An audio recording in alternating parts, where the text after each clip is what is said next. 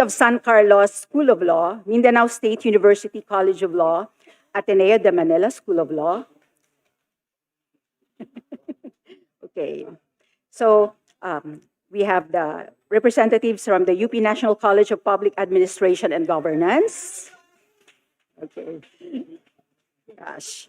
The La Salle University Political Science Department, Dr. Julio Tehanqui, Professor Tehanqui, confirmed his attendance. Is he here? And of course, the UP Law Center Institute of Government and Law Reform. We invited them, of course. That's my alma mater. Okay. Okay, so we also invited the Ateneo School of Government, Dean Jennifer Oreta. Additional members, we have the Honorable Laila De Lima. Welcome po. We will be expecting more to come. Opo. So we will be expecting more to come. Those who have not yet arrived, we are expecting that they'll be sending their representatives. So with the indulgence of the members, would like to recognize Speaker Faustino Bojidi III for his remarks. Sir. Thank you. Committee Chair, Representative Zia Alonto Adyong, and colleagues from the House, my fellow public servants, distinguished resource persons, mga kababayan, magandang umaga po sa ating lahat. Marami pong salamat sa inyong pagdalo at sa pagbabahagi ng inyong malalim na karunungan at mahalagang karanasan. Isang malaking karangalan para sa kapulungan ng marinig ang tinig ng mga taong buong buhay na naglingkod sa batas, sa katarungan at sa pagtataguyod ng hustisya sa ating bayan. Sa panukalang anti-political dynasty bill ay matagal nang hinihintay ng sambayanang Pilipino. It has been close to 40 years since our Constitution was ratified with a provision intended to guarantee equal access to opportunities for public service and prohibit political dynasties.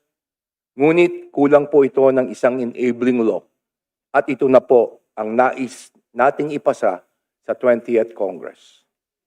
Ang anti-political dynasty bill ay usaping matagal nang tinatalakay. Ngunit ngayon ay malinaw ang aming hangarin na seryosong talakayin ito ng kapulungan ng buo, tapat at may malasakit sa bayan at sa kinabukasan ng ating pong bansa.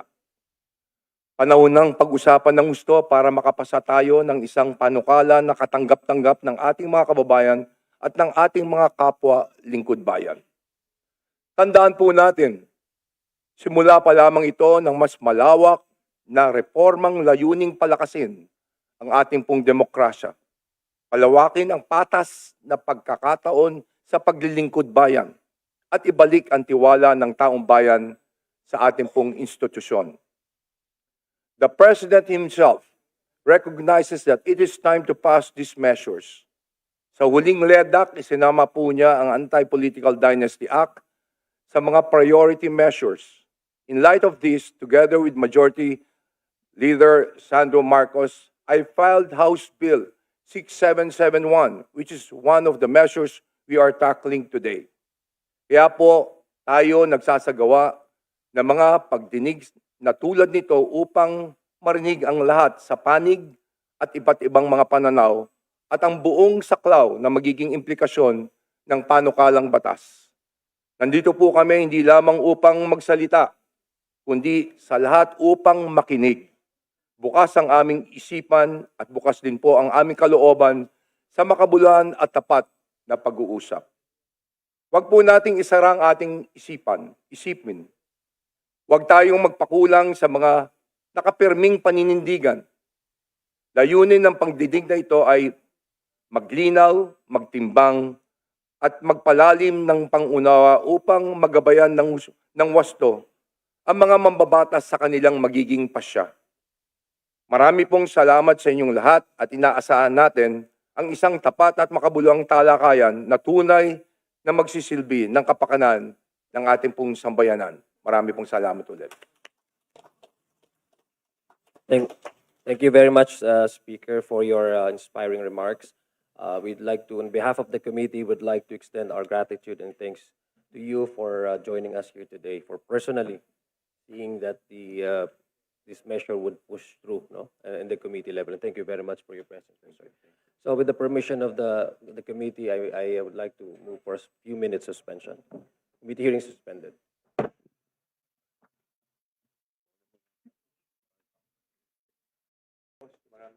Thank you.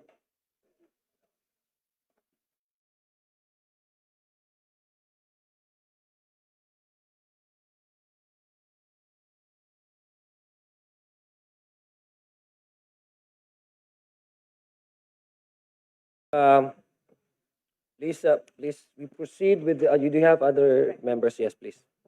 We recognize the presence of Congressman Solomon Chungalao and Congressman Nathaniel Oducado. Thank you, Comsec. Now we move to the next agenda, which is the approval of the minutes of the previous meeting. Copies of the draft minutes of the previous meeting held on December 9, 2025 have been sent to your respective email addresses. So do I hear any motion to suspend the reading of the minutes of the previous meeting and consider the same approved? Yes, Congressman Dalog. Move to dispense with the reading of the minutes and approval of the same. So there's a motion that the reading of the previous be suspended and the same would be approved. It's been seconded. The motion is approved.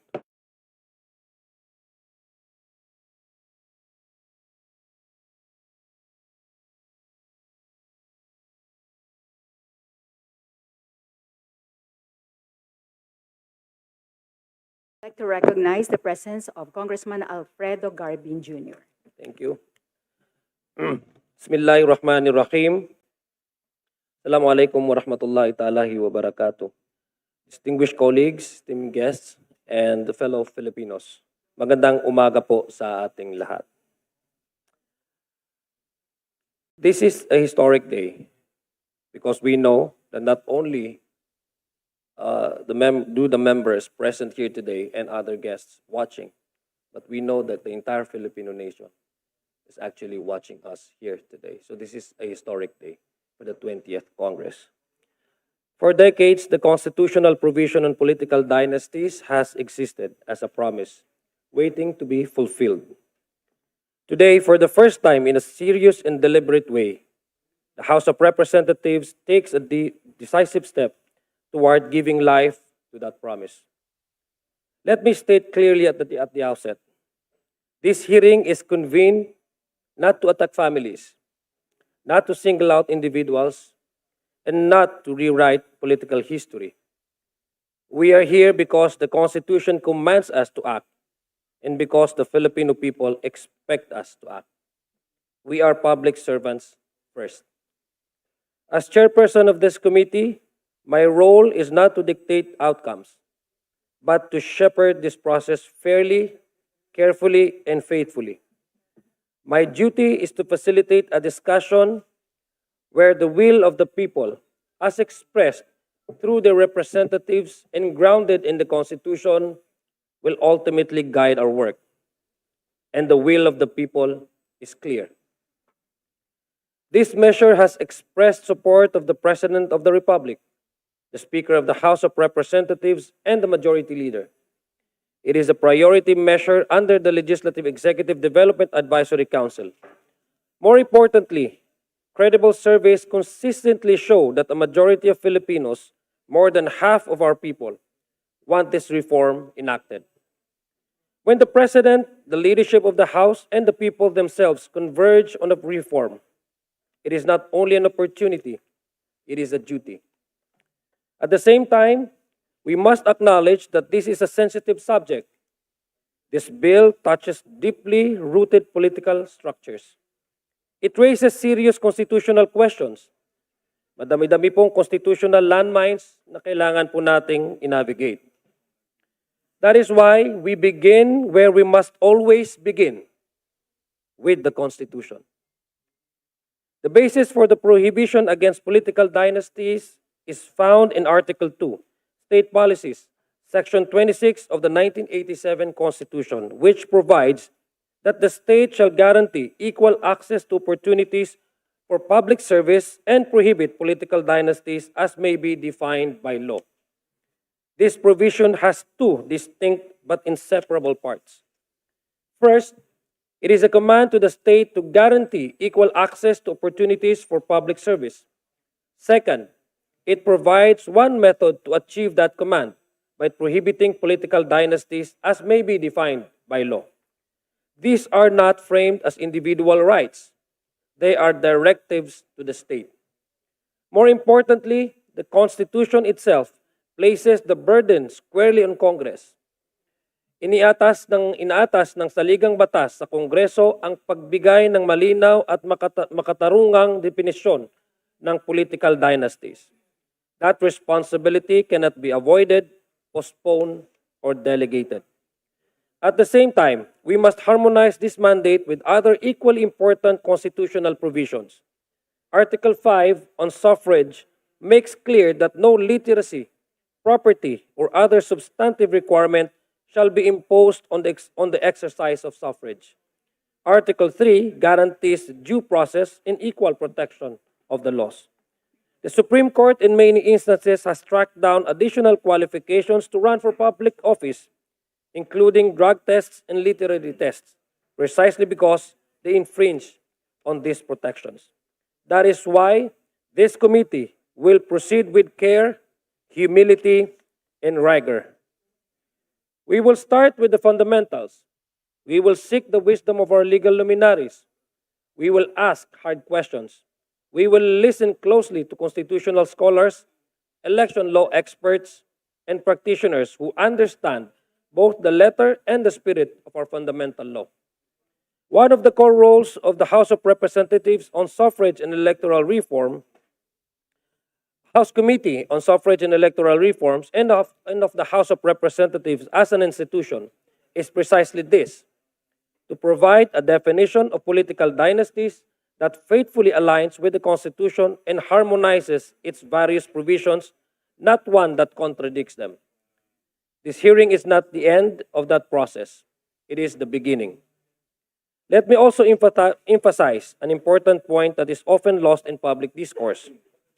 Political dynasties, as noted by the Congressional Policy and Budget Research Department, represent a concentration of power within a family.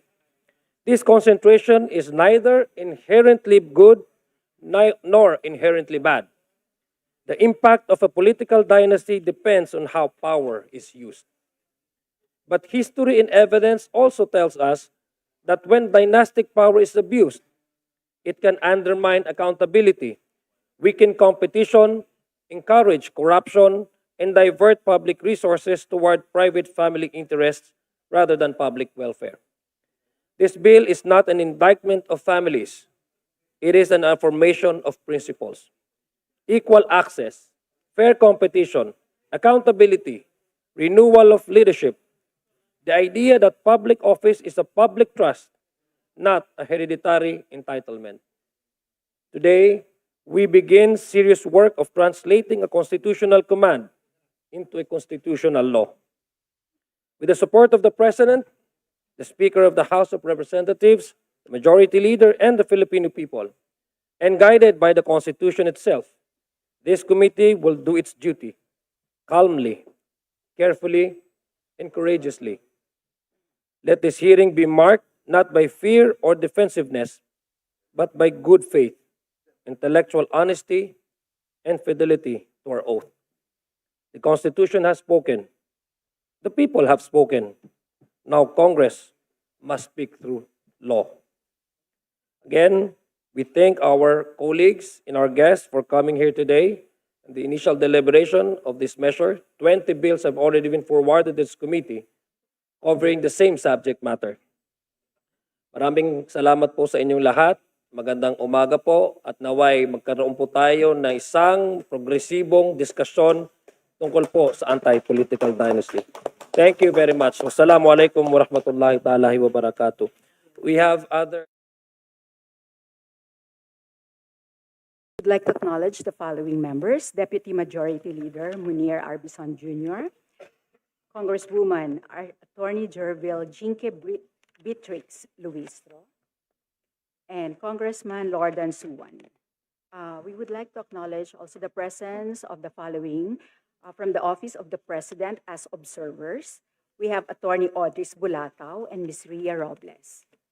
Thank you, Comsec. Now, before we proceed to the agenda of today, which is basically to discuss about these 20 versions of the anti-political dynasty for few procedural matters, may we request the Comsec for the, okay. Again, yes, for the consideration, because we have already, in the previous meetings, we have already approved several bills. And copies of these bills have already been delivered to your respective emails. So now we consider approving the substitute bill on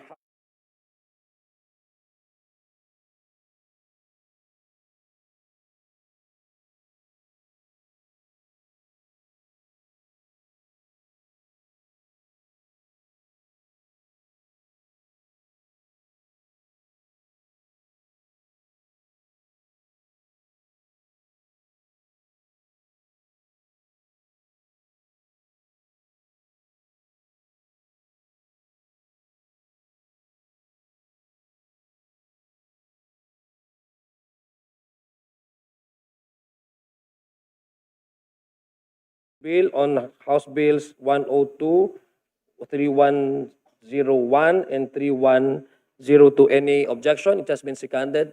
The motion is approved. Ano pa? Okay.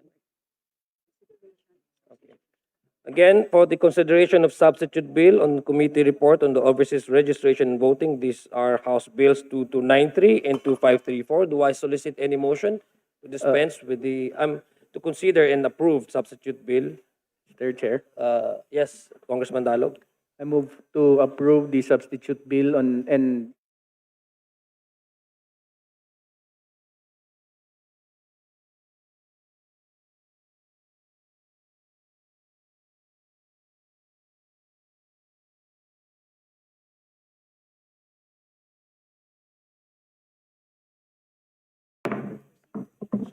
So we now, ladies and gentlemen, Your Honors, we now proceed to the initial deliberation of measures on anti-political dynasty.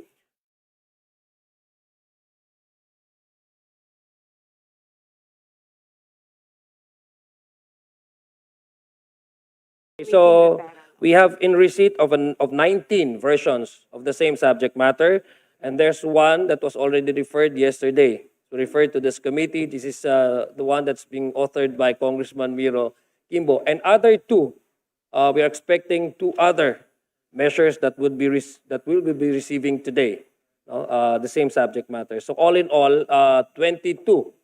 But officially, we are in receipt of 19. 20 na. Okay, 20. So may we also invite we will start with the first bill, I guess, that was referred to, the first bill that was referred to this committee, and request this authors of this bill to, if they wish to make a few, just a brief sponsorship speech. So on House Bill,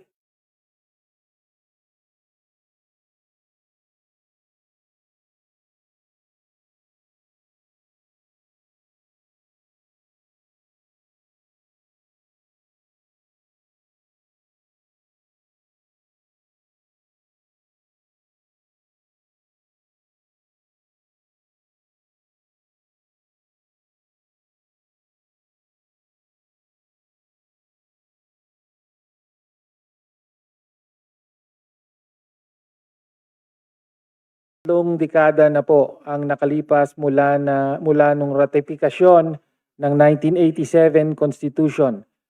Malinaw ang nakasaad sa Artikulo 2, Section 26. The state shall guarantee equal access to public service and prohibit political dynasties as may be defined by law. Ngunit, hanggang sa araw na ito, ang mandatong ito ay nananatiling hungkag na pangako. Ang kawalan ng batas na magbibigay ngipin sa probisyong ito ay nagresulta sa garapalang monopolyo ng kapangyarihan ng iilang pamilya sa ating bansa. Ang Kongreso sa mahabang panahon ay naging instrumento upang panatilihin ang status quo na ito sa halip na buwagin. Ang politika sa Pilipinas ay dominado ng mga elitistang angkan na ginagawang negosyo at pribadong pag-aari ang posisyon sa gobyerno. Malinaw na manifestasyon ito ng burokratang kapitalismo at feudalismo. Ang kapangyarihang pampolitika ay ginagamit upang palawakin ang kanilang impluensya at protektahan ang kanilang mga interes sa ekonomiya at lupa, habang ang mayorya ng mamamayan ay nananatiling lugmok sa kahirapan.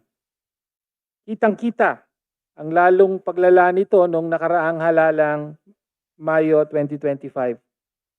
Ayon sa datos, nagsilabasan ang tinatawag na mga obese political dynasties, mga angkan na may 5 o higit pang miyembro na sabay-sabay na nakaupo sa pwesto. Hindi na lang ito basta fat o thin dynasties. Ito ay sistematikong pag-okupa sa lahat ng antas ng gobyerno mula sa lokal hanggang national. Tingnan na lamang natin ang nangyari dito sa lumantad na malaganap na corruption sa flood control scandal. Bilyong-bilyong piso ang inilaan para sa proteksyon ng mamamayan, ngunit nananatiling lubog sa baha ang maraming komunidad. Bakit? Dahil sa mga lugar na hawak ng mga dinastiya, nawawala ang checks and balances. Ang pondo para sa infrastruktura ay nagiging gatasan ng magkakamag-anak na politiko at kanilang mga pinapaborang kontraktor. Ang monopolyo sa kapangyarihan ay nagbibigay daan sa walang habas na corruption, kung saan ang kaban ng bayan ay nagiging pribadong yaman ng ilang pamilya habang nalulunod sa baha at kahirapan ang mamamayan. Ang ganitong sistema ng patronage ay hadlang sa tunay na demokrasya at kaunlaran. Nililimitahan ito ang oportunidad ng mga kwalipikado, mahusay at may tunay na malasakit na lider mula sa hanay mismo ng mamamayan. Pinananatili nito ang kultura kung saan ang botante ay napipilitang umasa sa limos ng mga patron sa halip na sa serbisyong karapatan nila. Ang House Bill 209 na ating ini-sponsor ang sagot sa matagal ng hinaing ng taong bayan kaugnay sa political dynasties. Sa ilalim ng panukalang ito, ginagawa ang una, definisyon. Nagbibigay ng definisyon sa terminong political dynasties na siyang hinihiling ng konstitusyon. Malinaw na tinutukoy dito ang political dynasty bilang konsentrasyon, konsolidasyon o perpetuasyon ng kapangyarihan ng mga magkakamag-anak. Pinagbabawal dito hanggang sa 4th degree of consanguinity or affinity ang sabay o magkasunod na pagtakbo at pag-upo sa pwesto. Kaya Ginoong Speaker, ang pagpasa sa batas na ito ay isang hakbang tungo sa pagbuwag sa monopolyo ng mga ilang makapangyarihan.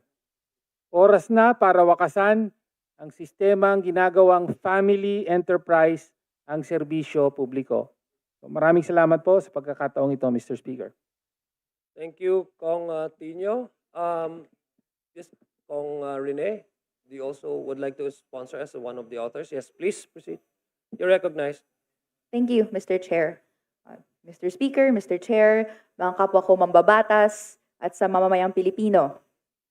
Narito ako ngayon hindi lamang bilang isang miyembro ng kamarang ito, kundi bilang tinig ng isang henerasyong namana ang isang political na sistema na nababaon sa krisis. Kami ang henerasyong isinilang sa pangakong pagkapantay-pantay at greater political participation noong 1986. Ngunit kami lumaki sa anino ng mga monopolya sa politiko ng iilang pamilya at negosyong nasa likod na sumisira dito. Today, we are here to breathe life into our future. We are here to sponsor with the utmost urgency House Bills number 209 and 4784 or the Anti-Political Dynasty Act. Isang panukalang inilibing, ipinagwalang bahala, ipinagliban ng mahigit 2 dekada mula noong ito'y unang isinulong ng Bayan Muna noong 2001. Paulit-ulit itong inihain ng Makabayan Bloc sa bawat kongreso, ngunit binabaliwala lamang. Malinaw sa saligang batas ang pagbabawal sa political dynasties. Subalit sa loob ng 37 years, ito'y nananatiling patay na probisyon, moral clause na walang ngipin, dahil wala itong enabling law. Hindi po ito demokrasya. Nagresulta dito ay isang sistema kung saan ang serbisyong publiko ay tinuturing na pribado at pamanang ari-arian. Isang prangkisa na ipinapasa ng mga pamilya mula magulang tungo anak, mula kapatid tungo sa asawa, walang katapusang siklo ng pagpapalit-palitan. Ang kabataan ang pangunahing biktima ng ninakaw ng kinabukasang ito. Sinasabihan kaming mangarap, mag-aral ng mabuti, umambag sa ikauunlad ng bansa. Ngunit kung titignan natin ang larangan ng pamamahala, ang mga oportunidad ay nakakulong sa may apelido, sa may dugo. Ang sistemang ito ay nagpapalago ng kawalang tiwala at pagkailang ng mga nasa poder. Ipinapahiwatig nito na sa mga susunod pang henerasyon na ang sistema luto na, imposible nang magbago. Tinatakwil at tinututulan namin ang sistemang ito. House Bills 209 and 4784 provide the clear, surgical, and enforceable remedy we need. It defines a political dynasty with precision, the concentration, consolidation, and perpetuation of political power by a family through simultaneous or successive holding of office. It enforces a prohibition with teeth. No two relatives within the 4th degree of consanguinity or affinity can hold or run for office simultaneously, and no one can immediately succeed an incumbent relative. It empowers the Commission on Elections to deny due course to violators and allow ordinary citizens to challenge dynastic candidates. Kaya nga naman, unang araw pa lang ng 20th Congress, inahain na ng Makabayan Bloc ang Anti-Political Dynasty Bill. Because we believe that passing these bills is the first non-negotiable step towards a new and alternative politics. Ito ay pagwasak sa balangkas ng sistemang padrino at pagbubukas ng puwang sa anak ng magsasaka, sa anak ng manggagawa, sa organisador sa komunidad, sa kabataang akademiko, sa milyong-milyong Pilipino na ang tanging puhunan ay pagmamahal sa bayan at ang kanilang kakayahan. To our colleagues who are part of or supported by these dynasties, history is watching. You have a choice to be remembered as defenders of a dying feudal order or as the legislators who responded to the cries of the youth. Huwag na nating patagalin pa ng 2 pang dekada o higit pa ang batas na ito. Huwag na nating lalong isadlak sa kawalang tiwala ang mamamayang Pilipino. Bagkus, isabatas na natin ngayon ang Anti-Political Dynasty Act sa lalong madaling panahon. Let us unlock the gates of public service and unleash the boundless potential of the Filipino people, of the Filipino youth, based on their worth, not their blood.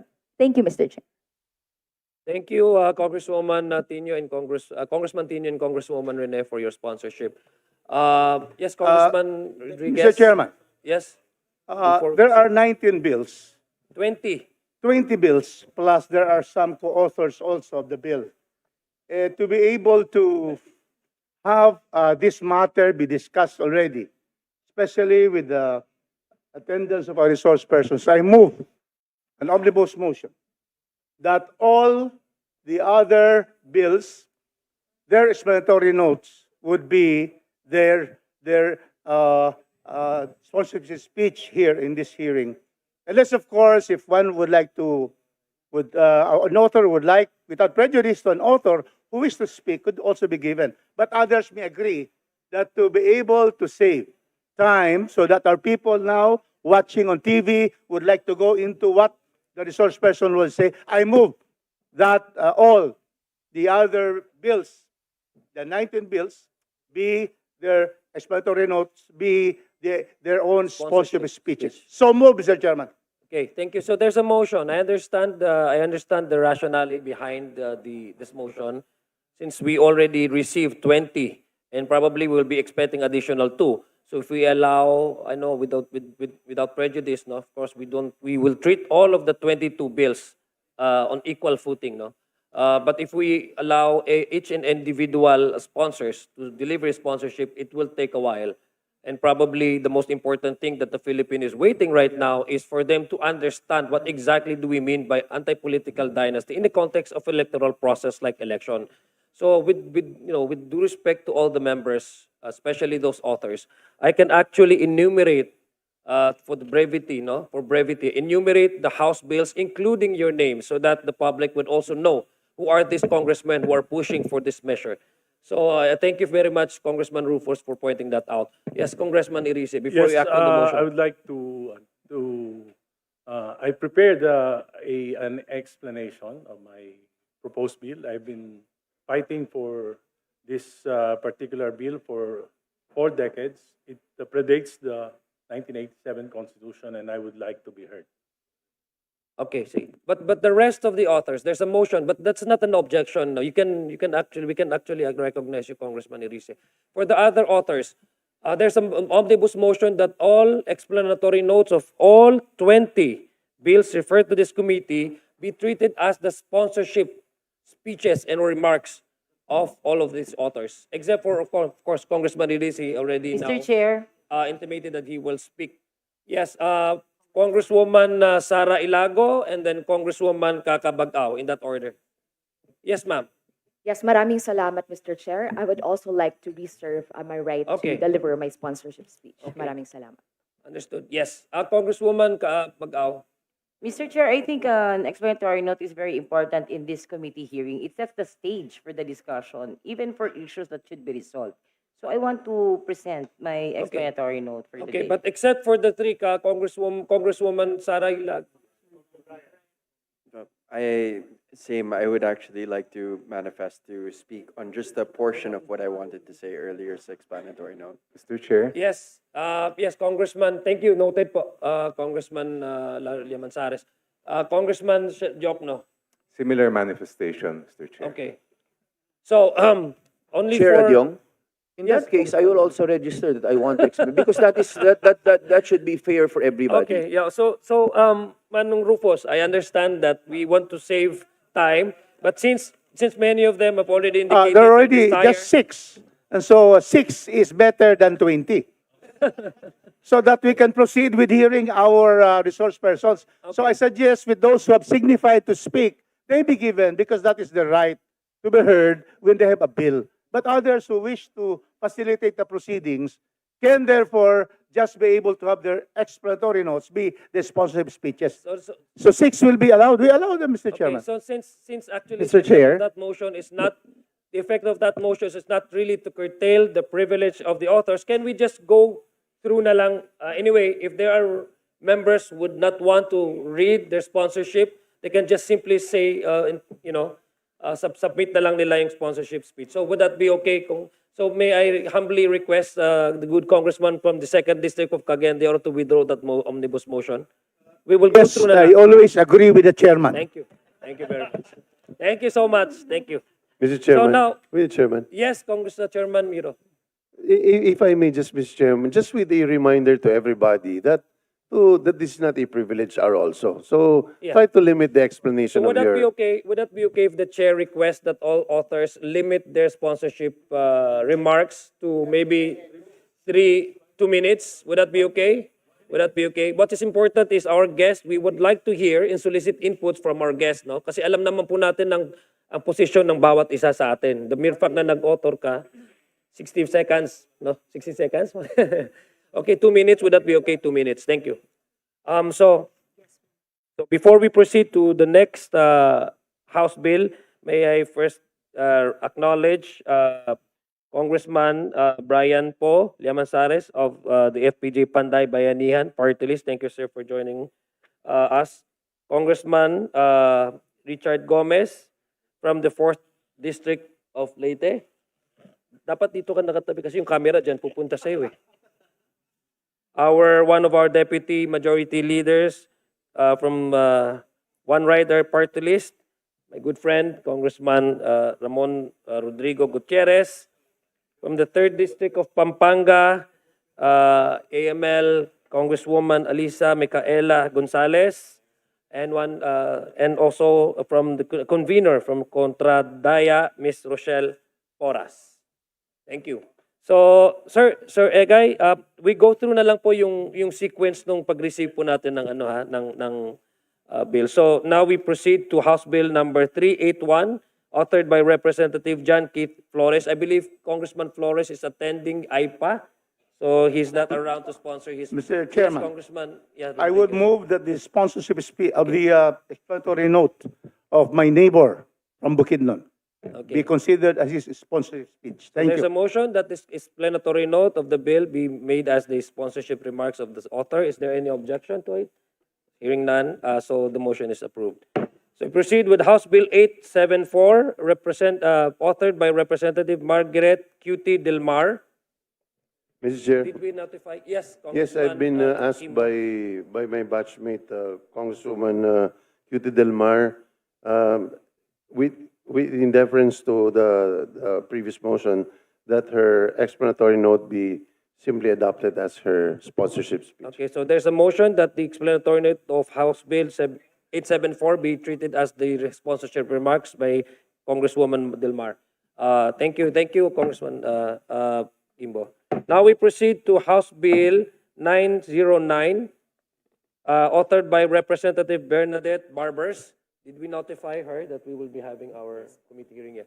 So anyone who would like to, yes, Mr. Chairman, Congressman on behalf of my fellow Mindanaonon from Surigao, we're not calling ourselves Mindanaoans because an American derogatory word said, Mindanaoans, like Californians, like Georgians, are troublesome and warlike. That is because we fought against the Americans and the Spaniards. I move that a fellow Mindanaonos bill be considered her explanatory note be considered as her sponsorship speech. Thank you, Mr. Chairman. Thank you, Congressman Rufus. So the explanatory note of House Bill 909 be treated as the sponsorship remarks. Thank you.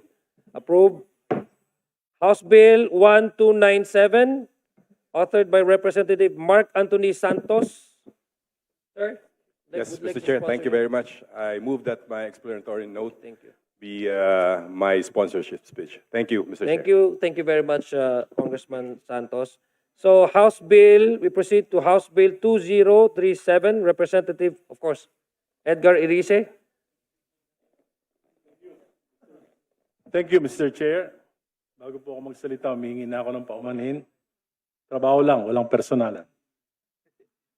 This is now my 5th term in Congress, and I have consistently fought for the enactment of the anti-political dynasty law, not only as a sworn duty to uphold Article 2, Section 26 of the 1987 Constitution, but as part of my lifelong battle against political dynasties.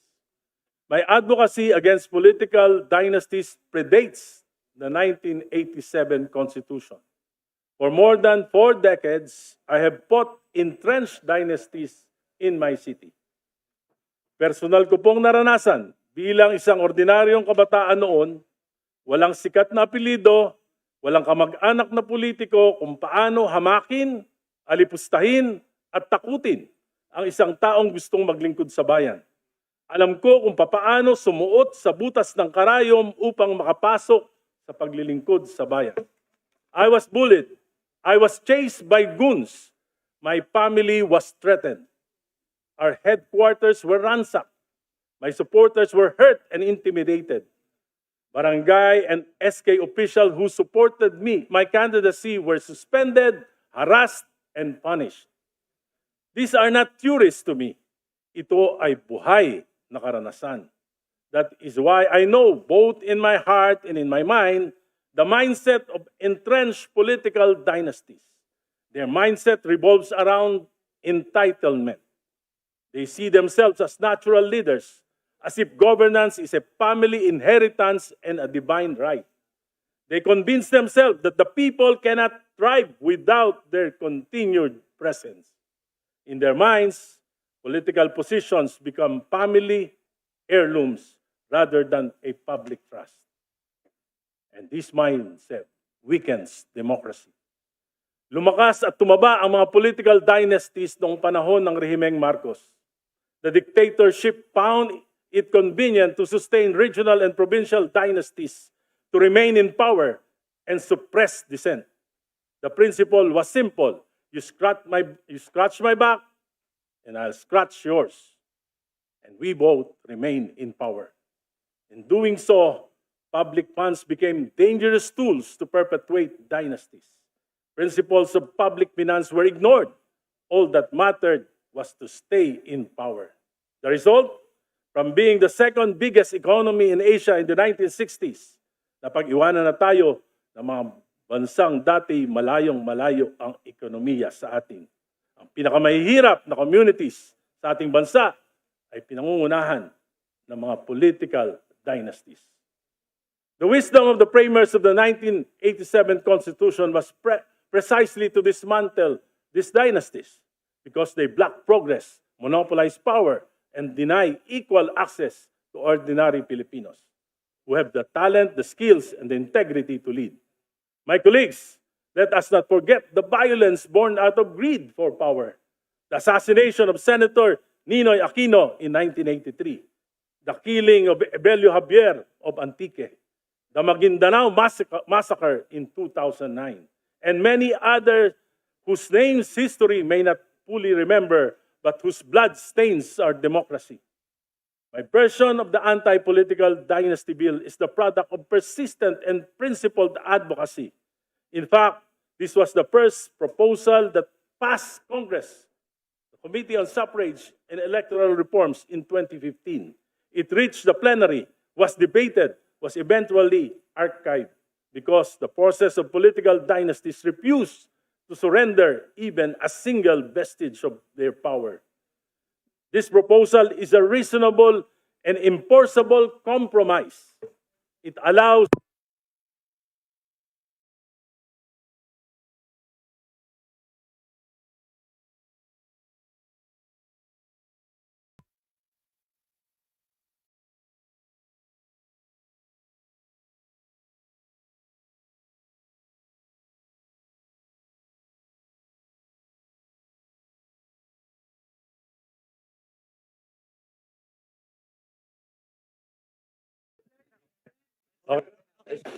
Okay, I will continue. It allows only 2 members of a family to hold public office simultaneously, one at the national level and one at the local level. If passed, that dynasty will definitely disappear. It limits the prohibition to the second degree of consanguinity, meaning it applies only to the immediate family household, mag-ama, maglolo, magkakapatid at kanilang mga asawa.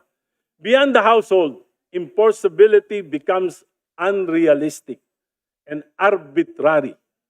Hindi makatwiran at hindi na epektibo kung pati magpipinsan at mas malayong kamag-anak ay babawalan. My bill is easy to enforce.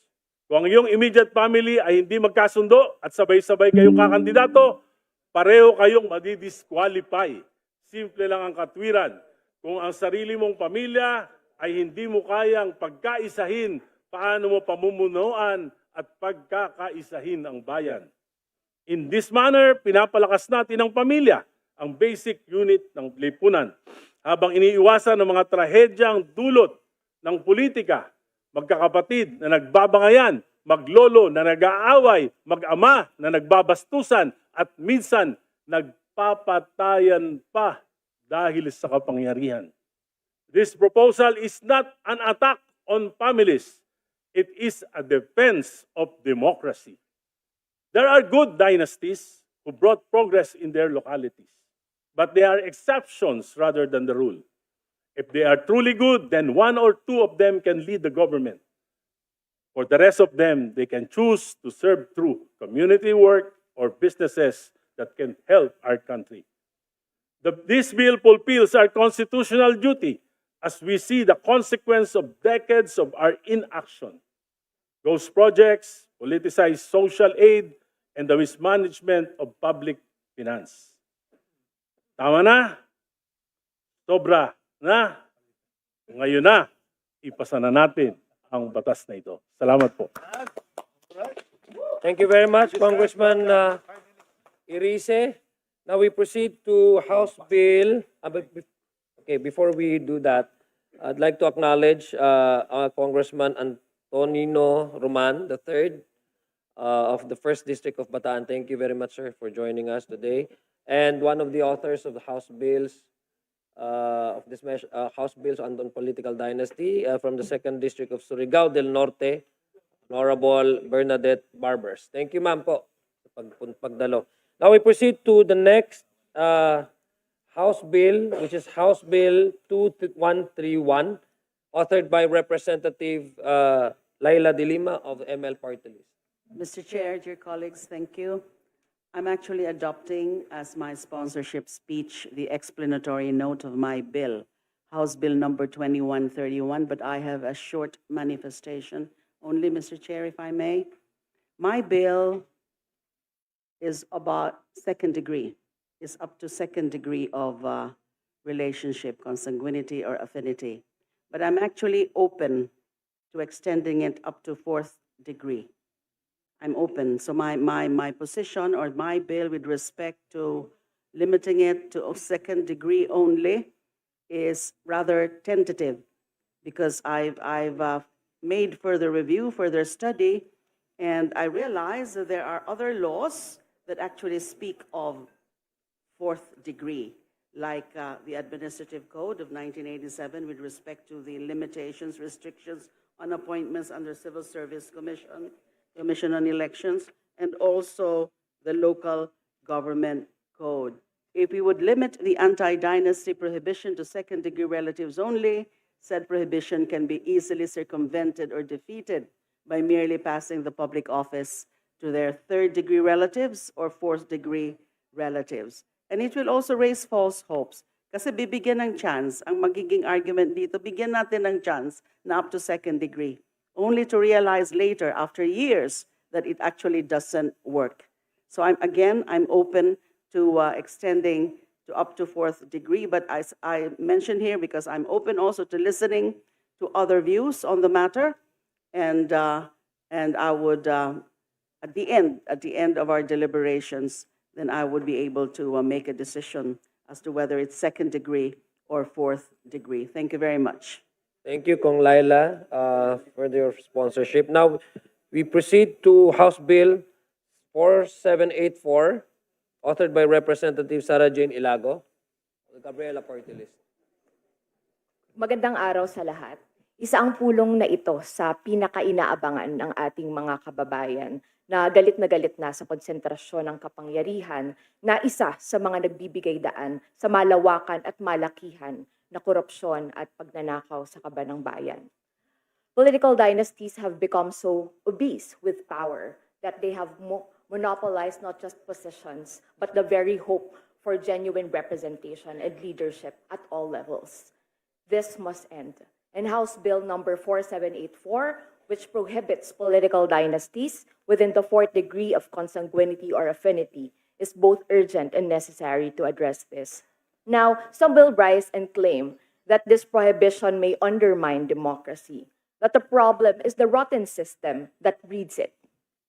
Tama naman po iyon. No? Indeed, political dynasties are not the root cause of the problem, but they are the most visible fruit of the rotten tree of traditional politics, a system sustained by corruption, by patronage politics, by the infamous guns, goons, gold, and now with technology, even glitches. Dynasties flourish precisely because the system has allowed two things. First, the flood of political money that drowns out ordinary candidates. And second, the glaring, deliberate absence of a law to stop them. This bill hopes to correct that second failure. It attacks the system by dismantling its most entrenched structures. And as a representative of Gabriela Women's Party, I see another layer of this dynastic situation. In our communities, we ask, what is a woman's place in political dynasties? The 2025 Global Gender Gap Index reports that the Philippines has a low parity score of 37.7% out of 100% in the political empowerment of women. Napakababa po nito at isa sa mga itinuturo na sanhi ay ang maraming political dynasties na minsan o madalas itinatrato lamang bilang mga placeholders ang mga kababaihan. Hindi dapat ganyan ang sitwasyon. This bill, by breaking dynastic control, liberates political power from being just a family interest and creates space for genuine women leaders and all leaders, especially from those from marginalized backgrounds, to rise on their own merit. So what is the path forward? First, we must pass this specific stringent prohibition that no two relatives within the fourth degree should hold or run for elective office simultaneously. We believe that this is the clearest line we can draw against the monopolization of power. Second, we must stop here. We must not stop here. Hindi po tayo dapat tumigil lang dito. We must continue the fight for economic and political reforms, campaign finance reform, genuine agrarian reform, even the fight for living wages. Lahat po ito naghahangad na mas maiangat ang kabuhayan, ang kalagayan ng ating mga kababayan para may makita naman tayo na nagmula sa hanay ng mga magsasaka, mga mangingisda, mga ordinaryong tao, mga teacher, mga manggagawa na makakatakbo at magkakaroon ng mas malaking tsansa na makapanalo ng mga posisyon sa ating pamahalaan. And third, we must be clear-eyed. The struggle to change a system that genuinely serves the ordinary people's interest does not end with this bill's passage. The fight for genuine representation continues. History is watching. The marginalized sectors are watching. The Filipino women are watching. Wala pong kukurap sa pagbabantay sa pagpasa ng isang tunay na anti-political dynasty bill. Maraming salamat. Maraming salamat po, Congresswoman Ilago. Now we proceed to House Bill number 5334, introduced, authored by our Deputy Majority Leader, Ramon Gutierrez. Thank you, Rod Mr. Chair. Gutierrez of the One Rider Party List. Mr. Chair, in the interest of time, I'll also be having my sponsorship speech. In place of a sponsorship speech, I will just have my explanatory note. But the short manifestation, Mr. Chair, I filed this bill out of fidelity to the Constitution. I understand, however, that this would take a lot of compromise, especially conditions of our, the political climate, and considering this is a very political bill. I just want to mention also, as Congressman Limas mentioned, my openness to compromise. I've filed this bill. It's pretty lean, considering that I've been targeting only successive dynasties rather than simultaneous incumbencies. But understanding the limitations, I'm also open to whatever the discussions would be in this committee. Thank you very much, Mr. Chair. Thank you, Kong Raj. Now we proceed to House Bill 5871 from the Lone District, the gentleman from the Lone District of Pasig City, Representative Romanti Romulo. Thank you, Mr. Chair.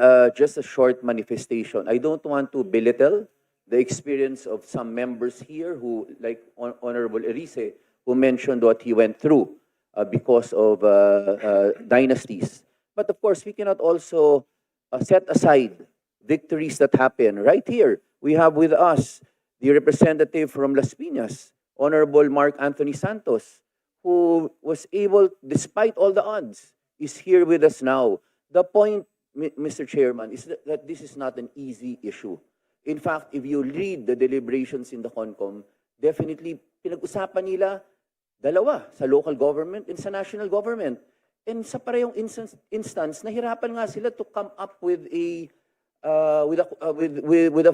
final statement on dynasties. Kaya, in fact, pinasa nga nila sa Kongreso.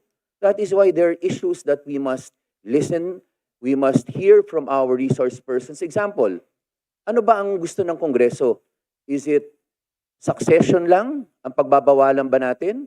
Or simultaneous holding? Because if you read the deliberations, what they intended was merely succession, not simultaneous positions. So do we want to expand that? I think we should hear from one another and the experts. Again, another issue brought up during the CONCOM was also mentioned earlier. Paano naman yung right to suffrage? Included there is the right of every Filipino to vote and be voted upon.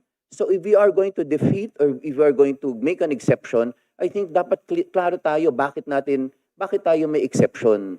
Kailangan maliwanag na lahat tayo, ito yung rason natin kung bakit natin gustong ipasa ito. Again, this is not an easy issue. But again, we want to deliberate on this and we want to pass a version that is fair to all and will not trample upon any constitutional right. Thank you, Mr. Chairman. Thank you, Congressman Robolo, for that thought-provoking remarks. Now we proceed to House Bill 5905, introduced by Representatives Bagao, Sindanya, and Jokno and Esmula from the Akbayan party list. Yes, ma'am, sino pong mauna? Yes, Congresswoman Bagao. Thank you, Mr. Chair. Isa po talaga ito sa dahilan kung bakit ako tumakbo sa eleksyon at nandito sa bulwagang ito. Kaya excited po ako.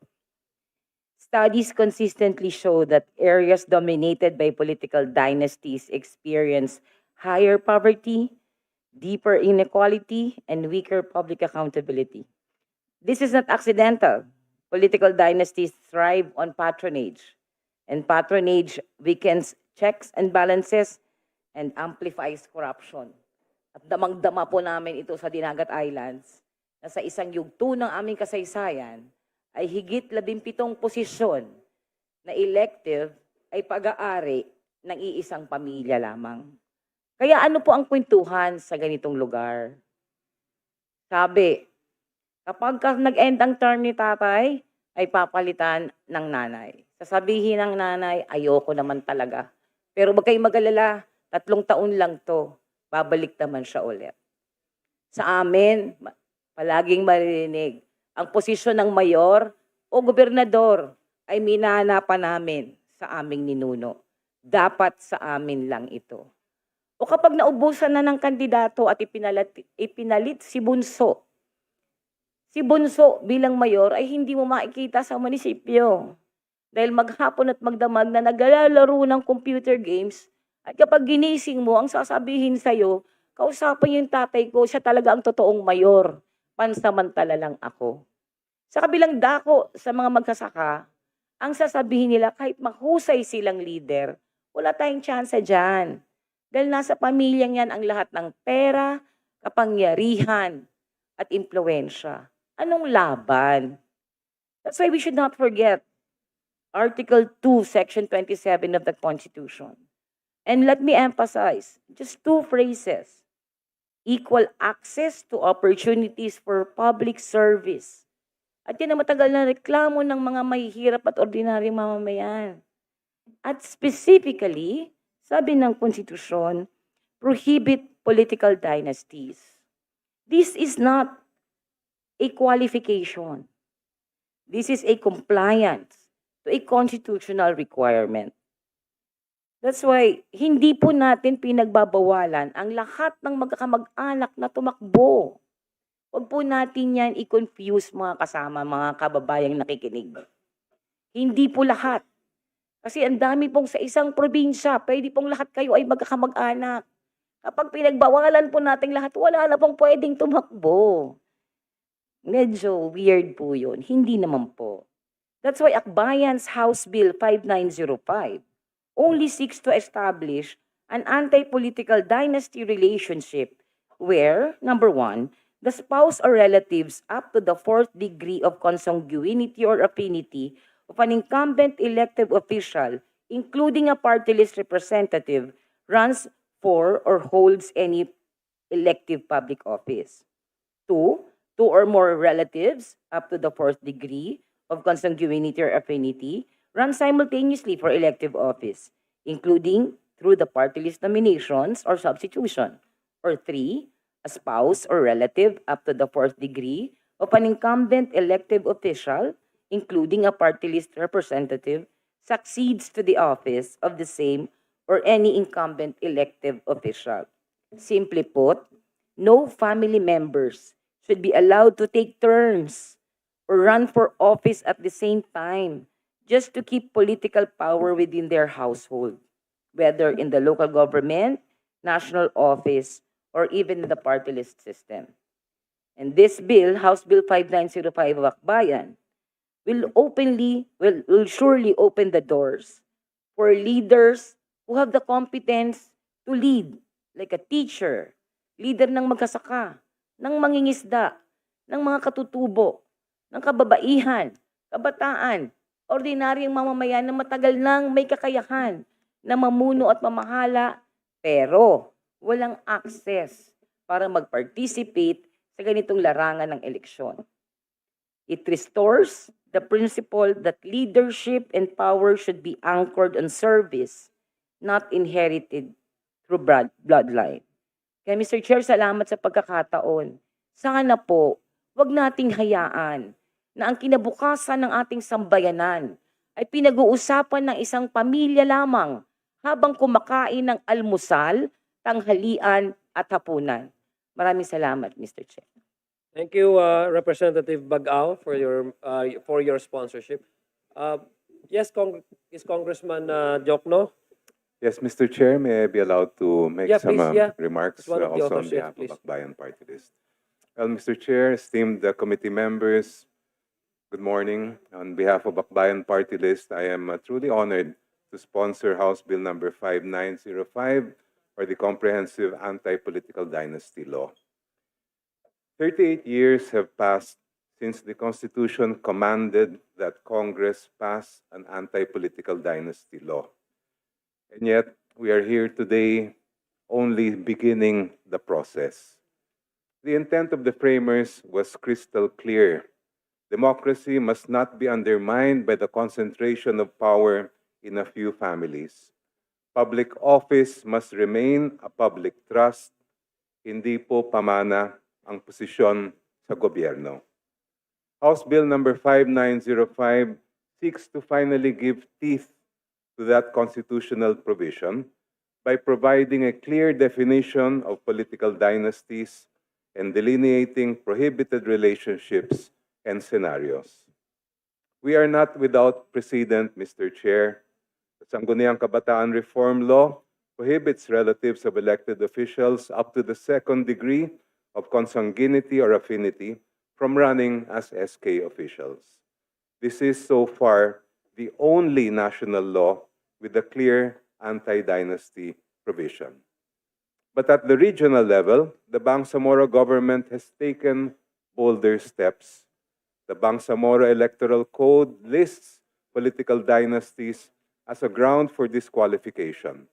And under Section 45G of the Bangsamoro Local Governance Code, electoral candidates for barangay, municipal, city, and provincial positions must not have relatives within the second degree of consanguinity or affinity who are incumbent officials in the same locality running for elective positions. But while these efforts are commendable, they are piecemeal. Ang kailangan po natin ngayon ay isang pangmalawakang national law that applies across the board and fulfills the democratic promise of equal access to public service. The urgency could not be clearer, and the evidence is very strong. A study by the Ateneo Policy Center reveals that political dynasties controlled 29% of elected positions in 2019. Ang ibig po sabihin nun, 1,548 political families held office with 339 clans having at least 3 members in power in 2019. But Mr. Chair, this phenomenon is not limited to local politics. The Philippine Center for Investigative Journalism has reported that in the 19th Congress, 66% of party list groups included at least one nominee from an established political dynasty. But there is an even more troubling reality. Political dynasties exacerbate poverty in resource-rich provinces outside Luzon. In those areas, the concentration of both political and economic power fosters extractive governance. So-called fat dynasties use their influence to extract rents, maintain patronage networks, and shield themselves from accountability, leaving citizens with reduced access to public services, weaker institutions, and deeper economic stagnation. Political dynasties crowd out new voices, suppress local competition, and often place loyalty to clan above loyalty to the Constitution. The time has come to put country over political or familiar interests and pass the comprehensive anti-political dynasty law. Nasa atin po ang constitutional mandate, nasa atin ang legal framework at precedent. We have more than enough empirical evidence to show how this will benefit our nation. Ang kailangan po natin ngayon is the political will to act. Hindi bukas, hindi sa susunod na Kongreso, kundi ngayon mismo. Maraming salamat po. Maraming salamat po, Congressman Diokno. Mr. Chair, Yes, any other? Yes, Congressman Sindanya. maraming salamat. Thank you very much, Mr. Chair, and good morning to our colleagues and our resource persons. Maikli lamang po manifestation. Ang ating pong gay lingo of the week ay DEDMA. DEDMA, which means to disregard, consciously disregard or ignore. Batay po sa bilang po dito, it has been 14,240 days na dinededma po ng Kongreso ang mandato ng Konstitusyon to create an enabling law that will give legs, hands, and teeth to this provision of the Constitution. At ito po ng dededma natin, na itong pang-dededmang ito has resulted into catastrophic impacts on our political system and the lives of ordinary Filipinos.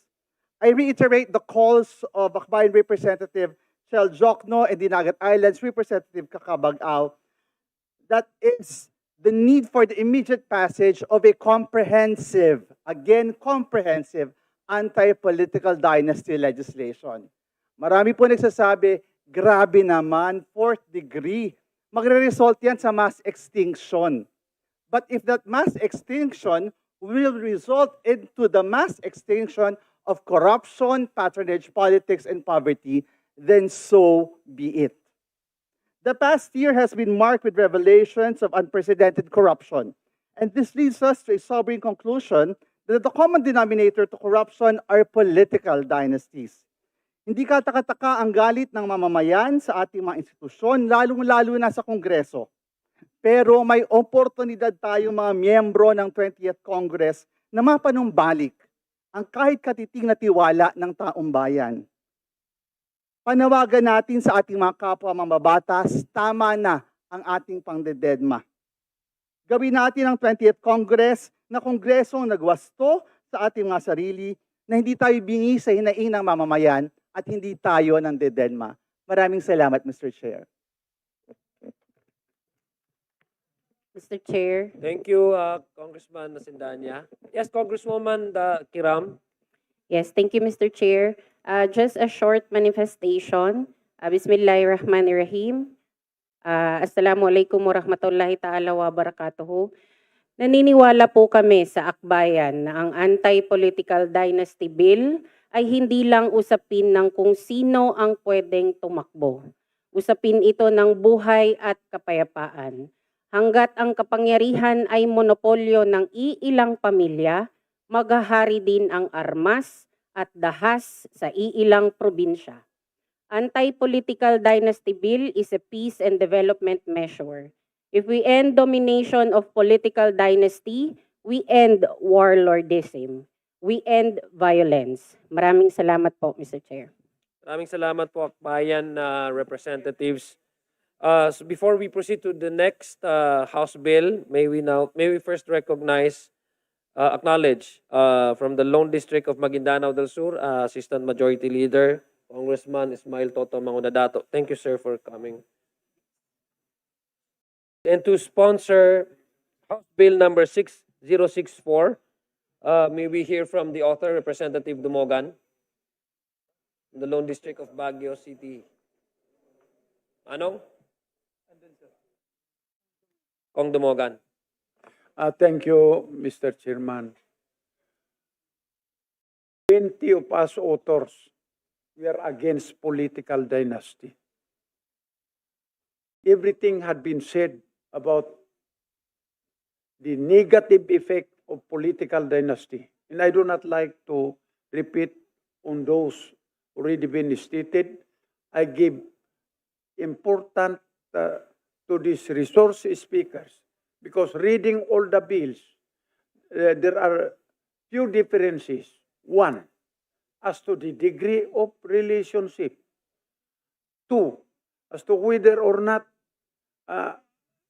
this degree of relationship should not be allowed to succeed. An elected official whose term is expiring.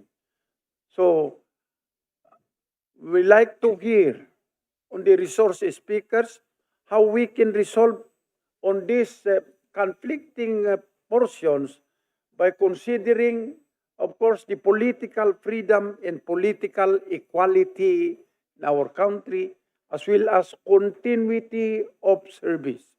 So, Mr. Chair, I just adopt the explanatory note of the bill that I filed in order that, as I said, we can listen to our resource speakers on how we can be helped to come out with a common definitions on these conflicting versions of the different bills filed. Thank you, Mr. Speaker. Thank you po. Thank you po, Manong Congressman Dumogan. To sponsor the bill of the Speaker, Speaker Boji D, and the Majority Leader, Ferdinand Marcos, may we recognize Congressman Talog for House Bill 6771. Mr. Chair, I move that the explanatory note of House Bill 6771 be the sponsorship speech of Speaker Boji D and Majority Leader Ferdinand Alexander A. Marcos. So move, Mr. Chair. Thank you. So there's a motion that the explanatory note of House Bill 6771 be treated as a sponsorship remarks of the authors. Is there any objection? Hearing none, the motion is approved. Kong Luisto, you have Mr. Chair, manifestation? Yes. I wish to express my strongest support to the manifestation of Chair Romulo. And in this light, Mr. Chair, I manifest the interest to hear the insights of then members of the Constitutional Commission. I understand we still see them around, no? We have Attorney Christian Monsod, former Justice Secretary Ascuna, Attorney Sarmiento, and even retired Justice Secretary Supreme Court Justice Carpio, no? I totally agree with Chair Romulo that the bill should be very much aligned to the intention of the 1987 Constitution.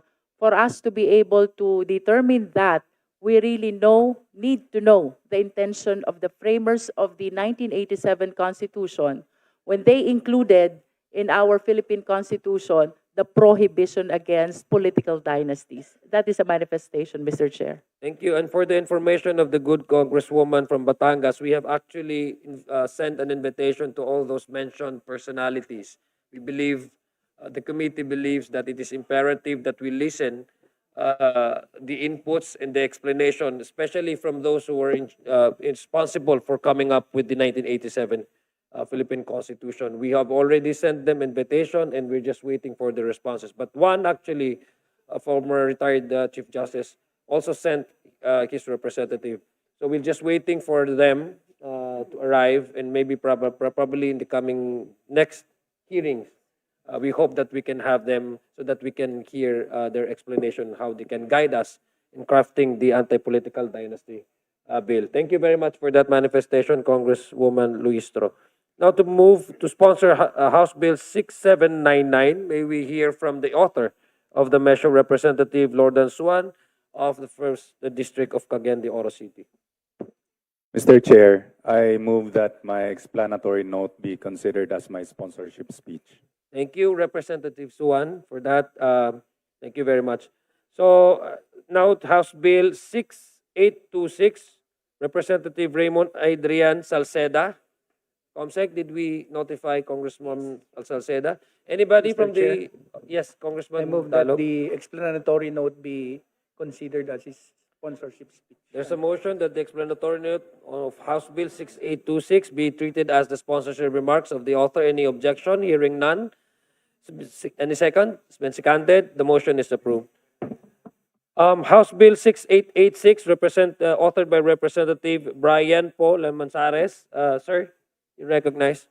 Mr. Chair, thank you for the time. I would like to first acknowledge all my colleagues here, many of which come from lasting political legacies.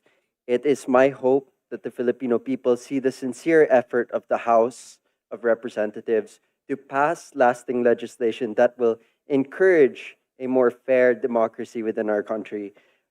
With over 20 versions filed, even the Speaker himself filing a version, I think that the Filipino people should note na iba-iba yung mga versions po natin, pero isa lang ang gusto natin, maging mas patas ang demokrasya sa ating bansa.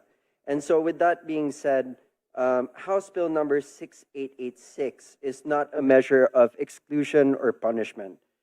This bill adopts a measured and reasonable approach to operationalizing the constitutional prohibition. To ensure fairness and avoid uncertainty, the bill establishes an objective resolution mechanism through an official order of precedence for the Board of Canvassers. This includes, first, a voluntary agreement. The first and most respectful step would be to have a voluntary agreement. Second, if no voluntary agreement is reached, the law then applies the precedence of higher office.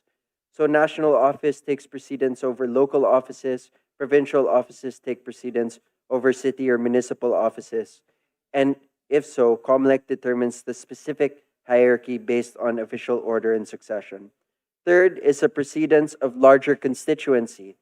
Should related candidates be elected to offices of equal rank, the bill looks at precedence of larger constituency. The candidate who represents the greater number of people, determined by either total population or the number of registered voters in their territory, shall be the one proclaimed. And finally, as last resort, when all other objective rules are inapplicable or fail to be resolved, the board will proceed with the drawing of lots. These mechanisms are designed to be objective, transparent, and free from political bias. They ensure that the Board of Canvassers issue a clear certificate of proclamation that explicitly states the specific legal bias for their decision. Honorable Chair, the reason why I'm specifically mentioning this in my explanation for this bill is because we want to do away with the unnecessary contradictions in possibly running for office, in which maybe political opponents may use or leverage this bill to stifle democracy by taking away someone's right by utilizing this the wrong way. We want to encourage the spirit of democracy in its truest sense. So with that being said, I hope that these provisions will be taken into consideration, but I also hope that the Filipino people see that we are doing our duty here today. Maraming salamat po. Maraming salamat, Congressman Brian, for your sponsorship speech. Now we proceed to House Bill 6888, authored by Representative Edsel Galios.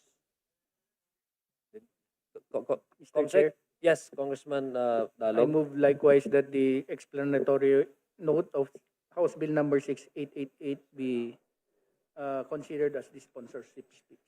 Thank you. So there's a motion that the explanatory note of House Bill 6888 be treated as the sponsorship remarks of the author. Any objection? Any second? It's been seconded. The motion is approved. House Bill 6894, introduced by the former President, Representative Pampanga Representative Gloria Macapagal Arroyo, and Congressman Arthur C. Yap. May we hear, maybe Congressman Dalog, would you like to sponsor the motion? Yes, isa lang. The same manifestation, Mr. Chair, that the explanatory note be made as the sponsorship speech and of House Bill number 6894. Thank you, Congressman Dalog. So the explanatory note of House Bill 6894, introduced by the former President and Congressman Yap, be treated as the sponsorship remarks of these authors. Any objection to that motion? been seconded. So the motion is approved. House Bill 6925, introduced by Representative Christopher Son Coco M. Yap. Again, Congressman Dan, would you like to do the Yes, pleasure of... Mr. Chair, I move that the explanatory note be considered as the sponsorship speech of House Bill number 6925. So move. Any objection to that motion? Any objection to the motion? Hearing none, the explanatory note is treated now as the sponsorship speech of Congressman Yap. House Bill, pinakaiintay, House Bill 7072, introduced by Representative Attorney Miro S. Kimbo. Sir, we are eager to listen sa free speech mo po, sir. You're recognized. I move that we adopt. Mr. Chairman, marami nang naipaliwanag. Tingin ko, malinaw naman yung manifestation sa kapaliwanag about the evils that political dynasties bring. Ang gusto ko na lang sabihin is, nais natin iparating na seryoso kami sa usaping ito. Pinagdaanan ko na sa ibang kongreso, pang-5 termino ko na ito. Naramdaman na ho namin yung usapin na dati na hindi ito naitutuloy sa isang dahilan. Dahil iba-iba ang proposal, yung ibang tao ay hindi bukas para tanggapin na ito ang dapat na appropriate version. Kaya ang apila ko sa ating mga kasama, makinig tayo sa mga resource persons, pero matuto tayong tanggapin na ito'y panimula. Hindi ito end all and be all ng edict ng saligang batas. The fact na ang saligang batas, ang framers ng Constitution, hindi nila kinayang ilagay at i-define kung ano ang political dynasty, ibig sabihin, sila mga eksperto, hindi mga politiko, mga akademiko na nandun, pinili para bilang mga matatalinong tao, hindi nila nagawa, kaya mahirap na gawain. But we have to recognize that we simply have to start with something. Kasi kapag hindi, magtutuloy-tuloy tayo dito. Panghuli ko na lang po na pakiusap, ramdam namin sa pamumuno ni Speaker Boji D na seryosong-seryoso siya at sisiguraduhin niyang maipasa ito. Sana lang, ang political dynasties by itself is not an evil thing. Nandyan na yan sa rurok nung pinag-uusapang tagumpay ng ating ekonomiya in the 60s. Nandyan na ang mga political dynasties. Nagpapatayan pa nga mga tao noon. Pero kung may iisang bagay na tingin kong kailangan din nating tingnan is that we cannot address the political failures of our system simply by having an anti-political dynasty bill or law. Because sala-salabat dito ang pangunahing cost of political dynasty, makikipagdebate ako kahit kanino, ay ang term limits. Simula't simula nilagay ang term limits, nag-multiply at dumami ang political dynasties. Kung pinapayagan, pinapahintulutan, magtuloy-tuloy, tulad ng ibang demokrasya, ang pagpapatuloy ng paglilingkod, ang likelihood ng pagkakaroon ng political dynasty na di-diminish by at least 60%. So importante, ang nakakahiya, o wag naman po ang mas hindi katanggap-tanggap, ay nagkakaroon tayo ng mag-asawa, magkasunod ng posisyon. Pasensya na po kung may masasaktan. Tingin ko po ito yung ayaw ng taong bayan pag nawawala ang checks and balance, ito ang nagiging pangyayari. So, yun na lang po ang aking pakiusap. Mr. Chairman, congratulations on your handling of this very, very difficult issue. Marami pong salamat, Congressman Kimbo, sa iyong talumpati. Maraming salamat po. So, I think mayroon pang nadagdag po ngayon lang. Kagabi, si House Bill 7096 ni Representative Iris Marie Montes. So we are in receipt of the letter from the author. So, Congressman Dalog, in the interest of time, I move that the explanatory note of House Bill number 7076 be 7096 be considered as its sponsorship speech. So move. So there's a motion that the explanatory note of House Bill 1796 be treated as the sponsorship remarks of the author. Any objection to the motion? Wala naman. So it's been seconded. Motion is approved. Thank you all very much to the authors for all your sponsorships. Yes, Congressman Madam Rodriguez. Chair, the author of House Bill number 909, the Honorable Bernadette Barbers, my fellow Mindanaonon, is already here. Yeah. Although earlier I moved for We have her already- explanatory note to become her speech, can we hear the Honorable Representative of Surigao? Yes, Congresswoman Barbers, yeah, would you like to address this body as one of the authors? We have already adopted the explanatory note as your sponsorships. And of course, but if you'd like to say something. Yes, please. You're recognized po, ma'am. Good morning, Mr. Chair, our esteemed colleagues, distinguished guests, and ladies and gentlemen. Allow me to deliver my sponsorship speech for House Bill 909, entitled An Act Defining Political Dynasty and Prohibiting the Establishment thereof. For decades, our democracy has endured a hard truth we have been unwilling to confront. In many places, elections no longer offer real choices. Political power simply rotates within the same surnames. That is not democracy. It is a political entrenchment. The Constitution is explicit. Political dynasties must be prohibited. Yet this mandate has long been ignored, allowing public office to be treated as a family asset rather than a public trust. This bill finally gives effect to the constitutional command. House Bill number 909 is clearly restrained and enforceable. It defines political dynasties within the second degree of consanguinity or affinity and prohibits simultaneous office holding and immediate succession by close relatives in the same locality. It bars monopolies of power, not participation in public service. The measure applies prospectively, respects existing term limits, and ensures meaningful enforcement through sworn declarations, swift Comelec proceedings, and the classification of violations as an electoral offense. Mr. Chair, delaying these reforms means accepting inherited power over earned leadership. The Filipino people deserve genuine choice in our elections, and I respectfully urge the committee to give this measure its favorable consideration. Thank you, Mr. Chair.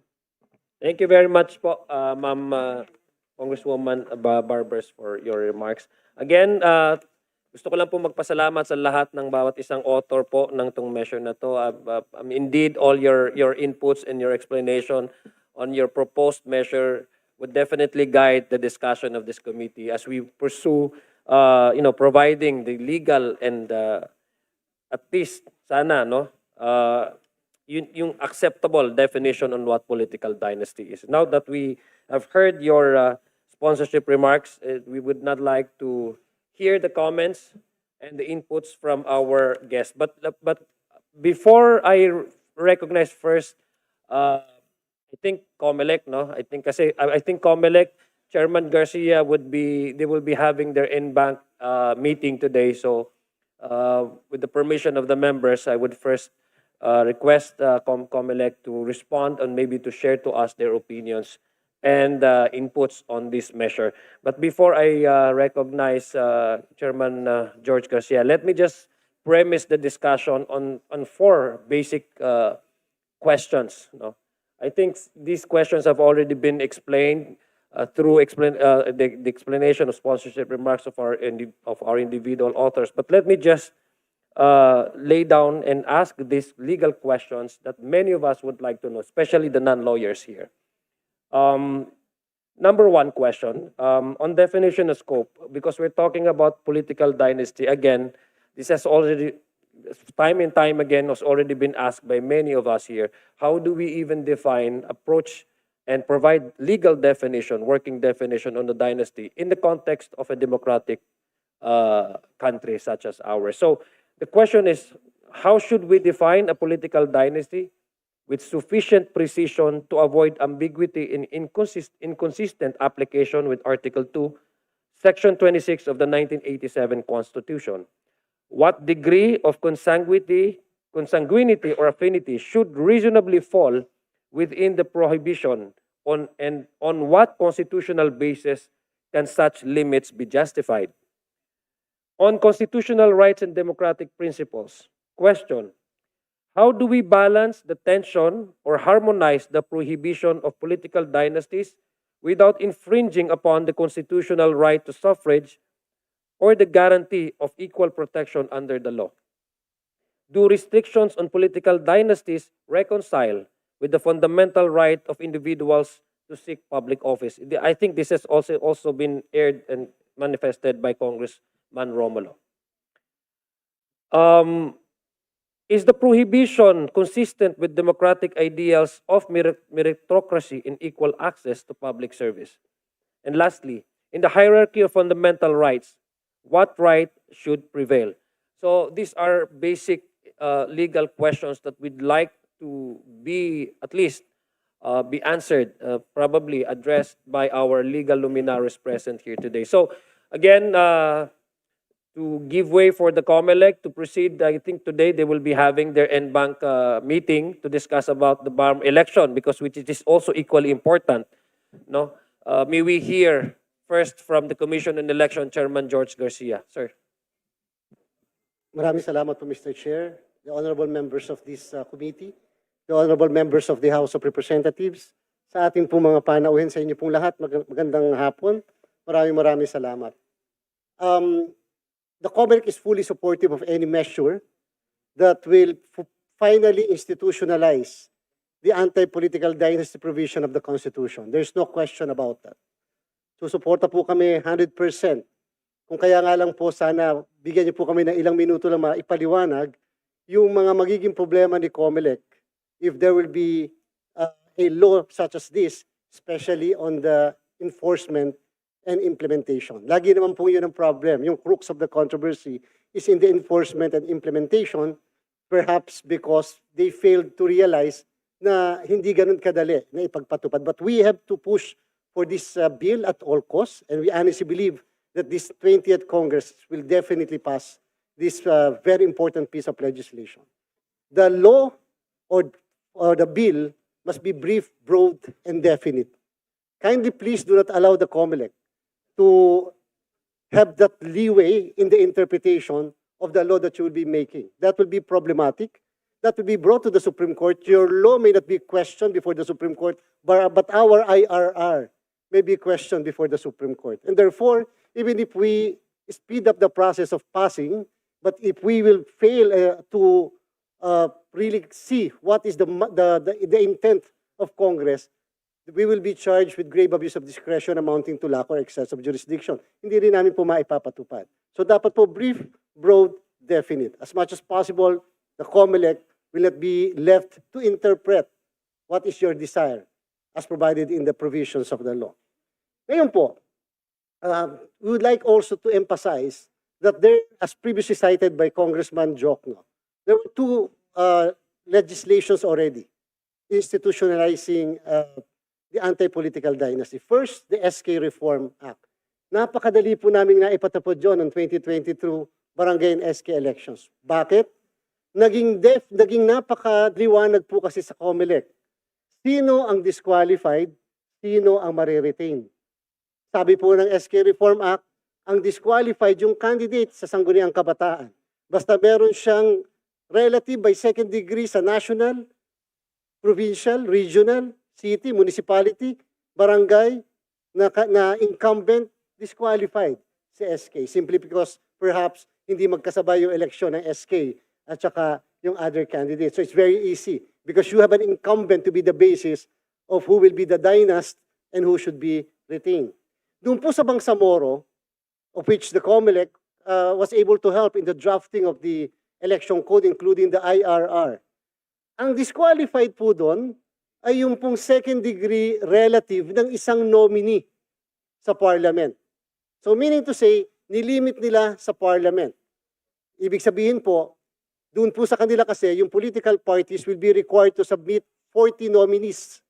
Sa 40 nominees na yon, kinakailangan hindi sila related sa bawat isa, up to the second degree. Pero may problem, hindi naman sila nagsabi na dapat hindi related sa chief minister o dapat hindi related sa representative ng parliamentary district. Limited lang sila doon sa nominees ng mismong political party. So they will have to submit to us 40. Pag meron diyang up to second degree, disqualified yung parehas. So ganun po ang kanilang provision sa kanila pong Bangsamoro Electoral Code. So very definite and therefore very easy on the part of the Commission on Election. Dito po sa problem natin, we will never interfere sa wisdom ng Congress. Yung issue po ng degree of relationship, that's an absolute discretion of Congress. Doon sa issue, well, it's simultaneous, magkakasunod ba o sabay-sabay, that's the discretion of Congress. But there are certain realities, perhaps, na sana po maunawaan nating lahat. For example, meron po tayong desisyon, the case of Peñera versus Comelec. Sa case ng Peñera versus Comelec, sabi ng Supreme Court in 2009, interpreting Section 14 ng Republic Act 9369, all of you are candidates only at the start of the campaign period. Sino po ba ang ating gustong i-disqualify dito? O i-cancel ang candidacy? Yung po bang kandidato o yung po bang na-elect na kandidato? Magkaiba po ang implication. Sapagkat kahit mag-file kayo ng candidacy na October, tapos candidate pa pala kayo by February sa national position or March sa local position, hindi pa po candidate. How do you disqualify somebody who is not yet a candidate? So, yung po yung isang issue na dapat sana ma-resolve ng kagalang-galang na committee na ito. Yung pong issue ng pre-election ba ang disqualification or post-election ba ang disqualification? Therefore, mukhang kakailanganin po natin na baguhin din yung provision ng Republic Act 9369 on when a candidate is a candidate under the law and under the decision of the Supreme Court in the case of Peñera versus Comelec. Kasi useless po itong usapan tungkol sa issue ng dynasty kung hindi natin alam kailan namin sila i-disqualify. Eh may problem po kami. Meron po kayong sa lahat po ng 21 bills, magkakaiba po ang remedies na ino-offer ng bawat isa. Tingnan niyo po, ang ginamit ng iba, disqualification. Ang ginamit ng iba, cancellation. Magkaiba po ang implication ng disqualification at cancellation. Baka po kasi expectation, tanggal yan. May problema po tayo. Pag po cancellation of candidacy, yan po ay nakalagay sa Section 78 ng Omnibus Election Code. Ano po yun? Material misrepresentation. Material misrepresentation of a fact which under the law should be declared by the candidate. And what is that fact? Section 74 ng Omnibus Election Code, the contents of the certificates of candidacy. Siyempre po, doon sa contents of the certificates of candidacy, wala namang political dynasty doon. So ano pong gagawin po ba natin? Kung magkakaroon ng batas, are we going to likewise amend Section 74 of the Omnibus Election Code to include that as one of the contents of the certificates of candidacy? Kasi po kung hindi natin lalagyan nun, yung ginawa po nung sa SK Reform Act, wala pong nilagay kung paano gagawin. Kaya si Comelec napilitan, gumawa po kami ng oath that will be sworn to by the candidate. Sinabi niya, wala akong kamag-anak kahit isa. Para kung sakali na may madiscover na kamag-anak, kami misrepresentation ka. But that can be questioned by the candidate himself. Bakit? Pwedeng sabihin ni kandidato, in good faith ako, wala naman akong alam na tumatakbo pala yung isang kamag-anak ko. Whether national yan, parehas na national ba, o isang local, isang national, isang local, parehas national, parehas local, nasa Congress po yan. Pero good faith is a defense and therefore there can be no misrepresentation. And what if the candidate will say, yes, may tumatakbo ako, kaaway ko na kapatid na doon sa kabilang bayan. And therefore, walang misrepresentation, so to speak. So how do you disqualify or cancel a candidacy na wala namang misrepresentation? Kasi ang sinasabi na Section 74, he lied. You are canceling the candidacy because he lied. You are not canceling the candidacy for lack of qualification. Wala po tayong remedy to question the lack of qualification prior to the election. Yung issue ng citizenship, residency, registration as a voter, literacy, yan po lahat ng yan ay mga qualification to the office, 5 qualification to the office, but which absence any is not lack of qualification but material misrepresentation. Bakit ko po dinidistinguish? Kasi iba naman po ang disqualification. Ang disqualification, lahat ng sinabi kong yan na andyan, present lahat yung qualifications na yon. Kung kaya nga lamang po, nag-commit siya ng isang violation, for example, vote buying. Disqualification po yan. A disqualification case can be filed 25 days, anytime after the filing of the candidacy before the election. Yung pong cancellation na ginagamit din sa mga bills natin can be filed 25 days after the election. So magkaiba pala effect. Magkaiba po pala. Kung ang ginamit natin disqualification, pwede ka pang filean up to noon of election day. Kung ang ginamit yung pong wording sa cancellation of candidacy under existing laws and jurisprudence natin, 25 days lang po yan. So dapat din pala sigurong baguhin yon kung sakaling maipapasa natin ito. Ano po ba talaga? Cancellation or disqualification? Meron pa pong pinakamas serious na effect which will practically render inutile your anti-political dynasty bill or law later on. Substitution of candidates. Can a dynasty be substituted? Dapat po mailagay din siguro yon. Kasi otherwise po, kung hindi, everybody can be substituted. Anybody can withdraw for a particular period. Hindi po ba pag nag-file kayo ng candidacy ng October, usually nung nakakarang election, December, itong nakarang election, November namin inimpose yung deadline. Meaning, kung nag-file ka ng candidacy, walang nag-file ng disqualification case sa'yo o cancellation, your name will remain in the ballots. And therefore, kung may mag-file man, na-realize mo mukhang may talo, you can be substituted. So should we allow substitution of somebody who we believe is a dynasty under our definition, under the definition provided for by Congress? So, meron pa pong mas komplikado na sitwasyon. May recent decision ng Supreme Court, the case of Maungadatu versus Comelec. Ano po yung case ng Maungadatu versus Comelec? In that particular case, the Supreme Court, last year lang po yan, made a very important pronouncement reversing an age-old doctrine of the second placer rule.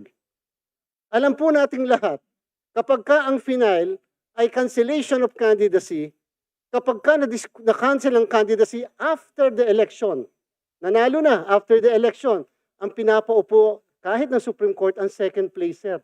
The Supreme Court abandoned the second placer rule. This time, the Supreme Court said, whether disqualification ang i-file or whether cancellation ang i-file, the effect should be the same. The rule on succession should be applicable. Eh bakit po importante sa atin sa political dynasty discussion yan? Eh kapag po yung tumakbo vice mayor, ang sinabi po natin, parehas na position lang ang prohibited. Parehas ng local pero parehas na prohibited. Yung asawa tumakbong vice mayor, hindi po yung parehas na posisyon. And therefore, kung na-disqualify po o kinancel niyo yung candidacy ng mayor, after the election na mariresolve ni Comelec, ang uupo rin si vice mayor. O di dynasty pa rin po yun. Hindi po ba? So medyo pag-isipan po natin yung mga ganong klaseng implication because it would appear that there are several provisions of the laws, of our existing laws that we should amend in relation to the anti-political dynasty. Meron pa pong isa pang problema. We have to understand that ngayon po ay almost 1 year and almost 6 months na lang filing na ng candidacy for the 2028 important election. So practically po, ganyan na lang po kaiksi yung pinag-uusapan natin na period para po maipasa natin itong anti-political dynasty because this will have to be implemented and enforced by Comelec in 2028. So medyo may problem po tayo doon sa period. Sana po kung talaga maipapasa, sana po yung period hindi because we have to properly inform our electorate, our voters on this new law. Yung voters education po kasi is very, very important.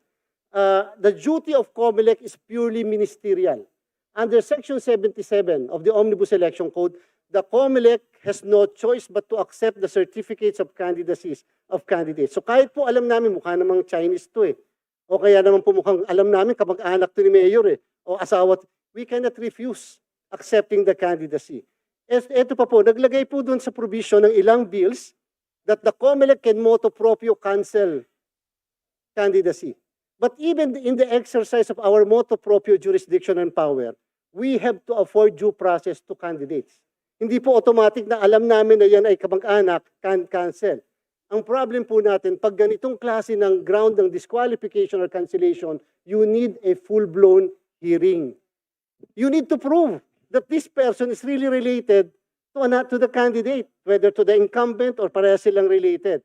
Sa amin po sa Comelec, we receive thousands of cases. Try to imagine, Your Honors, if the filing of the candidacy is by October of 2027, the printing of the ballots is by even December of last week or first week of January, yun lang po yung period na ginagalawan ni Comelec to resolve all of these cases. Iba pa po yung cases ng citizenship, disqualification, and such other grounds. Meaning to say, if we will be receiving thousands of cases, with all honesty, we will not be able to resolve cases. Makakatakbo po yung dynasty o makakatakbo yung may violation ng anti-political dynasty. Problem, tingnan nyo po, nangyari po ito recently, congressman. Sa congressman, after the election you are proclaimed and you have taken your oath even before a notary public, you are not yet members of the House of Representatives. Sabi ng Reyes versus Comelec involving a congressman in Marinduque, sabi po ng Supreme Court, you become members of Congress only upon assumption to office, which will happen by June 30. So the Comelec still has jurisdiction from your proclamation to your oath up to June 30 noon of election day. In which case, pwede po namin kayong tanggalin for having violated the anti-political dynasty. Question po, sino po ang papalit?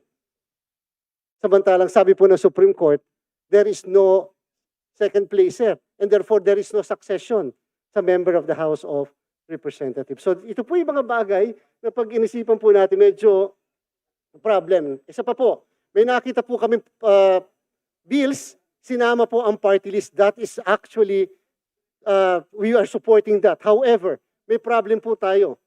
In one case, filed by Bayan Muna, Palparan versus HRET. In the case of Akbayan versus HRET, twin cases po yun. Ang tanong doon, who is the member of Congress? Is it the party list or the nominees? May pangalawang tanong po doon, who is the candidate? Is it the party list or the nominees? So unang tanong, who is the member of Congress so that you can apply the 3 consecutive term limitation? Sabi ng Supreme Court, the nominees are the members of Congress. Therefore, the qualification requirement as well as the 3-term limit is applicable to the nominees. Now, but who are the candidates? The candidates are the political parties or the sectoral organizations or the sectoral parties themselves. So ano pong ibig sabihin? How do we disqualify somebody who is a nominee of a party list when that nominee is not yet pala the candidate? If our purpose is to disqualify a nominee who happens to be a candidate who is actually related to a national or a regional or a local candidate. So medyo may problem po tayo. So we have to likewise change that. Because if our intention is to disqualify even the nominees, then we declare that the nominees are candidates themselves. So yun po isang problem din natin. Napansin din po namin doon sa inyo pong mga draft bills na hindi po naisama ang Bangsamoro.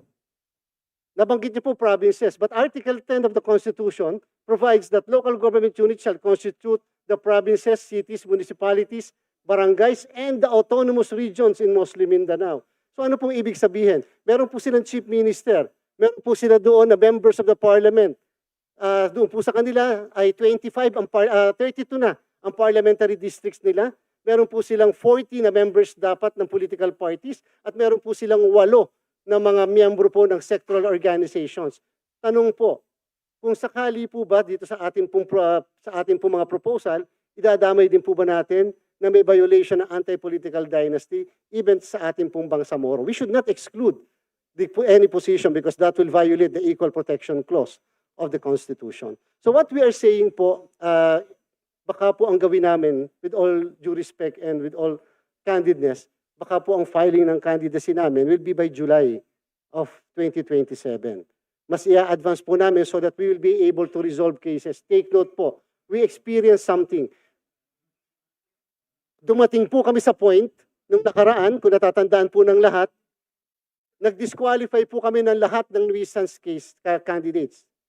Wala po kami, zero po kami sa nuisance candidates. Kaya lamang po, may isang pumunta sa Supreme Court, nakakuha ng TRO, we were already printing 6 million ballots by January 3rd week. 6 million na po nakakuha siya ng TRO. We have to stop the printing of the ballots. So yun po yung gusto namin. Kasi kung may papasok na bagong ground of disqualification, ay magiging problematic po. One last point po. Yung first to file, napakaganda po sanang proposal yung first to file. Unahan na lang. So alam po namin, isang araw pa lang pipilahan na yung Comelec para lang makapag-file. Pero, are we encouraging nuisance candidacies? Ang problem po namin, madami po magpa-file ng mga kamag-anak ng nuisance candidates simply because binayaran sila o kinausap sila para lang maunsyami yung pagpa-file ng candidacy ng legitimate candidate. So yun lang po yung mga bagay na ilan pa sa napakadami. We are going to submit a comprehensive, extensive position paper on this. But the clear point po is ganito. We should not limit only, with all due respect, to the passage of this. Maganda po yun. We have to pass something. But likewise, please kindly consider the other provisions of the law.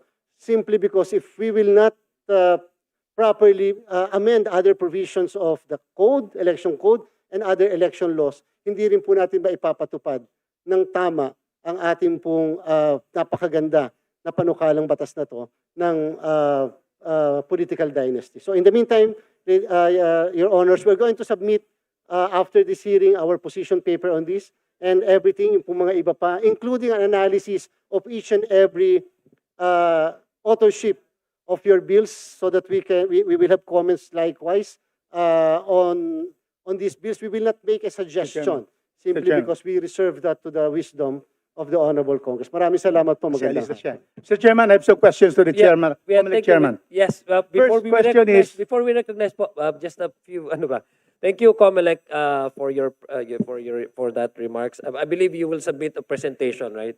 So I understand thank you for reminding us, no? But these are all reminders. There are existing rulings and policies covering election-related cases, which I believe the committee will be, this will be helpful in trying to navigate on how we can actually avoid a violation of any ruling of the Supreme Court so that we can actually come up with a more legally compliant, constitutionally sound anti-political dynasty. I know there are indications that some of the members would like to ask questions to the Comelec because we have presented to us, several policies and rulings, etc. If kung pwede lang po, because this is going to be a tough and masyadong po itong mga pag-usapan natin. If kung pwede lang po sa ating mga members, if we can just allow all the presenters to present. Mr. Chairman, with due respect, the Comelec chair will be leaving. Yes. So therefore, we'd like to ask him now before he leaves. Comelec, you'll be leaving, di ba? Yeah. No, but we will definitely be happy to entertain questions. All right, very good. Yeah, but will you be back today or maybe not today, Your Honor. We're going to discuss the Bangsamoro Yeah, I know. parliamentary election. Okay, now, so do you have a representative who can actually respond to questions from the members? We will be leaving our certain officials of the Comelec. But we are willing to, Your Honor. Okay, anyway, so ganito na lang kasi I'll- gusto can I lang ask- okay, so for Comelec only, I think kasi we would maximize na lang the time of our chairman here kasi lalabas po siya. So can we request all members, would you like to, if you want to ask questions to Comelec, please register your name so that we can acknowledge you, no? So Congressman I'll be Rufus the first. Rodriguez, and then after that Congressman Edgar Erice, and then Congressman Romulo, and others please signify po, paki-register pangalan. Yes, Congressman Rufus Rodriguez. Thank you, Mr. Chairman. So my first question is the question of the chair. How do you reconcile limitation of relationships in a dynasty to the right of persons to run for public office and for for the people, for the voters to vote for candidates? That's the first question. What is your stand on that? Is there no conflict? Is there a conflict? Which prevails? The people's will or our prohibition of dynasty members? Thank you very much, Mr. Chair. In the case of Arwego versus the Comelec, the Supreme Court clarified, Mr. Chair, that before the election rules should be strictly interpreted. But after the election rules should be liberally interpreted because there's already a mandate of the people. However, Mr. Chair, there was this decision of the Supreme Court in the case of Velasco versus Comelec involving a mayor of Sasmuan, Pampanga. A petition to disqualify, cancel his candidacy was filed before the election. The case was decided only after the election. He won the election. And yet it reached the Supreme Court. The Supreme Court sustained the cancellation of candidacy, although he won the election. The Supreme Court said the will of the people cannot prevail over the rule of law. And the rule of law is, if he is disqualified from the very start, he is disqualified even if elected by the people. Is there a conflict? The Supreme Court said so. Is there a conflict between democracy, the right of suffrage, and the right to be elected to public office, and prohibiting people because they are related in whatever degree to an incumbent or other candidates? What is the position of the chairman, being a very knowledgeable about election law? The anti-political dynasty provision, although not defined by the framers of the Constitution, was included under Article 2 on the Declaration of Principles and State Policy. It is actually a policy of the state. The right of suffrage is under Article 5. In the hierarchy of articles, therefore, the Declaration of Policy is superior than any other after any other provision after the Article 2, Mr. Chair. Thank you. Very reasonable. Second, you stated that there's a conflict between putting in the law disqualification or cancellation of candidacies in the case of dynasty, in case this will be passed. What is your suggestion? Should we place there disqualification of those related or cancellation? Should be just a not a recommendation, but it should really be cancellation of candidacy so that there will be no substitution of candidates. Otherwise, Mr. Chair, what they are going to do is just file the candidacy. Somebody will be filing. If there will be no filers or no petition filed, then malalagay po yung pangalan sa balota, maboboto po eh. In fact, hindi ko pa po nabanggit what is the effect. Will the votes be considered stray or the votes be considered as valid after the election? So yung po malalagay kasi yung pangalan sa ang boto sa balota. In one case, the case of Tagolino versus HRET and Lucy Torres, the Supreme Court said the vote for Richard Gomez is the vote for Lucy Torres. Therefore, lahat ng boto kinonsider. So dito po ba, are we willing to say that after the election, the votes should be considered also to the other candidate? So yun po yung isang problem. Chairman, in the case of Codilla versus Gomez, I was one of the members of the HRET. Precisely that ruling was abrogated by the Supreme Court. We were reversed. They were reversed. I was the only dissenting opinion. Because the Supreme Court ruled that because Richard Gomez was not qualified, Lucy Torres cannot replace a disqualified candidate because of residence. So therefore, when you talk about dynasty, a person who is disqualified because of that dynasty cannot be substituted. That is the ruling of Codilla versus Gomez. Where I was the HRET, I was the only lone dissenter that the Supreme Court ruled in favor of Gomez. I was for Codilla because I saw that, the spring cannot rise over its source. And since Richard Gomez at the time was not a resident of Ormoc, then Lucy Torres was disqualified. Now, the only thing is, he was disqualified 4 months before the election. And so therefore, it was an empty victory for the Codilla because Lucy Torres stayed on. And because of that case, Lucy Torres went to Congress 4 times because she was disqualified in the first time. So, you see? Mr. Chair, So Lucy Torres is very happy with me, including Richard. But that is the point. So no need, therefore, because under the case of Codilla versus Gomez, a person disqualified because of dynasty cannot be substituted because originally the person who was fired is already disqualified. Now, next question, Mr. Chairperson. No? The next one is about the second place rule. Okay, so you do not agree with the Supreme Court. We did not file a motion for reconsideration. Of this, because the Supreme Court or the Supreme, they are the supreme in their mistakes. We did not file a motion for reconsideration because we were sustained by the Supreme Court on the cancellation of the candidacy of the opponent of the wife of Congressman Toto Mamadatu.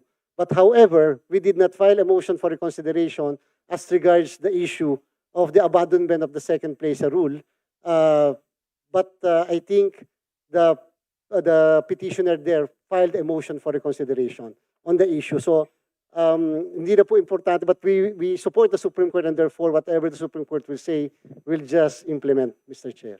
Probably another case will come and, they can also change, in the next decision. Lastly, because others will have questions, so you suggest that our bills on anti-dynasty should include a BARM, correct? So that not only, like for example, the BARM prohibition is only in the list of parliamentary sila eh. We are presidential. So therefore, you suggest that we include the BARM as part. Kasi naka-enumerate in most of these cases are national, provincial, municipal, cities, barangays. So you suggest to have the BARM included in this dynasty bill? Yes, Mr. Chair, simply because under Article 10 of the Constitution on local governments, autonomous regions are part of the local government. Thank you very much. So very satisfactory, excellent answers of the excellent chairman of the Commission on Elections. Thank you. Thank you. Before I call on to, I recognize the next interpellator. I'd like to go back to the BARM issue, Comelec, Chairman Garcia. Let me, help me understand, kasi there was already a ruling by the Supreme Court. I think it's Kedah versus DPWH, and this covers about the implementation of the regional laws enacted by the regional assembly. So insofar as the implementation and the territory of the scope of the law passed by RLA, if there's a conflicting law passed by the House, the supremacy of these laws would really determine the scope and the territory by which it will be implemented. So therefore, the regional law supersedes the national law. So can you, if the position of Comelec is to include the BARM, because they already also been given the power to enact their own laws. So that's why we have the IGRB, the Philippine Congress, Bangsamoro Parliament, Legislative Forum, so that we can actually reconcile, harmonize bills enacted by the Parliament and by the national legislature, in this case, the House of Representatives. So can you help me on that? Thank you very much, Mr. Chair. When it comes to matters pertaining to the territory, subdivision of the territory, it is an absolute discretion of the Bangsamoro Parliament, and that is included under the organic law of the Bangsamoro. But when it comes to the fixing of the dates of the election, when it comes to the issue of political dynasty, simply because it is a national in scope, specifically provided, as I mentioned, under Article 2, then the national laws will always have to prevail over the local legislation. So yun po talaga yung hati. Yung pong parliamentary districting, sa kanila po yun. Yung pag-elect ng mga sectoral organizations, whether elected or by assembly, sa kanila po yun. Yung 40 seats, ngayon, plano nilang baguhin for 4%, halimbawa, gagawin nilang 2%, absolute discretion po nila din po yun. But when it comes to the implementation of national laws or national policies and principles, that's only for Congress to determine under the police power of the state. Thank you, Comelec. Now we recognize the next member who would like to ask questions, Congressman Irise. Yes, actually, it's not a question, it's a request. Maybe the Comelec can dig deeper on the implications of, for example, because there are proposals for prohibition on the second degree and fourth degree.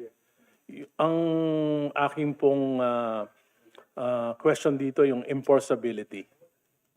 So, pwede po kayo mag-submit yung Commission on Election ng isang mas malalim na pag-aaral sa enforceability ng second at third degree at kung ang gagamitin dito ay cancellation o disqualification para pong comparative data sa enforceability nitong dalawang version na ito. Yes po, Mr. Chair. And in fact po, ang position ng Comelec, any determination as to what degree should be data-driven. Meaning yung pong Ateneo already had a study and they already had the data as regards to whether it's second degree, fourth degree, third degree. So maganda po data. But we will be submitting our position on that, Mr. Chair. Thank you. Thank you, Boss Egay, Congressman Erice. Now, we recognize Congressman Romulo. Mr. Chair, actually manifestation lang sana, but I just want to clarify from the chairman, yung response niya kay Honorable Rodriguez on the first query with respect on the weight of the right to vote, the right to run versus political dynasties. Ano sagot niyo ulit po doon? It is my honest belief that the right of voting should also bow to the basic principles and declaration of policy enshrined in the Constitution, because po yung declaration of policy practically covers all. Yes, but that begs the question. Please read Article 2, Section 1. It says, what does it say, Mr. Chair? Sovereignty resides on the people Correct. and all The government democracy. authority. And that democracy is important. So yung sagot po ninyo baka hindi tama. Kasi Section 1, Article 2 of the Constitution says, sovereignty resides in the Filipino people and all government authority emanates from them. So siguro kailangan pag-aralan pa yon. Pangalawa, I agree with Honorable Erice, dapat tama ho kayo kanina kasi kayo may alam kung ano yung mga problema because you implement election laws. So tama po yun. Kung pwedeng bigyan nyo kami ng suggestions on how it will become implementable for the Comelec once we have an anti-dynasty law. Pero kanina may sagot po, may comment kayo na medyo gusto ko lang liwanagin. Sinabi ninyo may issue kayo dun sa SK law about you asked them to issue a certification? Oath, Mr. Chair. An oath that wala silang relative? Yes, Mr. Chair, simply because the law did not tell the Commission on how to implement the anti-political dynasty. So what the Comelec did was to require the SK candidates for an oath, and therefore, para lang po pumasok yung misrepresentation, Mr. Chair. Otherwise, kung wala pong oath, walang misrepresentation. Yes. But Mr. Chairman, in addition to that, sinabi ninyo, yung medyo challenge sa inyo doon, pag biglang may sumulpot na kamag-anak, sasabihin sa inyo, good faith. Wala naman po kami na-experience na gano'n dito sa mga disqualify namin, Mr. Chair. But a good lawyer will always find something in order just to as a defense mechanism para lang po hindi ma-cancel or ma-disqualify. Because po... And good faith is one of them. Because, Mr. Chair, yung po kasing Section 74, in relation to 78, good faith may not be a defense because titingnan nyo lang po yung yung enumeration ng Section 74. Pero kung wala po sa enumeration ng Section 74, contents of the certificates of candidacy, pwede po kasing ma-raise yung issue ng good faith. Although, Section 74 that you're referring to refers to a special law? Yes, Mr. Yes, Chair. hindi ba, principle natin that good faith only applies to violation of RPC provisions, not the special laws, unless specific sa special law? Yun po kasing Section 78 in relation to 74 carries with it not only administrative, civil, but likewise criminal. But it's a principle under any criminal Yes, law sir. that good faith is only a defense kung RPC ang violation mo. Kung ang violation mo hindi RPC, it's a special law, unless stated specifically in the special law, hindi defense ang good faith. Yes, that's my... Ganito po, That is Mr. correct. Chair. The Supreme Court already sustained consistently kapag po may violation ng Section 78, which is material misrepresentation, in relation to 74, the candidate is not only liable for cancellation of his candidacy, but likewise, it is a criminal case. That's why po yung lahat ng mga pinapailan sa amin, kahit nakaligtas sila ng mga kaso ng cancellation, meron pa rin po kaming jurisdiction to conduct preliminary investigation and to charge candidates with material misrepresentation. Yes, but I suppose kung meron kung maiugnay mo yon sa violation of an RPC provision, tama kayo, baka na-relate yun. But I think you should question that because very clear sa atin, that is a principle in law that was taught in all law schools, na pagka special law, hindi dapat mag-apply ang good faith. Except dan po, Mr. Chair, if the law per se provides for prosecution. Yung pong Yes. Section 261 ng Omnibus Election Code, nag-enumerate po, nakasama po kasi doon, that violation of Section 78 in relation to 74 is criminal. And In therefore, that case, Mr. Chairman, ang dapat ninyong sabihin sa amin ay katulad yung difficulty na yon. So this new special law that we will pass, ma-exclude namin yung mga ganon. And that is the point. Hindi yung, tama po kayo eh. Kayo ang may alam eh kung ano yung difficulties that you went through. But what this committee needs is your advice on what we should do, how to craft it, para yung technicalities ng batas, hindi nyo na dadaanan ulit. Kasi sa totoo, gusto niyo rin naman po ng anti-political dynasty law based on your response to Honorable Rodriguez na based on the hierarchy, dapat mas mataas siya. But I disagree with that because of Article 2, Section 1. Pero if that is your point of view, tulungan niyo na lang kami dito sa difficulties niyo. Instead of giving us one by one lahat ng challenges, isabay niyo na rin doon kung ano yung pwede ninyong masuggest na ipasok namin sa proposed law para mas madali rin para sa Comelec. definitely, Mr. Chair, we will be doing that, except that gusto lang po namin emphasize, there are certain matters which are exclusively reserved to the wisdom of Congress, and the Comelec does not want to really interfere, such as do we include, yes, do we include a penal clause, for example, if somebody will be proven to be a dynast or will violate the anti-political dynasty law, will that be criminal, and therefore, so that the Comelec can likewise have jurisdiction, will that be considered as an election? We will include that also. But just a caution, Mr. Chair, that is just a mere suggestion without carrying any whatever weight should be as far as the members of Congress is concerned. Thank you, Chairman. Thank you, Chair. Mr. Chair. Thank you. Thank you, Congressman Mr. Chair. Romulo. Yes, if it's Briefly. germane to the Yes, issue. very, very, very germane. Okay. Very, very germane. Okay, Completely thank germane. you. Yes, Congressman Kimbo. Mr. Chair, I have utmost respect for my much older brother, Congressman Roman Romulo, but I vehemently disagree. And I support the position of the chairman of the Comelec. It is correct. Article 2, Section 1 states very clearly, sovereignty emanates from the people. But the people's right is never absolute. That's why when you look at the Bill of Rights, it is replete with limitations to the exercise of rights. Even your right to freedom, your right to liberty, more so your right to suffrage, can be limited. And the state policies in Article 2 is prevailing. So I want to put that on record because otherwise, if we accept that, then that means we cannot put any prohibition or limitation on the right of people to vote and to be voted upon.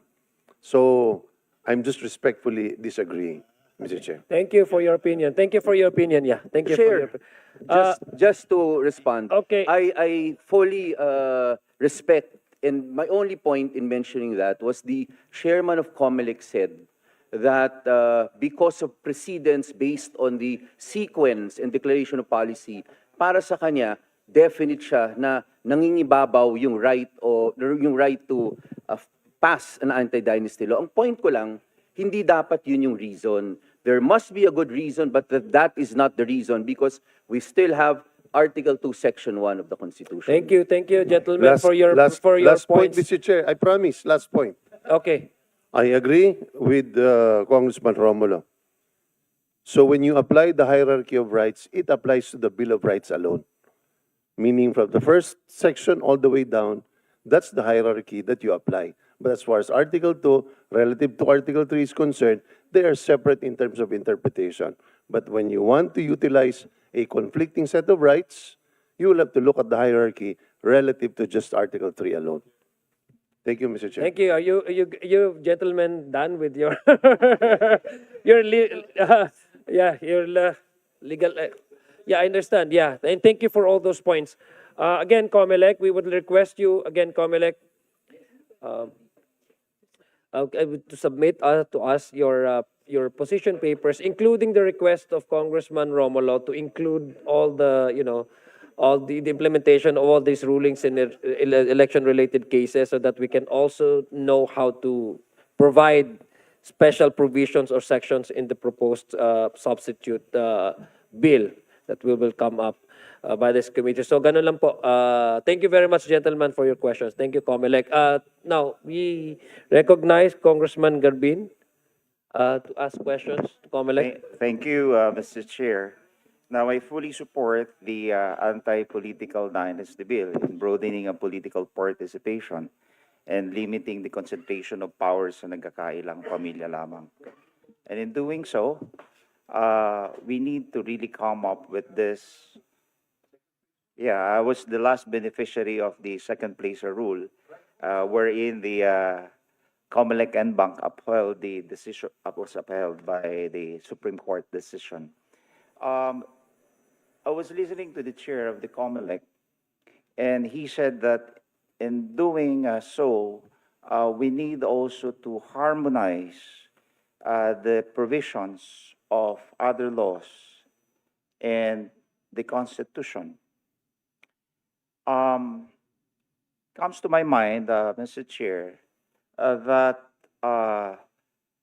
there are constitutionally fixed qualification in the Constitution, particularly Article 6 and Article 7, the qualification of the President, the Vice President, the Senate, and the House of Representatives. And in long line of cases decided by the Supreme Court, the mere,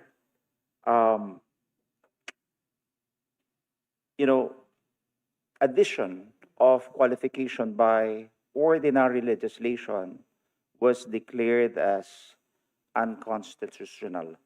Meaning, can we adopt an ordinary legislation that will override a constitutional fixed qualification mentioned under Article 6 and under Article 7 of the 1987 Constitution?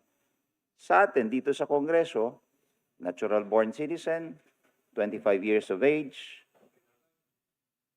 able to read and write, a registered voter of the district.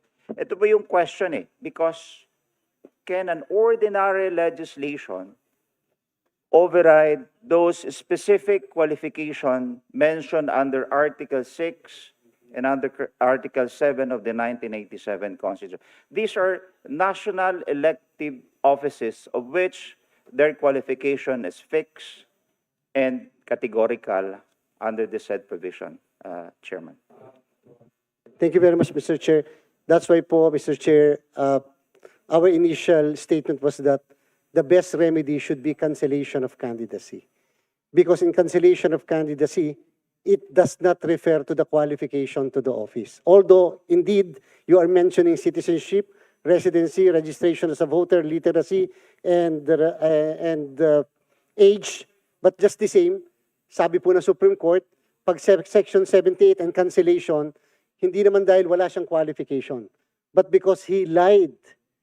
He misrepresented himself in a material fact.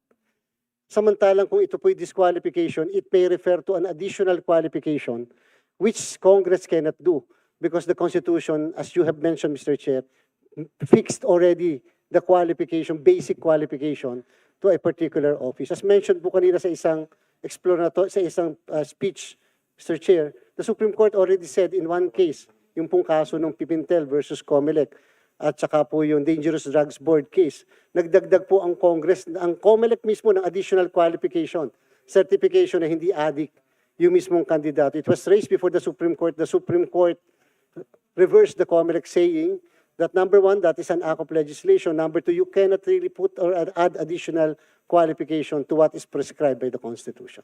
So in that case, Mr. Chair, ano man ang gawin namin dito sa Kongreso, defining anti-dynasty bill and coming up with additional disqualification, which would permanently be an additional qualification, would only cover local elective official. meaning from the governor down to the SK, as what we did in the Bangsamoro Law and the SK Reform Act. Now, to cover national elective offices or official, it would entail amendment to Article 6 and Article 7 of the 1987 Constitution, because as I've mentioned, these are constitutionally fixed qualification in those two articles.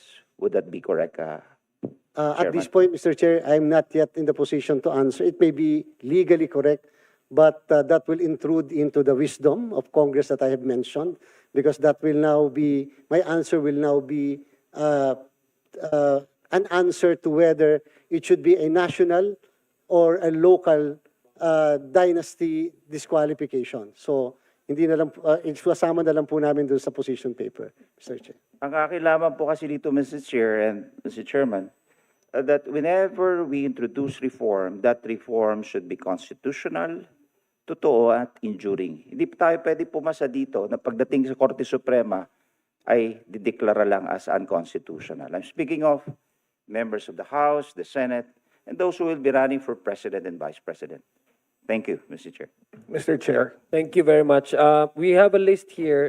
Thank you very much, Congressman Gerbin. Is that germane to the issue of Congressman Mr. Chair, Gerbin? in connection with In connection, okay, please. Yes. And i-recognize na rin kita ngayon kasi hindi kita na-recognize kanina sa 4th District, Quezon City, Congressman Bong Suntay. Please, sir. Congressman. Mr. Chair. Thank you. Well, actually, I do not actually see any conflict, even if we pass an anti-dynasty bill.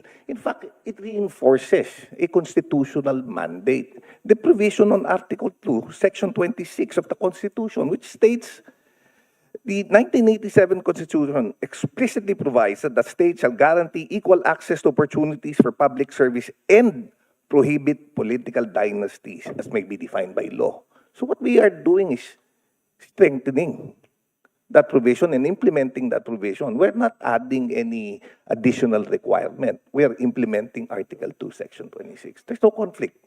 In fact, it reconciles the provisions. Thank you, thank you. Mr. Chair, Yes, just to maybe, answer. yes, maybe last. And understand, gentlemen, that we have different interpretation of this law, of these measures. We have sometimes conflicting ideas. But maybe just one response, maybe one response, so that we can not consume too much time. We would Just like to hear from one our resource response, persons. Mr. Yes, Chair. Congressman Gerbin. Yes. As I've said, we are all in support of this anti-political dynasty bill. But what we want is a reform that is real, and eventually will be declared by the Supreme Court as constitutional. Now, Article 2, Section 26 is a state policy but not self-executing. It is an intent, but it does not override existing provision or constitutional command, such as I've mentioned in Article 6 and Article 7. So, yan lang po ang akin dito. Thank you very much, Congressman Gerbin, for that. Now we move to the last interpolator as far as Comelec is concerned. Congressman Brian po. Thank you, Mr. Chair. Given the fact that this will most likely be... Yes, gentlemen. May we allow Congressman Brian, may we listen to Congressman Brian's question? Please, gentlemen, yes. Please proceed. Yes, given that this is probably going to be the most important electoral reform law that we will pass within our time, it is not something that we can summarize in 3 or 4 questions to Comelec at the moment. Even if Comelec were to submit a position paper to us, we would most likely go back and forth quite a few times on that position paper. My suggestion is similar to what we did with EDCOM, that we form a technical working group with as many members of the private sector present and civil society, so that outside of this committee hearing, which we probably only have 2 more hours before session, we will be able to continue to deliberate the provisions because it affects the ability to run for office. As important as the right to vote is the right to run for office.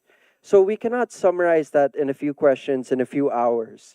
This is something that we need proper representation on. Kaya para sa akin, may mga tao na gusto pumunta dito, pero because of important business outside, they were unable to attend. I suggest that if the chair would be open to it, and many other members here, that we also form a technical working group outside of this to create a report similar to EDCOM to inform a very important law that we will be passing. Thank you for that suggestion. In fact, that's one of the things, one of the options that I guess the chair would like to to proceed on as far as consolidating all the 20 versions of the bill. But we will hear first, and we will be holding another hearings. This will not be the last. We compartmentalize all the guests, and we would like to approach this thematically, meaning legal issues, and so other CSOs would have the part of the agenda to support this measure. But we can guarantee, we can ensure and assure Congressman Llamazares that those are one of the options that we would like to look into, maybe probably create a TWG. So any other, maybe mamaya na lang. Mr. Chair. That's all. Thank you, Mr. Chair. Thank you. Mr. Chair, just a clarification, just a question. Yes, what's the clarification? On the internal proceedings. Has there been a matrix made on Yes. on all 20 bills? Yes, pointing out the differences as to because I could see Yes. 4 issues here: the degree of relationship, the substitution, the simultaneous holding of positions, and then how many Yes. candidates would We be. already printed out the matrix differences and the similarities of all these 20 measures. That's actually attached. We attached that to the notices and we sent those. Here we are. We sent the copies to your emails. If you can run through your emails, makikita nyo po yan. Para po, but there are 2 additional bills nga po eh. Just na-refer lang po, na-mention lang po kagabi, yesterday. So we are also anticipating another referral of 2 additional bills of similar subject matter. So we would include that later po sa final matrix ng presentation ng committee po. Thank you. Thank you. So now, Comelec, do you have to leave na, Commissioner? I'm sorry, Chairman. Sorry, nadimut. Chairman, do you have to leave na? Yeah, if the honorable Yes. committee will allow, Mr. Chair. Maraming salamat po, and hopefully makapunta po kayo next hearing po. We will send Yes, another Mr. Chair. invitation po. Thank you very much po. Thank you, Maraming Chairman salamat. George Garcia. God bless po. So maybe for the next guest, we'd like to ask Attorney Lee Edson Garcia from the Institute representing the UP College of Law. Asan si Kong Miro? He's a senior legal associate from the Institute of Government and Law Reform. Chair, Yes. Mr. Chair. Yes, continue. Thank you. Before the resource persons, I understand these are law experts, law deans, and on the list there are also supposed to be justices or former justices. Earlier in your preliminary to introducing the resource persons, you posed certain general questions that would serve to delineate the scope and bounds of the discussion, no? And I would just like to add a question that hopefully as some or at least some of the resource persons may also speak to. In particular, the constitutional provision or the constitutional mandate, that's Article 2, Section 26, states that the state shall guarantee equal access to opportunities for public service. Okay. And generally, I mean, if we look at all the bills, that the mandate is seen to only apply to elections. No, that's why, for example, it is the Committee on Suffrage that is discussing this bill. All the bills, including our own, limit the prohibition against political dynasties to elective posts. Now, I would just like to pose a question. Does the constitutional mandate prohibiting political dynasties only apply to elective positions? Because what it says here is that the state shall guarantee equal access to opportunities for public service. Now, opportunities for public service are not limited to elective posts.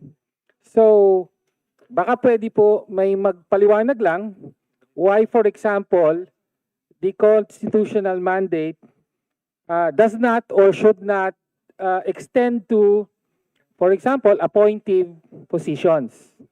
No? So, and in fact, if I may just add that the immediate context of the 1987 Constitution was the conjugal dictatorship of Marcos and Imelda, diba? Where you had a president, a dictator, but you also had the wife who was appointed to powerful positions in government as well. No? And so, yun lang po, Mr. Chair. Could that question be addressed as well? Limited lang ba sa elective positions ang prohibition on political dynasties na minamandato ng konstitusyon, or dapat bang saklawin din pati yung mga appointive positions? Kung hindi, bakit hindi? Yun lang po, Mr. Chair. Thank you. Well, that's precisely why we want to listen to the resource persons, because there's Yeah, several questions. Mr. Chairman, Congressman- we would like to, that's a very good question, but we reserve questions because we only wanted the Comelec to answer before they leave. But now, let us hear first all the resource persons, and then all of us can ask questions. And of course, the question of Congressman Tino will be the first one that will be answered by when everybody is finished on the resource persons. Can we now hear the resource persons, Mr. Chairman? Thank you. Congressman Tinio, we'll allow the resource persons to proceed. Attorney Garcia. Good afternoon, Mr. Chair, Your Honors, colleagues. We thank the committee for inviting the University of the Philippines College of Law for the opportunity to contribute to the discussions on the passage of the Anti-Political Dynasties Law. The UP College of Law strongly supports the immediate passage of the Anti-Political Dynasties Law. Our studied opinion and informed by our multi-stakeholder consultations through an Anti-Political Dynasties Forum is summarized as follows. Number one, the prohibition of political dynasties is a constitutional command and is an integral component of all laws, rules, and regulations on public service. Article 2, Section 26 is read into our legal framework. It is our opinion that defining political dynasties is not tantamount to adding a new requirement to holding public office, as the constitutional command prohibiting political dynasties has been a condition for public service since the birth of our constitutional framework in 1987. Notably, Article 2, Section 26 uses the phrase political dynasties as may be defined by law, which is different from the other provisions in the Constitution, which uses the language as may be provided by law.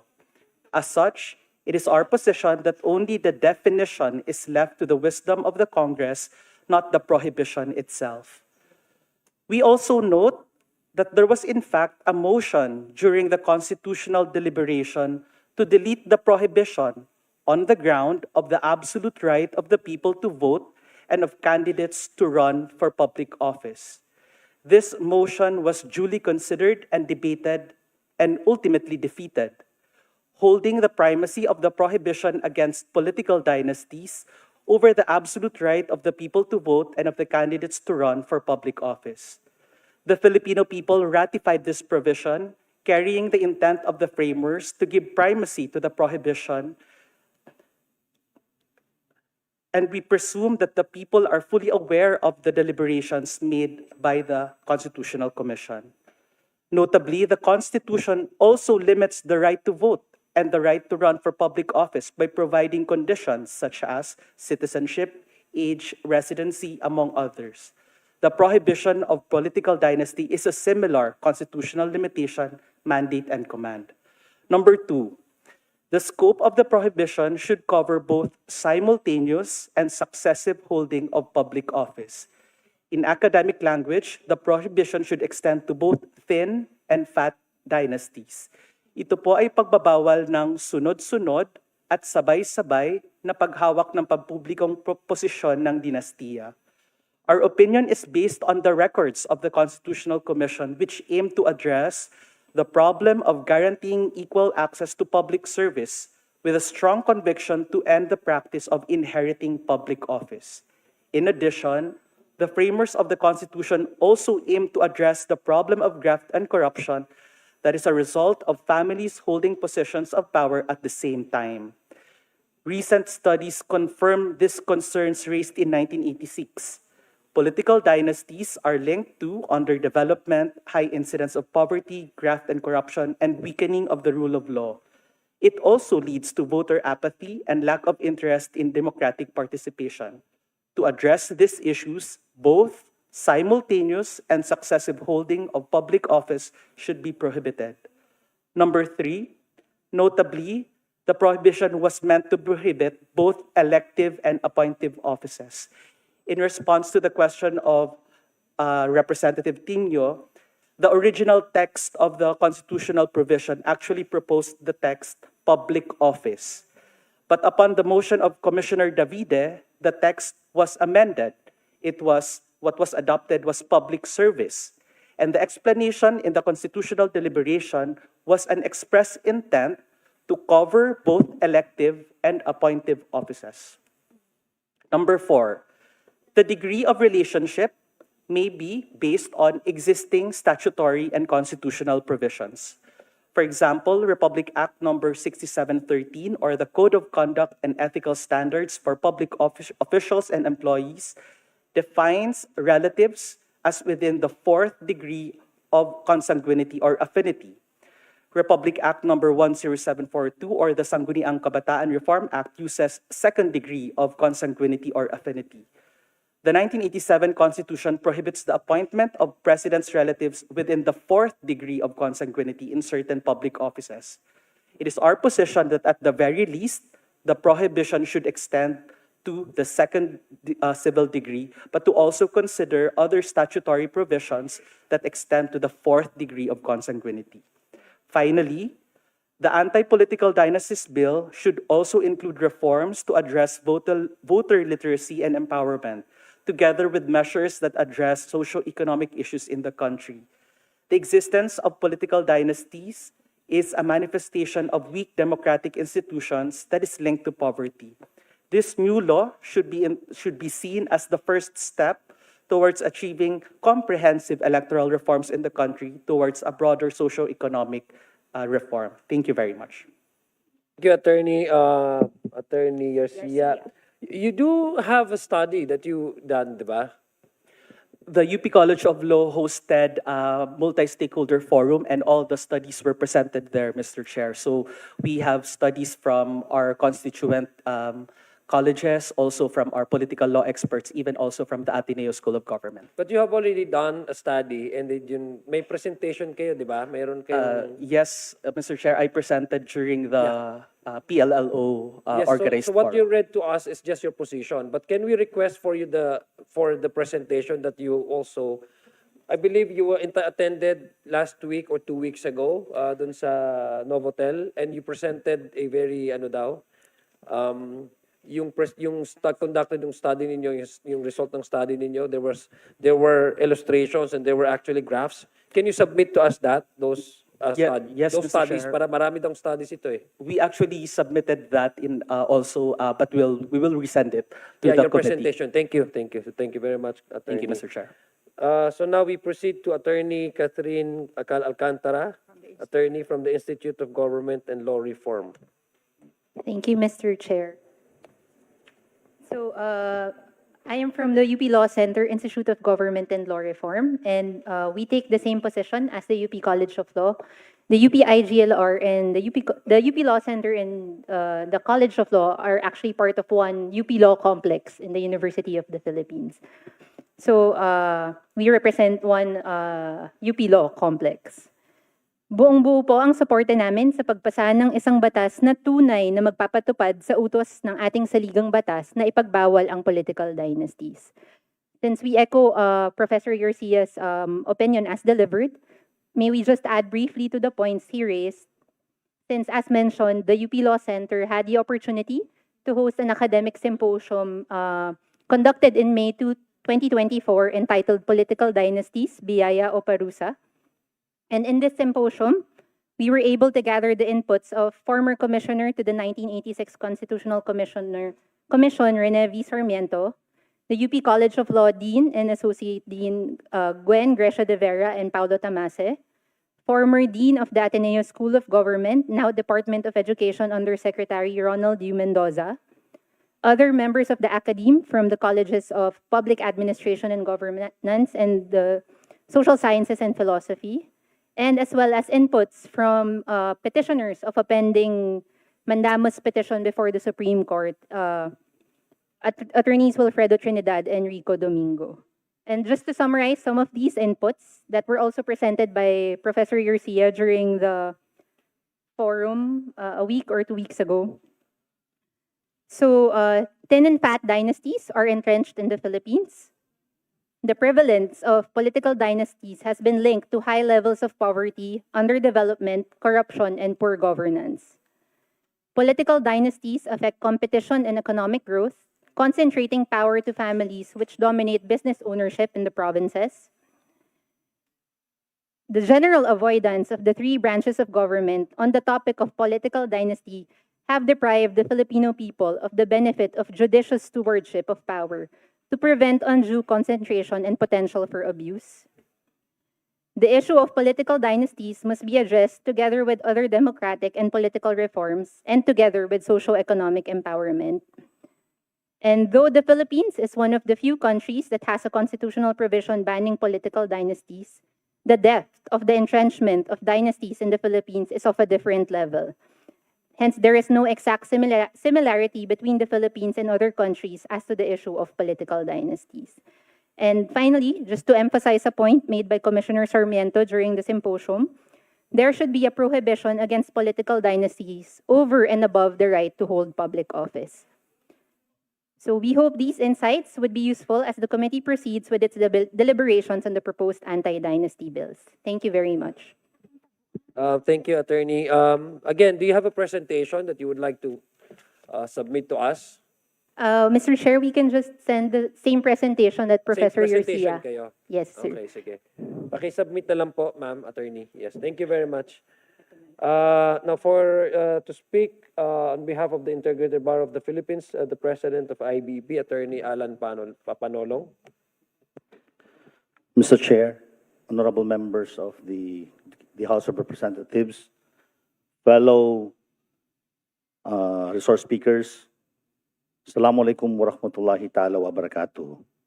Mr. Speaker, we reserve to submit our position paper with respect to the 4 questions that were enunciated before the resource speakers were allowed to speak, because there are interplaying principles that we have to consider in the position paper that we will submit before this August body.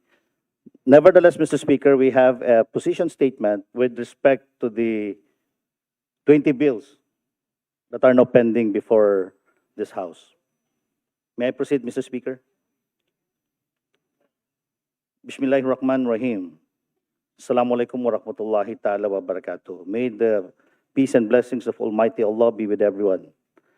The Integrated Bar of the Philippines, as the compulsory national organization of Philippine lawyers and an institution committed to constitutionalism, accountability, and the integrity of democratic processes, supports the immediate enactment of the proposed anti-political dynasty measures pending in the House of Representatives.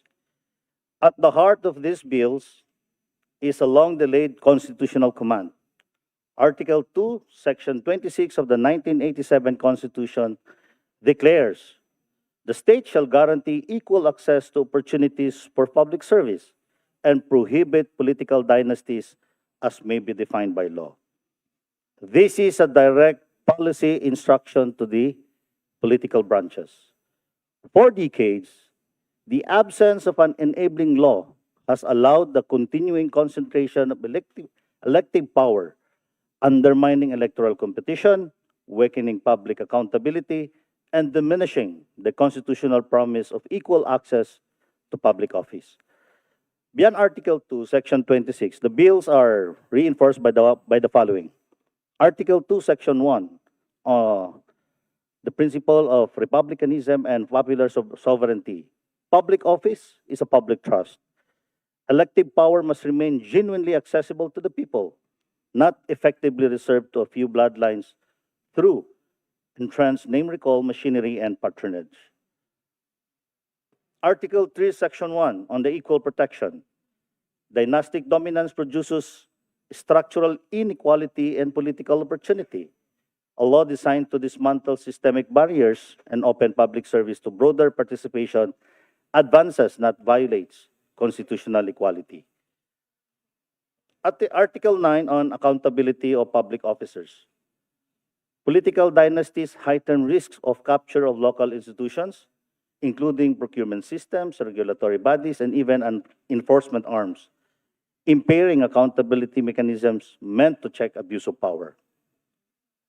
Fourth, the state's long-recognized policy against nepotism and public service, reflected in Administrative Code of 1987 or EO number 292 under Book 5, and in ethical standards under RA number 6713 or Code of Conduct and Ethical Standards for Public Officials and Employees. While elective posts are distinct from appointed positions, these laws embody the same public policy. Government should not be operated as a family enterprise. So the question is, why defining and prohibiting dynasties is necessary? The IBP emphasizes that the issue is not family relations as such. It is the consolidation of public power into private networks. A political dynasty in practice is sustained not merely by popularity, but the accumulation of durable advantages. Control of local party structures, patronage channels, access to state resources, and the capacity to deter challengers. The result is a cycle where elections remain formally regular, but substantively unequal, contrary to the constitutional guarantee of equal access to opportunities for public service. When multiple elective offices are held simultaneously or in coordinated succession by close relatives, governance can become insulated from scrutiny. Institutional checks become difficult where influence extends across local governments, legislative offices, and allied positions. The proposed prohibition and relatives holding two or more elective posts, or more than two, directly addresses the most common pattern of dynastic entrenchment.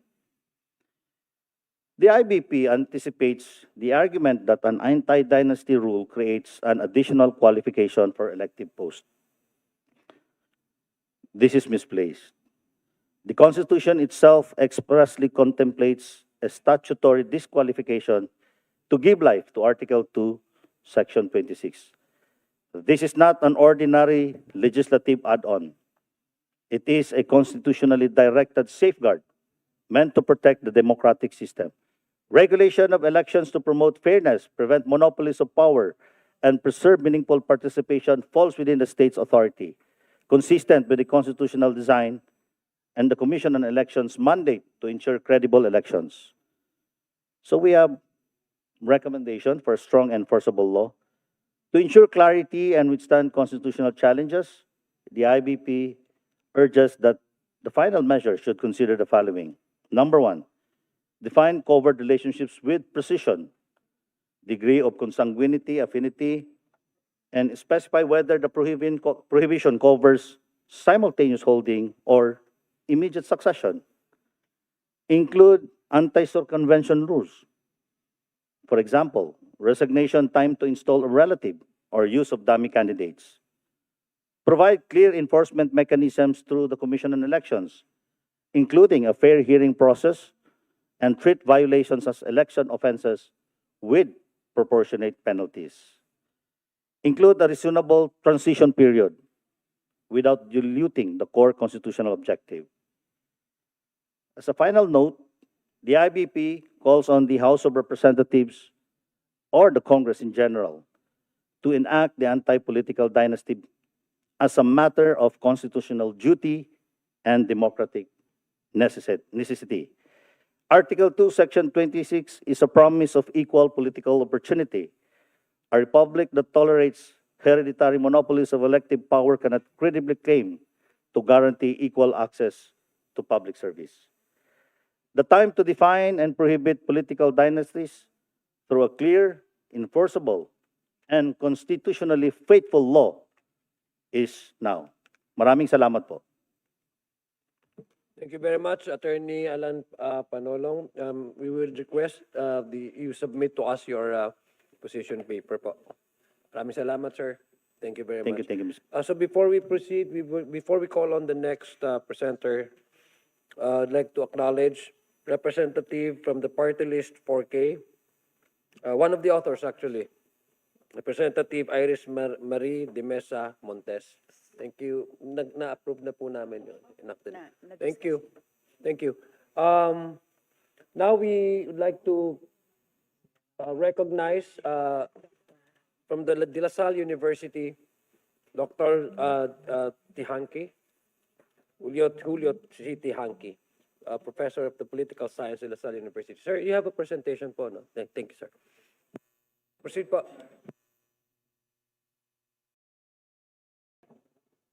Thank you very much, Mr. Chair. First of all, I would like to thank the honorable members of the committee and August Chamber for inviting me to this very important and historic hearing. Just like Congressman Erice, I've been pushing for political and electoral reforms for close to 4 decades already, and I just turned 60 last month, so that's practically my entire life. And I've been studying the topic of political dynasties for the past 25 years. It was the topic of my doctoral dissertation. So I think I'm very hopeful, given the situation, that hopefully we can pass a workable and acceptable law after close to 4 decades of waiting. So I'd like to preface my presentation for this afternoon as the challenge of really defining and operationalizing Article 2, Section 26 of our 1987 Constitution. Okay, next slide, please. My clicker is not working, sorry. Okay. Yeah, so as have already been emphasized by the previous speakers, the mandate is there. It has been in the 1987 Constitution. The core issue and the task that's in front of us is really on trying to define the tipping point where kinship networks inhibit the constitutional guarantee of equal access to opportunities for public service. So I would like to pivot our discussion from an entirely purely legal perspective to a more academic one. Although I'm a Tihanki, I'm not a lawyer, I'm more of an academic. No? I'm a political scientist. And I would like to present the perspective of social science and political science as regards the topic. Our approach in trying to analyze the contents of 20, imagine that 20 and more to come, bills in the House and 5 in the Senate, is really to look at essentially 4 what I prefer to call regulatory levers. These are the elements by which we can begin examining each and every proposed bill, and then, as we have heard from Comelec Chair George Garcia, trying to come up with a workable anti-political dynasty law is really like a legal Gordian knot. So it will take a lot of brain power, not simply from a legal perspective, but from everybody to really come out with a practicable and implementable law. So our objective really is to provide a technical comparison of both. Next slide, please. Okay, so as already mentioned by the previous speakers, it's 38 years of legislative inaction. The closest we have reached was the plenary in 2013, and then in 2016, if I remember correctly, the second to the last State of the Nation address of President Noynoy Aquino, he promised to push for the anti-political dynasty, but again, it died in the upper chamber in the Senate, given the election of 2016.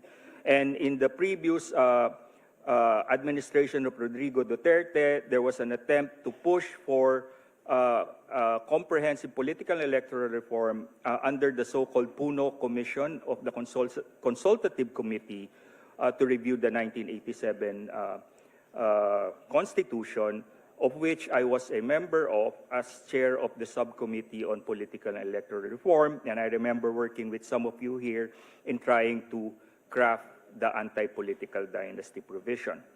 And then, next slide, please. So, okay. So, of course, we have heard a lot about the term fat and thin dynasty. No? This is the acceptable terminology now used in the literature of political science, particularly in Philippine political science. No? And it simply refers to two aspects of dynasties. No? The first being the traditional notion of political dynasty. It was mentioned earlier that dynasties have existed since the birth of this republic. It's true. But originally, the type of dynasties that we had back then was the so-called thin dynasty, where families, pass on at least the machinery to get elected to the next generation. So this is the successive, no, or yung tinatawag po nating sunod-sunod, no. And what we are seeing right now after the 1986 EDSA People Power Revolution, with the restoration of liberal democracy, electoral democracy in the country, is the simultaneous fat dynasty, no? Yung sabay-sabay po, no? At ngayon po, hindi lang siya fat, tinatawag na po siyang obese, no? And again, this was the topic of my doctoral dissertation in 2000, no? And tama po si Congressman Miro Kimbo na ang isa po sa mga dahilan kung bakit dumoble, trumiple ang mga fat dynasty ay dahil po sa term limit, dahil napabilis po ang pagpasa ng kapangyarihan sa mga kamag-anak. But then again, no, the reason why it happened was because hindi nga po naipasa yung anti-political dynasty. Kasi kung babalikan po natin yung transcript ng Constitutional Commission, makikita po natin sa diskusyon at debate nila na ito po ay dapat magkasabay. So dapat yung term limit sinabayan ng anti-political dynasty provision para hindi magkaroon ng leakage, so to speak, ng loophole. Kaso po, nagkaroon po ng term limits, kaso hindi pinatupad ang anti-political dynasty. Ang unintended consequence po nito, dumoble, trumiple, at lalong nagkaroon ng incumbency advantage. Now, how do we try to address this problem? So, next slide please. I would like to propose a simple framework upon which we can begin dissecting the issue, and then we can jump off to the other more complicated aspects later on. The first one is the question of relationship. No? Palagi pong nami-mention yung consanguinity versus affinity, kung second or fourth. The other one is the timing. Kailan po ba ito mag-a-apply? Yung sabay-sabay o sunod-sunod? Then, yung third po, anong posisyon ba ang kasama dito? Yung national, local, o pareho? Tapos pag inisip po natin yung posisyon, ano po ba ang jurisdiction? Ito ba'y territorial, sa isang probinsya lamang, sa isang distrito lamang? Or ito ba'y hierarchical or vertical? No? So halimbawa, ang senador, may kamag-anak na mayor, pwede po ba yun? No? So ito po yung apat na pwede nating simulang i-discuss para tayo makausad sa usaping ito. No? The first one, next slide please, is how do we define? No? Now, if we review all the proposals and the previous proposals in previous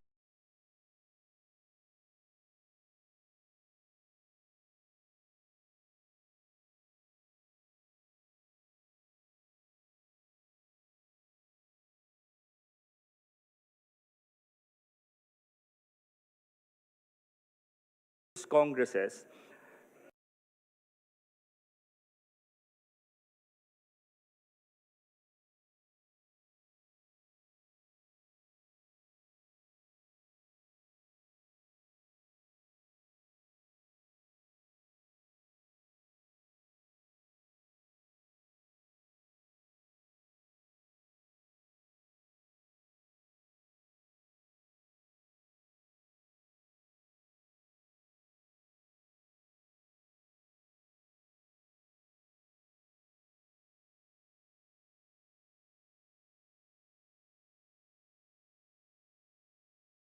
democracy or oligarchical democracy. No? So, isa po yan sa unfinished business ng 1987 Constitution, no? Kung saan hindi po na-consolidate, na-deepen yung gains ng people power revolution.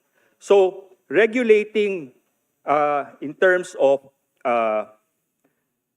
ito ba ay simultaneous? No? Next slide please.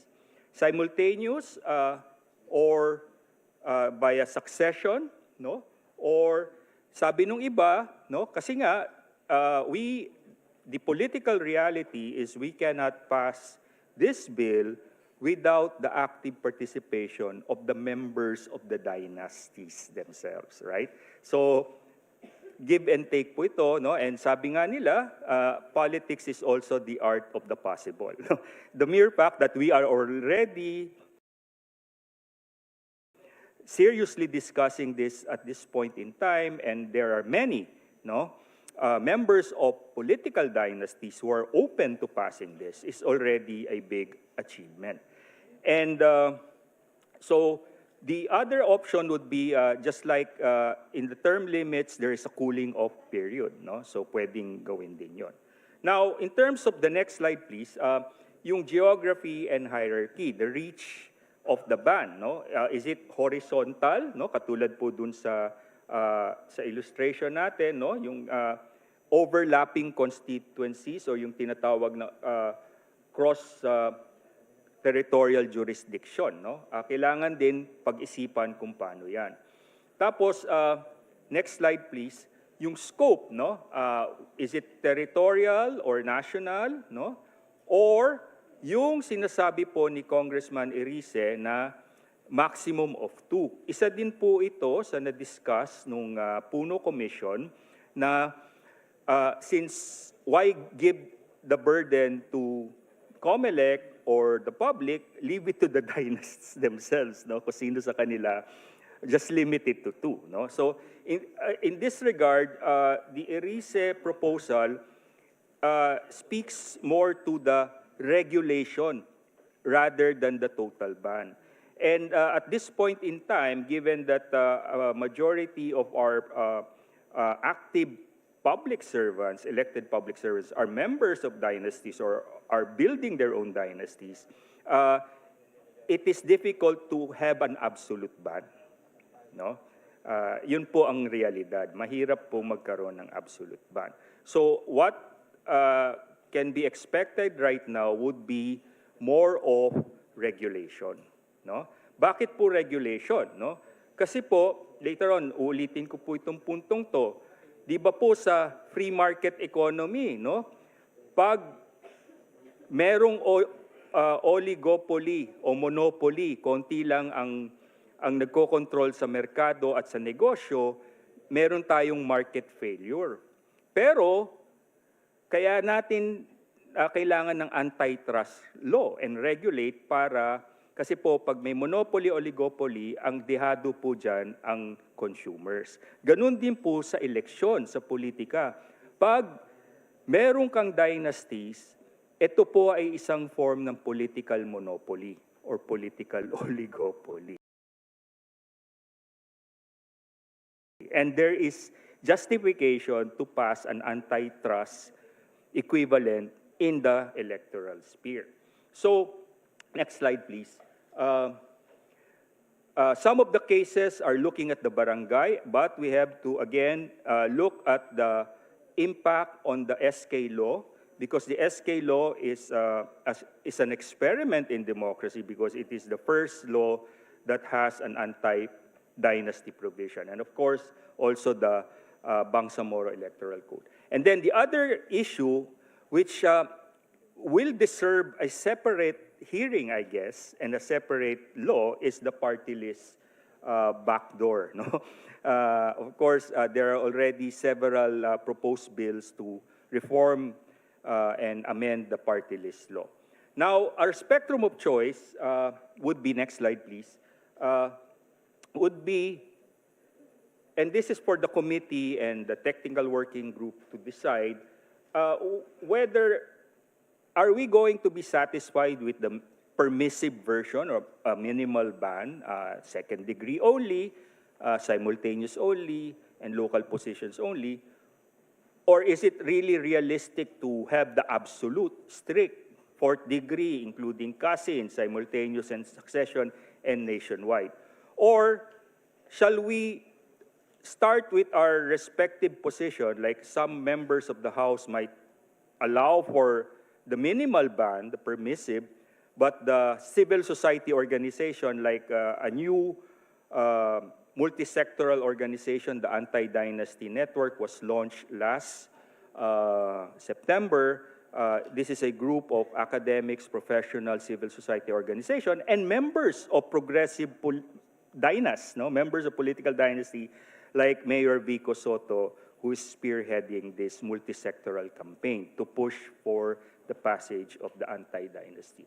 So the position of civil society is the maximum, but many members of civil society and academia are open to negotiating. Magtagpo po tayo sa gitna. Naiintindihan din po namin that there are political incentives and disincentives for pushing for this law.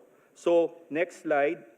So, for example, just a sampling of out of the 20 plus bills, no, we can already see the differences, no, and there is a more comprehensive table that has been circulated to the committee, so I will no longer discuss that. Next slide, please. Also in the Senate, no, supposedly tomorrow there will be a Senate hearing, but they canceled it because of the change in the chair of their own Senate Committee on Suffrage. Now, it has been asked, meron na bang ganitong klaseng batas sa ibang bansa? Next slide, please.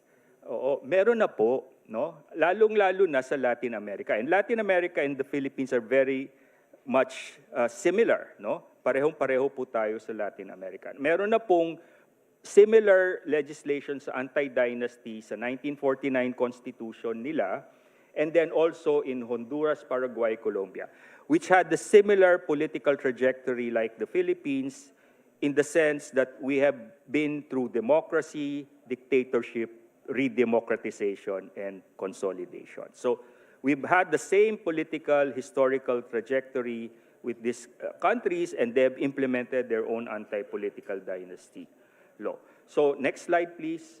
I'm down to my last 3-4 slides, no? So next slide, please. There, no? So as was mentioned, SK and Bangsamoro Electoral Code, and also the civil service rules on nepotism. Next slide, please. Okay. Yan. Ngayon, ito po ang pinaka-importanting gusto po naming i-share sa committee, no? There have been several studies that have said, no, this is the Philippine Institute of Development Studies, Ateneo School of Government, LaSalle Institute of Governance. Balik po tayo dun sa previous slide, ayan.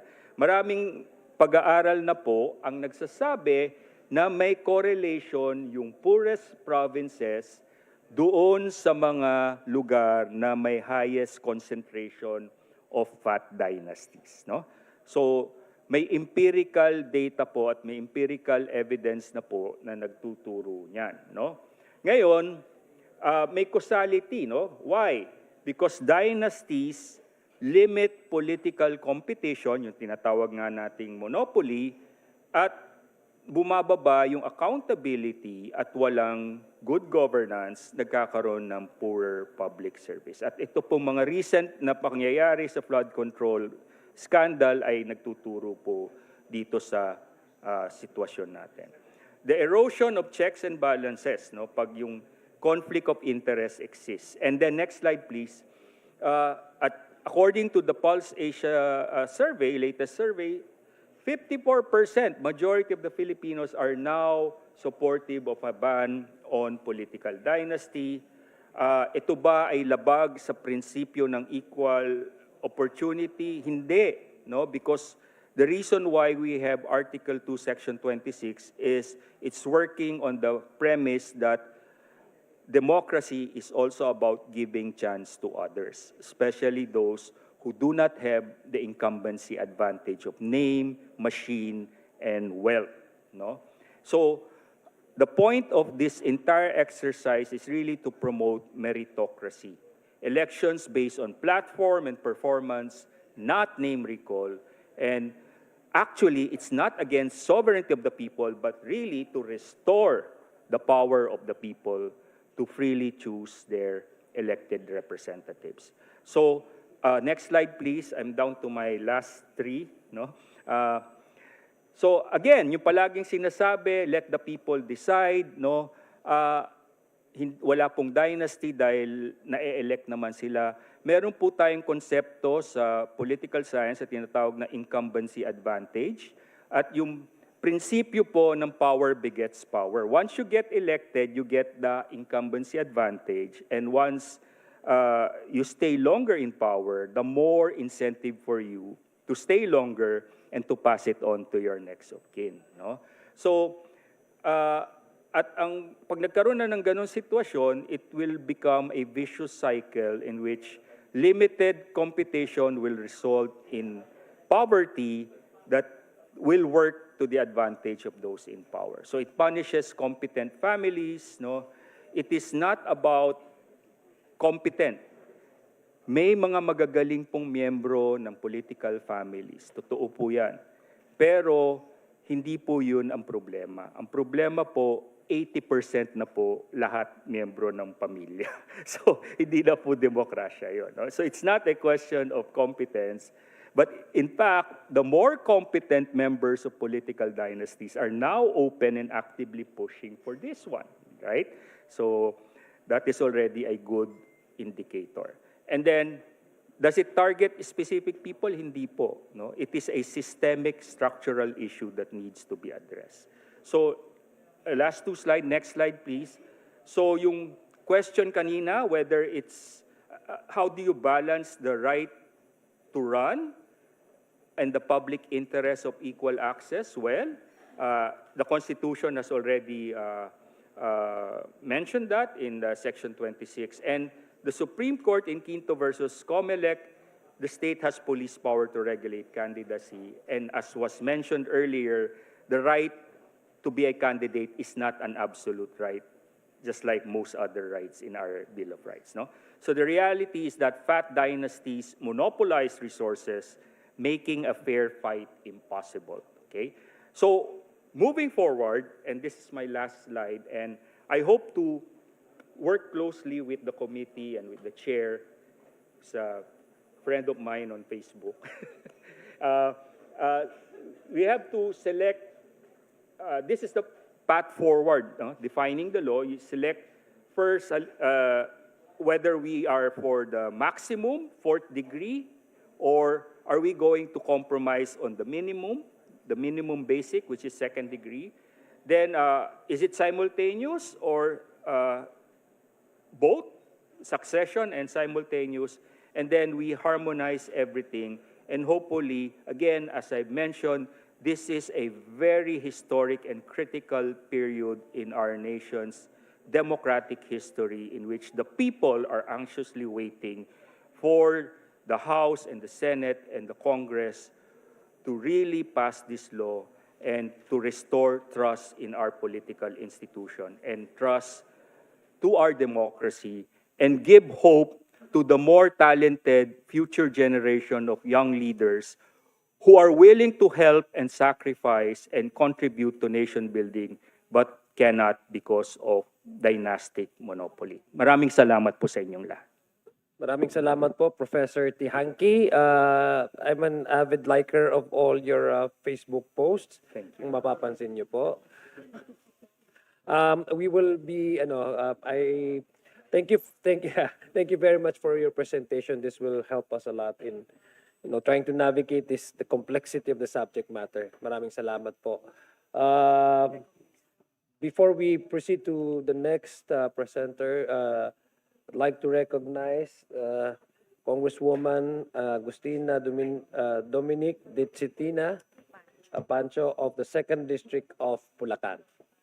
Later on, may mga, I'd like to request all guests to please remain po kasi there will be several questions that will be asked by our members of the committee. So, stay put lang po tayo. Malapit na po tayo matapos. Also, Deputy Speaker, JJ Kunghun, thank you, sir, for joining us here today. So, we proceed to the next guest, Dr. David B. Yap. He's the author of the book entitled Political Dynasties in Poverty. He is now working with the House of Representatives, Director of the Congressional Policy and Budget Research Department. Dr. Yap, please. Kailangan kong sabihin sir, yun that's para not me. mag-shorten yung mo. That's not me. mo. Hi, good afternoon po, Mr. Chair, esteemed members of this committee. Before I begin, I'd like to emphasize that these views are my own and not the official position of the CPBRD. So I preface my prepared statement with a specific definition of a political dynasty.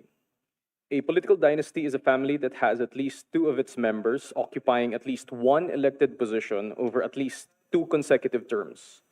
The longitudinal component deserves emphasis as it is integral to the definition of a dynasty. The implied succession is what signals the transmission of political capital from one family member to another. This can then be argued to be the basis of the argument that dynasties diminish competition within a democracy. Scions of political dynasties are, in essence, bequeathed advantages in elections by their forebears and crowd out non-dynastic candidates.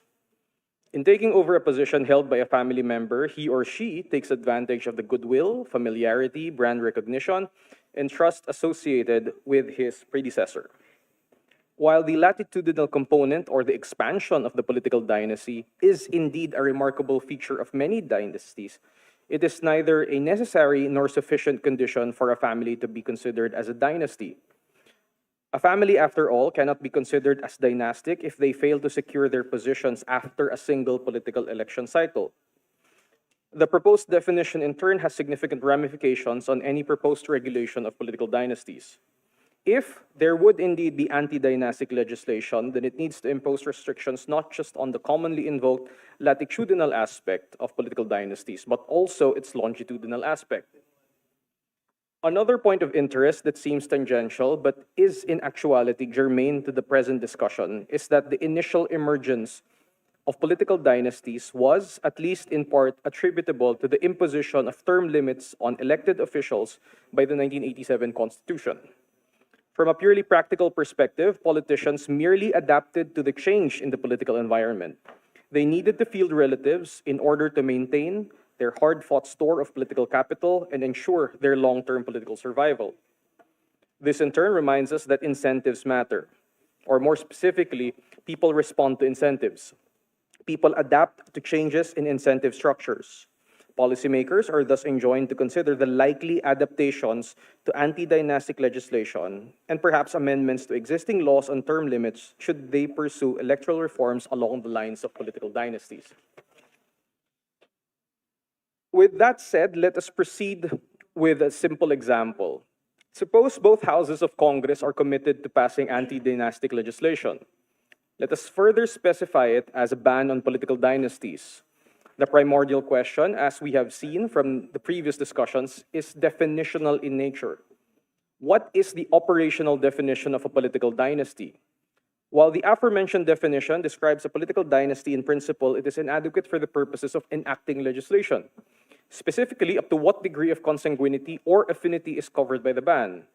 If the ban on political dynasties extends up to the first degree, then existing and prospective dynasties can simply field siblings, grandparents, and grandchildren in their stead.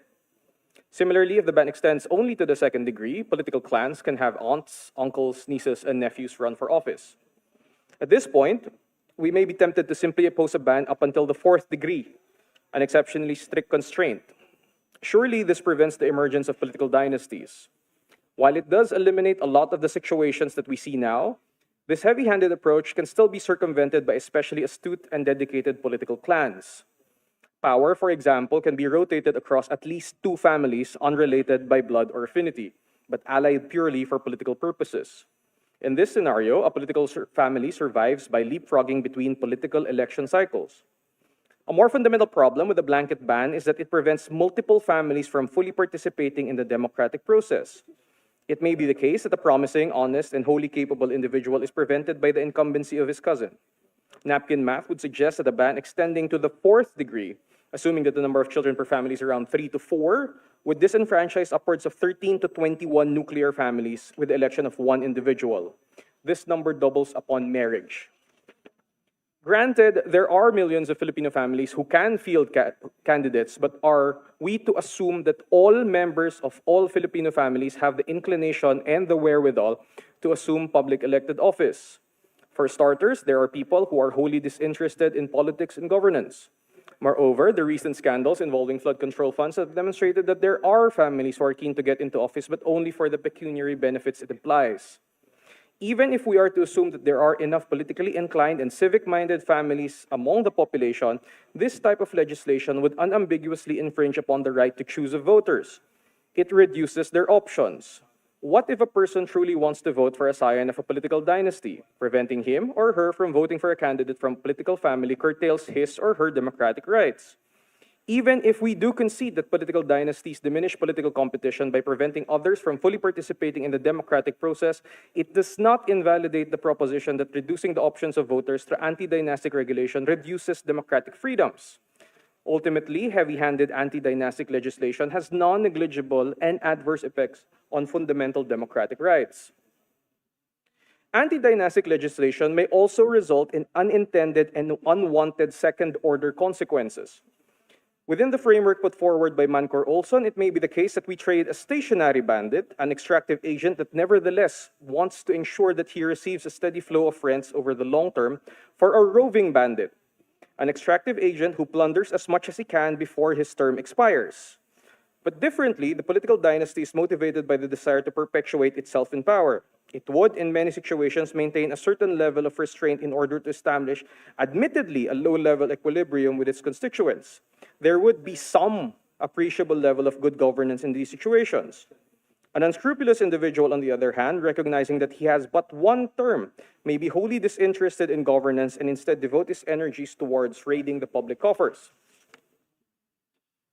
On the topic of the relationship between political dynasties and poverty, it is important to disabuse ourselves of the reductive proposition that political dynasties cause poverty.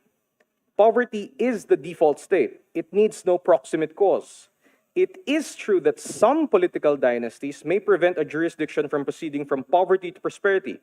By monopolizing political power, they dismantle systems of checks and balances and redirect resources for public use towards personal ends. It is, however, also not true that all political dynasties aggravate poverty.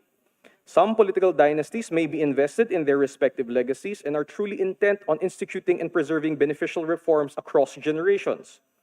Our work on dynasties over a decade ago found that the effect of political dynasties on poverty was hugely dependent on the location of the province.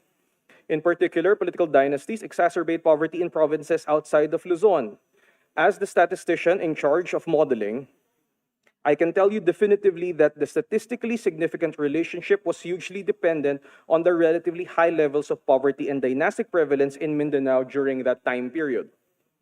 But differently, the stability and validity of the model was wholly contingent on the interaction variable for the location. It is also instructive to consider the converse. Poverty may create political dynasties. Privation, for example, can make voters markedly more susceptible to patronage politics.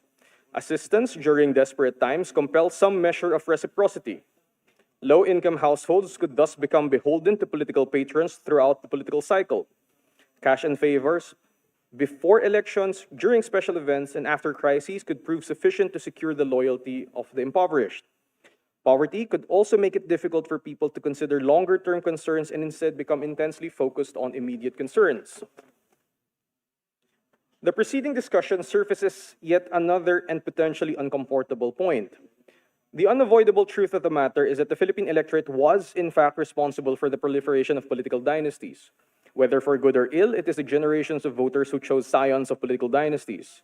We may not agree with their choices, but if we are committed to the principles of democracy, we are obliged to respect their choices. The imposition of anti-dynastic legislation can, in a way, be viewed as a tacit admission that there are right and wrong electoral choices, and more importantly, that many Filipino voters cannot be trusted to make the right choice. More to the point, in recognizing that the emergence of political dynasties was the result of the choices of our voters, then it stands to reason that it is well within their power to dismantle political dynasties even without legislation. An alternative solution to the problem at hand may not be the reduction of freedoms, but the expansion of freedoms, particularly to access to quality information regarding candidates and the responsibilities of the positions they hope to hold. Finally, I would just like to pose this particular question.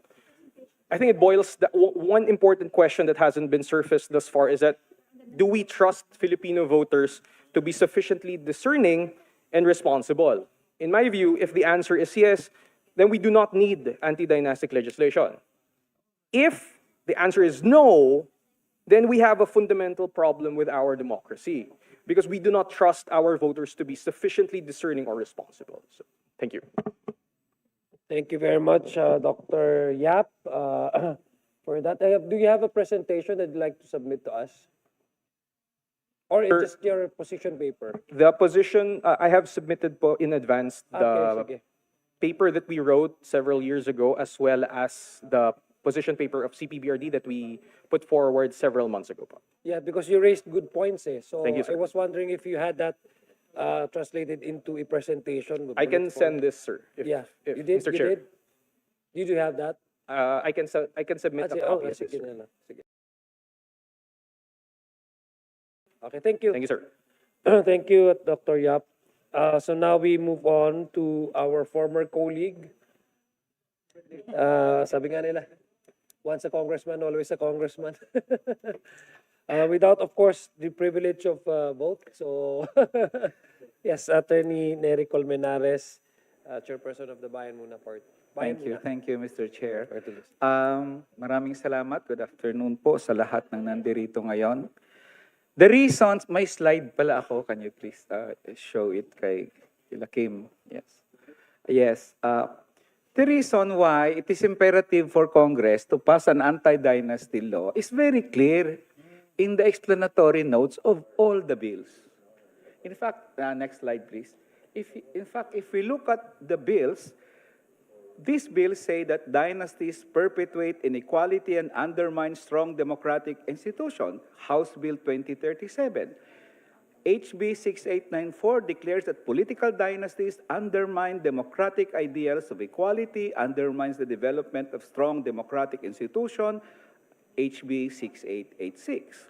Dynasties reduce political competition. HB 2037. The fundamental aspiration of fairness, equality, and genuine public service is hindered by the absence of an anti-dynasty law, HB 6671, which I think is authored by the Speaker.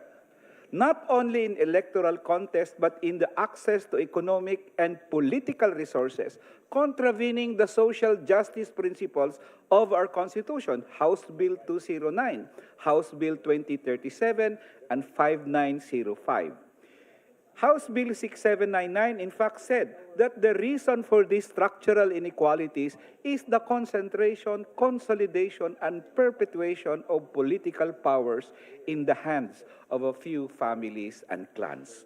So klaro po sa mga bills na yan, I will no longer delve on it. It endangers a patronage system, HB 209, 2037, etc., Mr. Chair. Next slide, please. Next slide.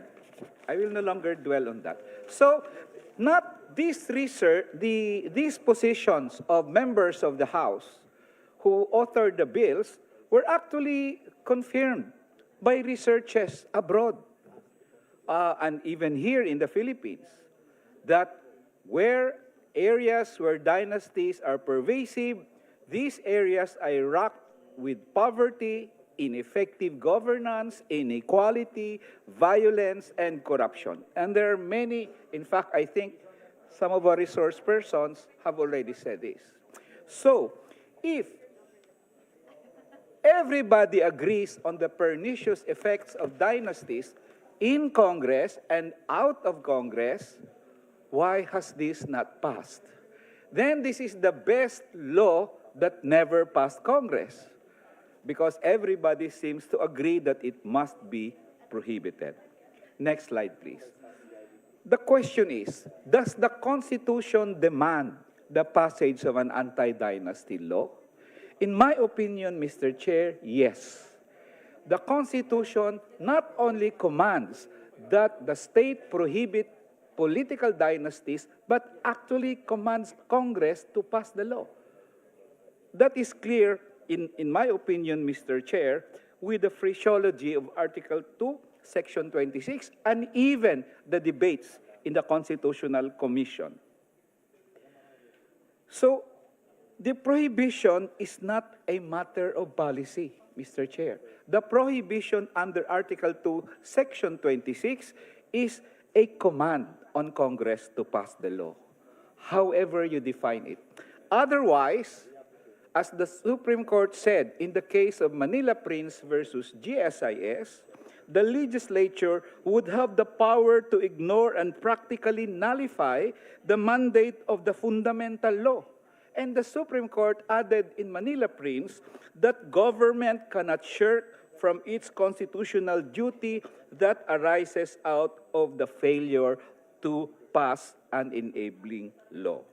So, following this constitutional command, Mr. Chair, and due to the public clamor at the time, and in fact there were ideas of a people's initiative to pass a law that prohibits political dynasty, the House of Representatives actually followed that constitutional command and passed an anti-dynasty law, at least in the committee level. And maybe Congressman Rufus was there too. Next slide, please. And that is House Bill 3587. In 2013, for the first time in history, the House Committee on Suffrage and Electoral Reform tackled and approved House Bill 3587, an act prohibiting the establishment of political dynasties, which prohibits two or more persons within the second degree of consanguinity or affinity from running or holding elective positions in local and national elections. Yun ang pinasa ng Committee on Suffrage. And I remember that day when then Chairperson Fredinil Castro, who banged the gavel and said, "This bill is approved." The media ganged up on him immediately, and he was really bewildered, Mr. Chair. And after that, he asked me, "Neri," because I was the author, "Neri, what is all this fuss about?" And I said to Chairman Fred Castro, "Fred, you just made history." Kasi first time yun na nangyari, Mr. Chair. Balik lang sa slides, please. the House of Representatives made an historic move to conduct deliberations on House Bill 3587 on second reading from May to December 2014 until the period of committee amendments, Mr. Chair, umabot dun on May 13, 2015, where the House deliberated on the bill. Unfortunately, my term here is I know of no report of a similar approval in the Senate. So talagang it was a Mona Lisa situation. Hindi siya talaga papasa. Next slide, please. Now, many of the provisions of HB 357 are contained in or similar to provisions of the pending bills now. In 3587, a political dynasty exists when two or more individuals who are related within the second degree of consanguinity or affinity hold or run for national or local in successive or simultaneous or overlapping terms. That was the provision. With regards the relationship and the prohibited acts, no person within the second degree of consanguinity or affinity, whether legitimate or legitimate, full or half-blood, to an incumbent official seeking re-election or another candidate seeking re-election shall be allowed to hold or run for local or national elections in the same election. So the bill that passed the committee did not make any differentiation as to what jurisdiction the dynasty law applies. Next slide, please. But what was the most debated provision, Mr. Chair, during the time? The most debated provision at the time was whether to allow only one or two dynastic relations to hold public office. That was the level of discussions. Section 3 of House Bill 3587 says a political dynasty exists when two or more individuals who are related within the second degree of consanguinity or affinity hold or run for national or local. Walang distinction.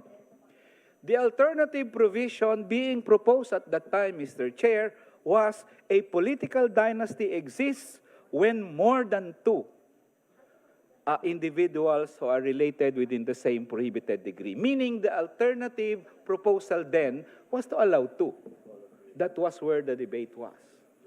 So, in the end, as I mentioned, it did not pass the House. Next slide, please. But this is my reading of the, I wasn't able to read all, but the degree of consanguinity or affinity. Congress can act if it is a command of the Constitution that Congress passes a law. It's a mere selection on the part of Congress whether select second degree as proposed by nearly 11 bills or fourth degree relations as proposed by House Bill 209, 4784, 5905. And in my opinion, Mr. Chair, it should not be a deal breaker. That's the first. Prohibition in any election. For me, Mr. Chair, this is the gist of this discussion. For me, in my opinion, if Congress really intends to pass a genuine anti-dynasty law, it can select from the bills which applies the prohibited relations in all public office, whether national or local, which is proposed by 209, 4784, 2037, House Bill 5905, 6886, 6799, and 6826. So for me, if we distinguish, which was not an issue in 3587, between national or local and various provinces, then there will be instances when 5 or 10 or 15 or more public officials have dynastic relations, which not only will defeat the constitutional intent, Mr. Chair, but could even get the ire of the public. Baka sabihin ng publiko, nagpasa pa kayo ng anti-dynasty bill, 5-10 rin pala yan in the end.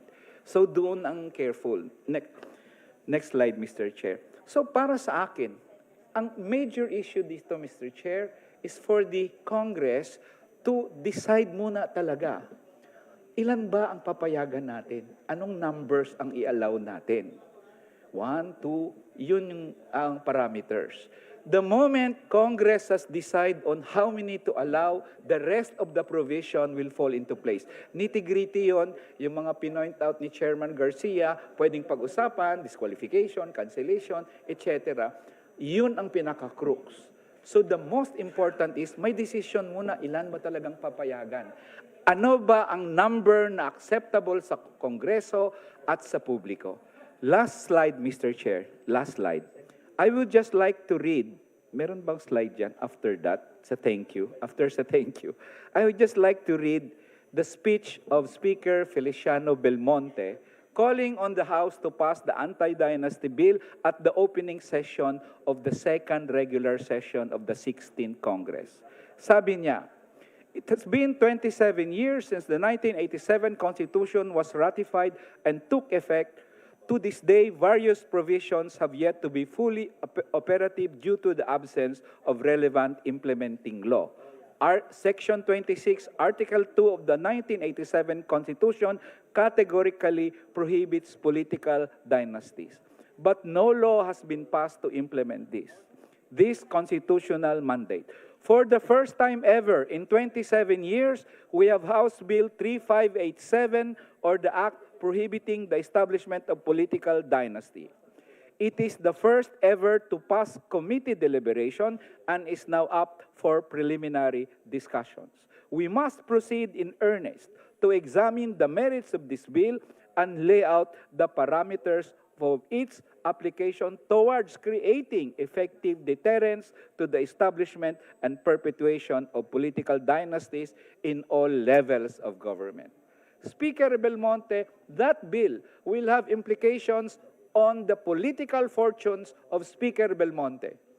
In the same manner, that bill will have an impact on the political fortunes of Congressman Fredinil Castro. But they passed and approved and supported it, and there will be sacrifice, Mr. Chair. There will be sacrifices from among our leaders, but I really hope that the constitutional command for Congress to pass a law must be fulfilled and satisfied, Mr. Chair. So it's about time, Mr. Chair, that the House of Representatives and the Senate, both houses of Congress, to pass an anti-dynasty law and take out what many of the authors, all of the authors of the bill, believe as a pernicious and destructive impact on our society, the political dynasties in our country. Thank you, Mr. Chair. Thank you po, Congressman Colmenares, and thank you for, to walk us through memory lane. But what we can assure you at this point in time, I think at least on this Congress, is we will pass this anti-political dynasty.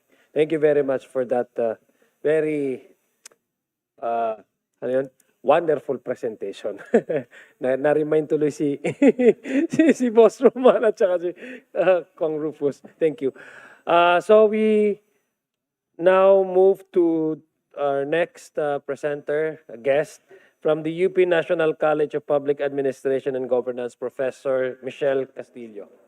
Professor. Thank you so much po. Isang mapagpala at mapagpalayang hapon po sa ating lahat. On behalf of Dr. Christopher Bercy at the UP National College of Public Administration and Governance, we'd like to thank you for giving us this opportunity na maging bahagi po ng napaka-importanting pag-uusap na ito sa polisiya ng anti-political dynasty. So I'll be sharing with you the insights from our position paper, which we've already shared with the committee. And so let me just read some of the key points as well. The struggle to prohibit political dynasties in the Philippines is a battle for the soul of our democracy and a stride towards better governance that can truly promote the welfare of every Filipino.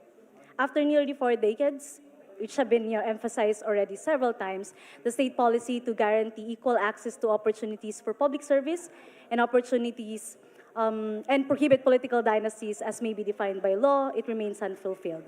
The widely studied impacts of dynastic politics, including poor quality of governance, dismal socioeconomic outcomes, and worsening levels of poverty and inequality, underscore that this long overdue legislation is not merely a matter of legal compliance or constitutional compliance even, but an urgent and a moral imperative towards a just society, inclusive progress, and sustainable development that every Filipino deserves. The select members of the UP-NCPAG, together with the Governance Reform, Innovation, and the Transformation Collab, we are manifesting our strong support for the immediate enactment of an anti-political dynasty law. And again, I'll be sharing some of the key points from our position paper. The recent corruption issues involving dynastic officials have obviously turned the tide of public opinion regarding this issue. In place of public resignation, whereas before nagkaroon na lang po ng attitude na okay na to, tanggap na natin yung katotohanan ito, we now have a stronger expression of public indignation against dynasties. Not necessarily because of families, no, but because of the impacts. Meanwhile, the more sober and arguably objective evidence in various studies, which our colleagues from different academic institutions have already presented, they have been consistent in raising the alarms against the negative impact of the persistence of political dynasties in the country. Earlier, it was mentioned that dynasties are inherently neither good nor bad, but evidence on their impact shows that they are actually bad. We use evidence correlating dynastic prevalence to poor governance and dismal socioeconomic outcomes in saying so. And we say that good dynasties are exceptions rather than the rule. In the same way that we have non-traditional politicians, we celebrate non-traditional politicians having wins over these dynastic officials or candidates. But again, they're also exceptions rather than the rule. And let me just share an experience from our college when we coached a mayor from Palawan, from this very small municipality. Hindi siya bahagi ng dynasty, no, pero nanalo siya. And then nung nanalo siya, hinaras siya nung mga nandun sa Sanggunian, nandun sa LGU, precisely because he doesn't know the ins and outs of politics. No? So, na-mention kanina the incumbency advantage, the power treatment effect. Those who already know the ins and outs you can actually really harass those who doesn't know the nitty-gritties of politics. So, anyway, the results of this entrenched system are clear. Persistent inequality, as mentioned, worsening poverty, and ineffective democracy. So much so that scholars and experts would say that we actually don't have a democracy. We have an oligarchy.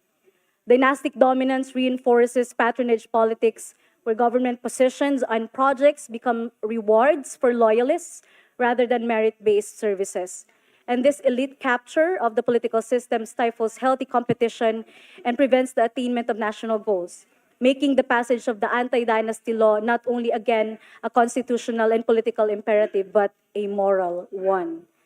Indeed, the consistent failure of Congress to enact a law defining and prohibiting political dynasties as required by the 1987 Constitution, to us, it does not come as a surprise, given that, as already showed by the statistics, majority of those in Congress, including party list representatives, sadly, are themselves part of political dynasties. As another round of proposed bills are being deliberated in the 20th Congress, it's an opportune time indeed for the legislature to strengthen public trust in this institution by performing your responsibility given to you by the 1987 Constitution.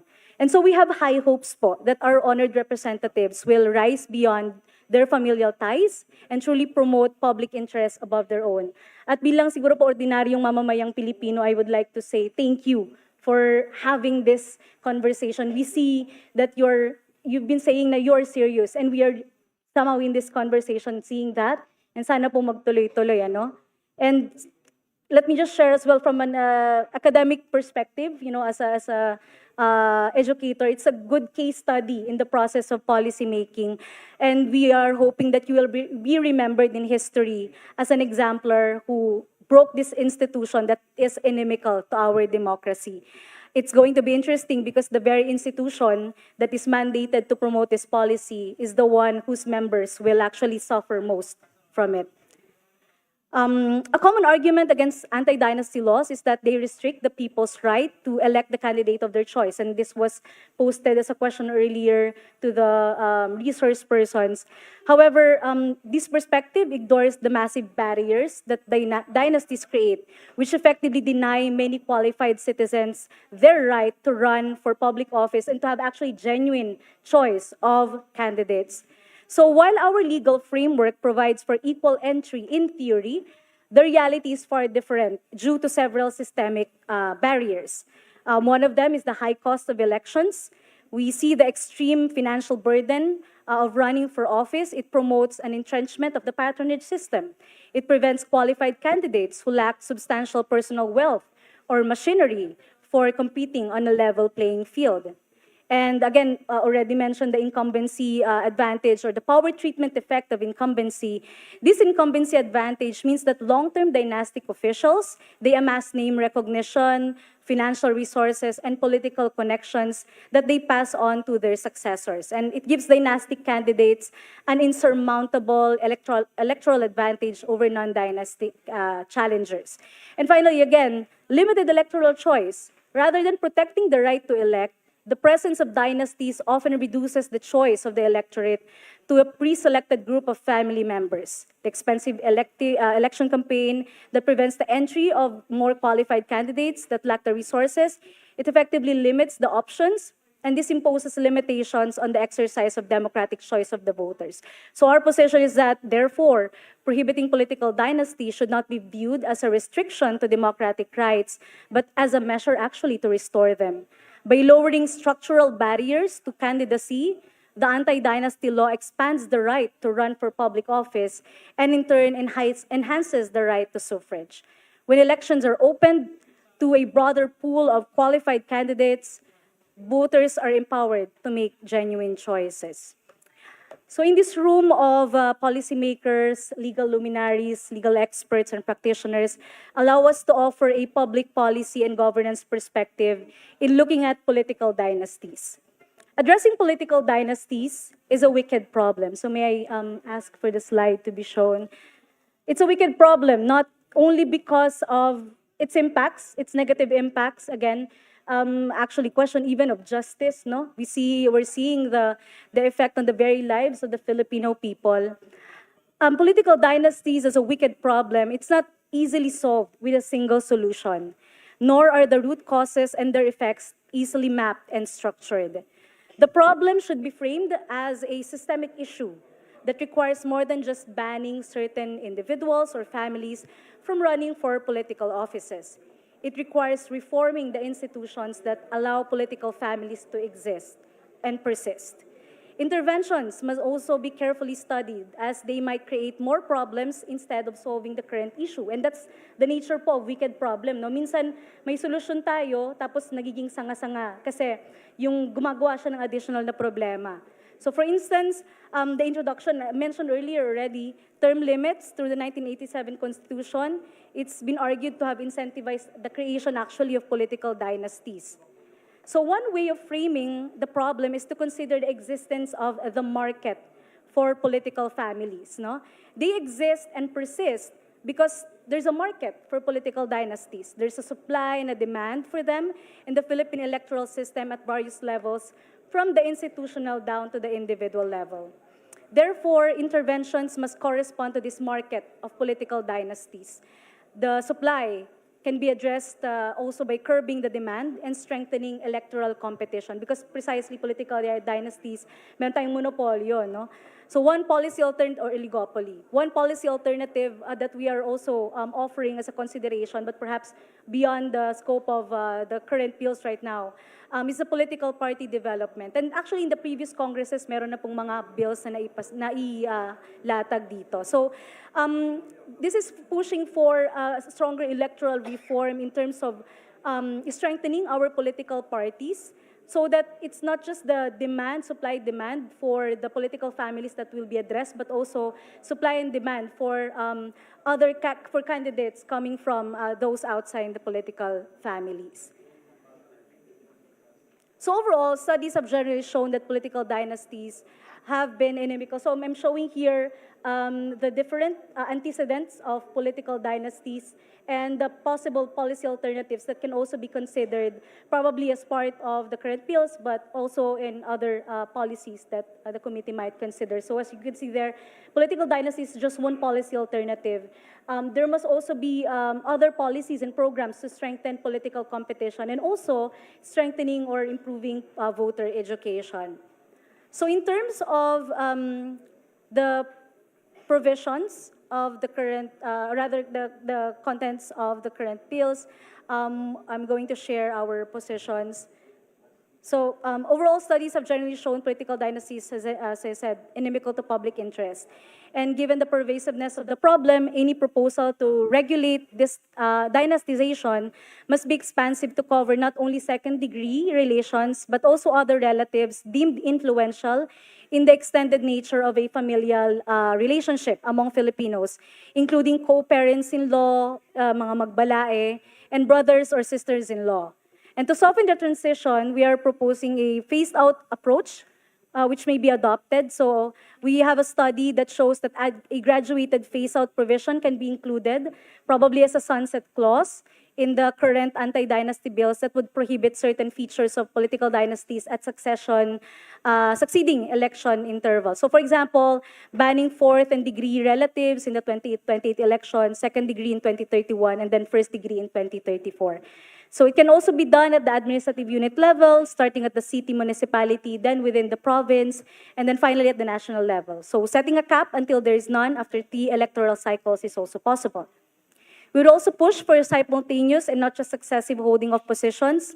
And we've seen the rise, again, as shown by the many studies, not only of thin dynasties, but also the worst effects of fat dynasties. And evidence from scientific studies shows, again, the inimical effect. And areas with more fat dynasties suffer from poor governance and socio-economic outcomes. In terms of implementation, we hope that, again, reinforcing what Chairperson Garcia from Comelec earlier mentioned, in terms of implementation, administrative capacity, perhaps of Comelec, can also be considered, and also voter education. This is from our study on the initial evaluation of the SK Reform Act, implementation of the SK Reform Act. So they have limited resources in terms of implementing and making sure that the enforcement of the anti-dynasty provision, the SK Reform Act, will be effective.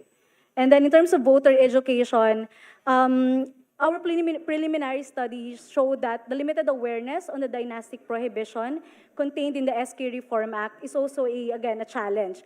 It limits the empowerment of at least in the case of the SK, the youth electorate, not only in exercising their right to vote during the SK elections, but also in exacting accountability among the leaders and those who aspire to lead in the SK.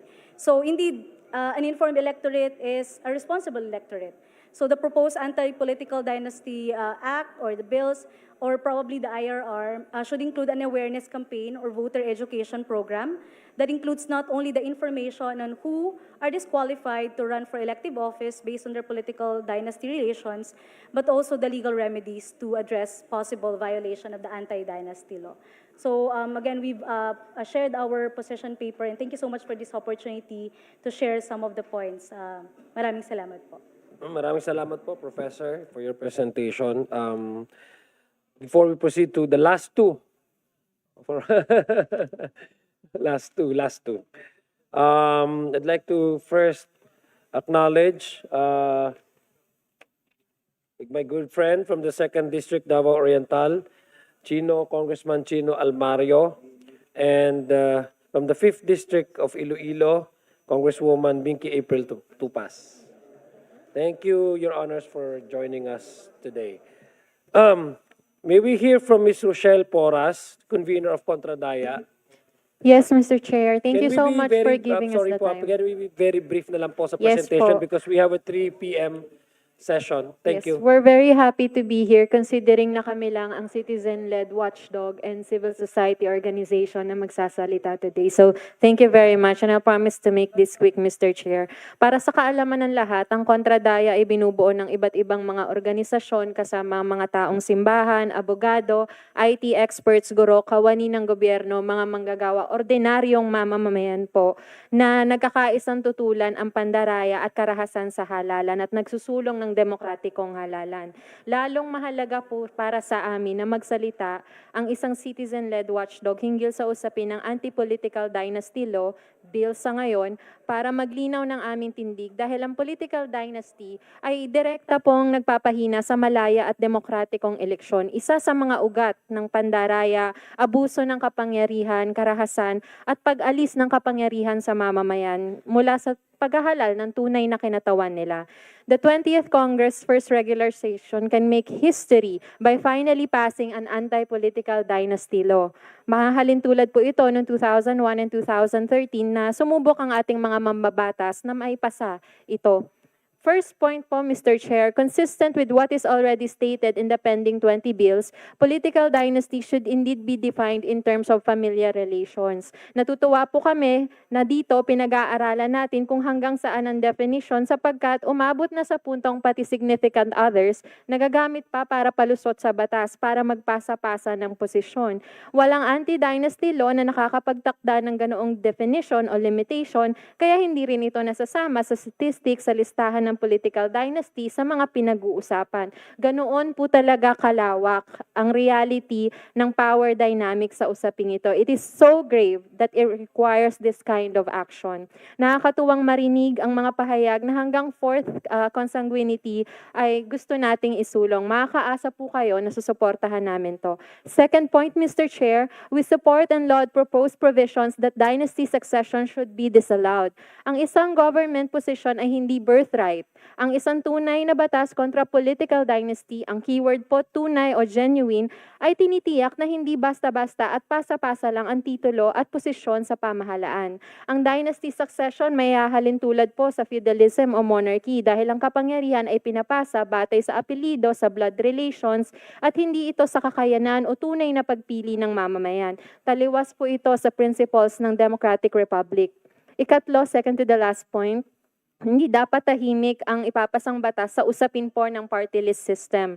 Sa research ng Kontradaya during the 2022 elections, halos 55 to 60% ng party list ang na-flag namin. That means 5 to 6 out of 10 party lists. Dahil sa lantarang koneksyon sa militar, malaking korporasyon, corruption cases, at pinakamalaki po sa percentage na yan, 40 party list ang may direktang connect, kinatawan at suportado ng political dynasties.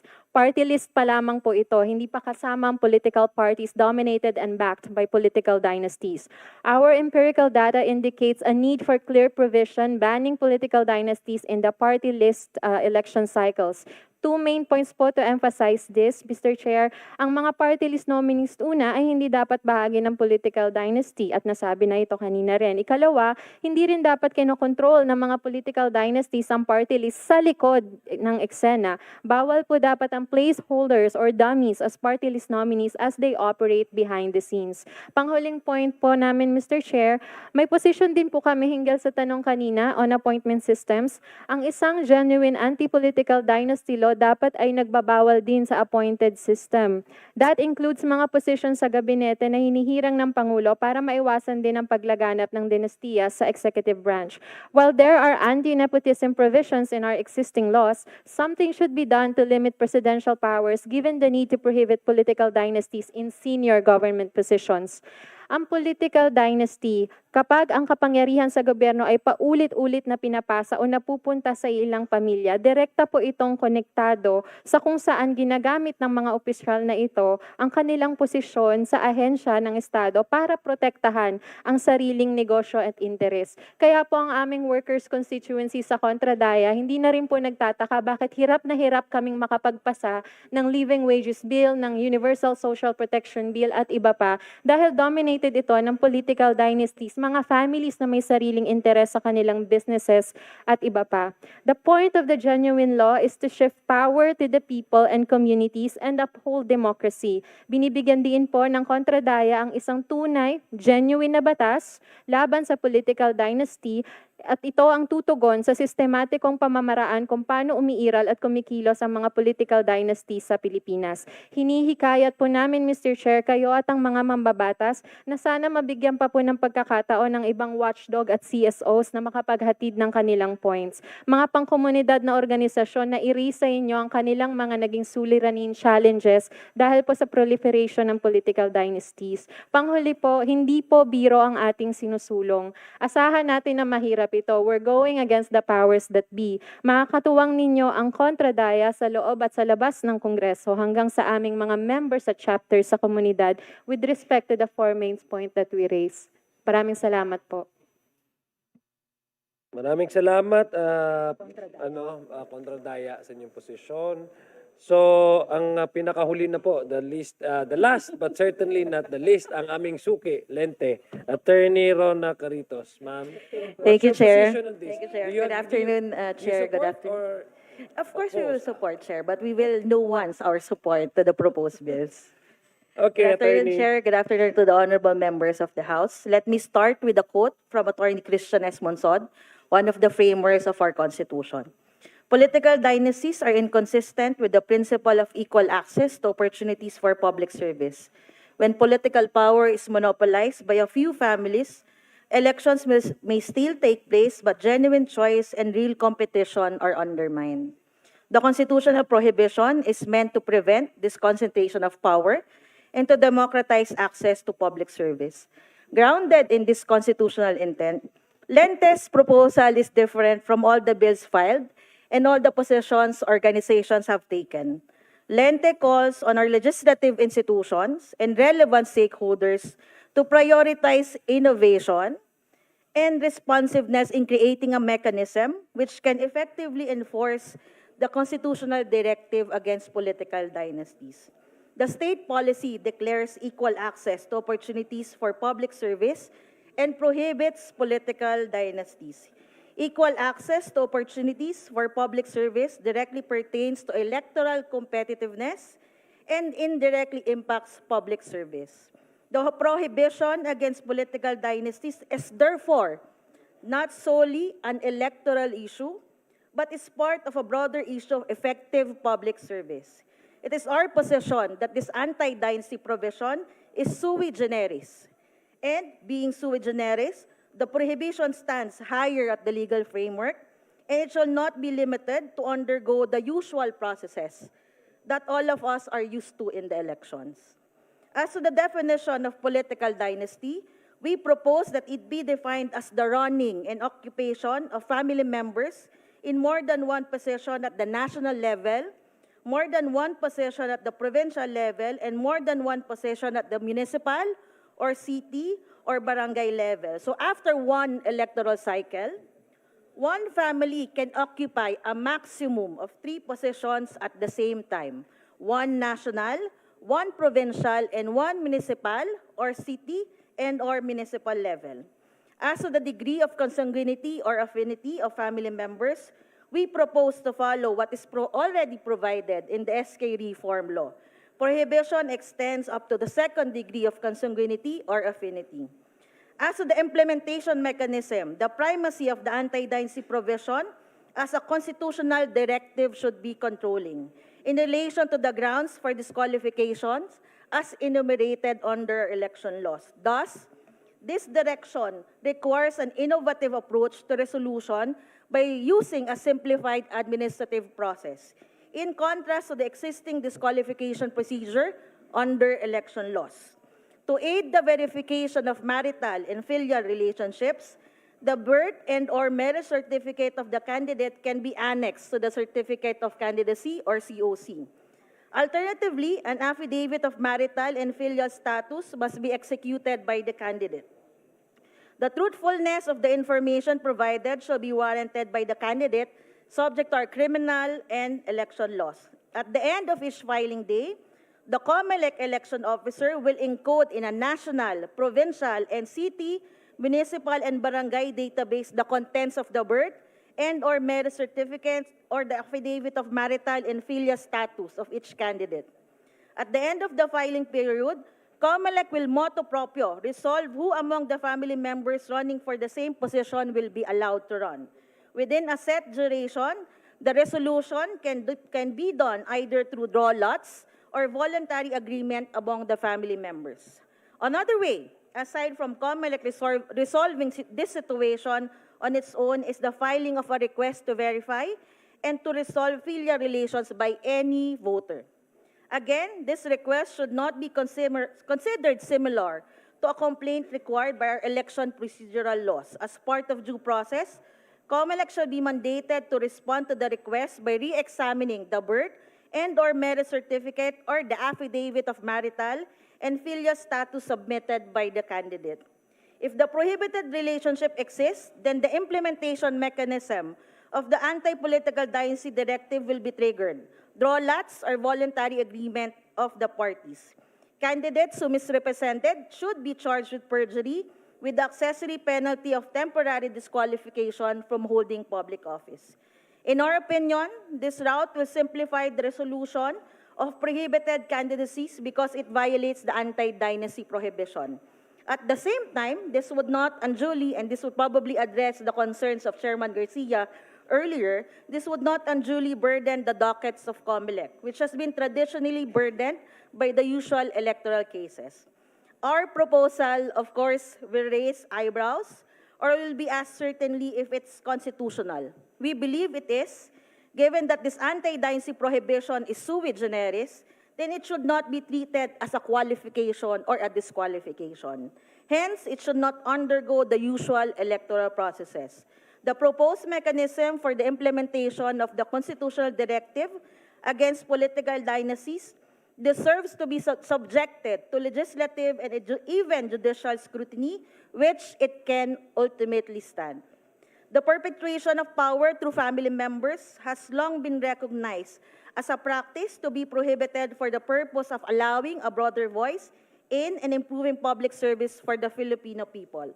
Lente's proposal would give this constitutional directive, we believe, a more effective chance of implementation and truthful to the spirit of our 1987 Constitution. Thank you, Chair, for giving us this time and opportunity. Maraming salamat, Attorney Rona, for the presentation. So we're now, I guess, all of the resource persons. But sabihin ko lang, before we end, I'm sure there are several questions that our members would like to ask.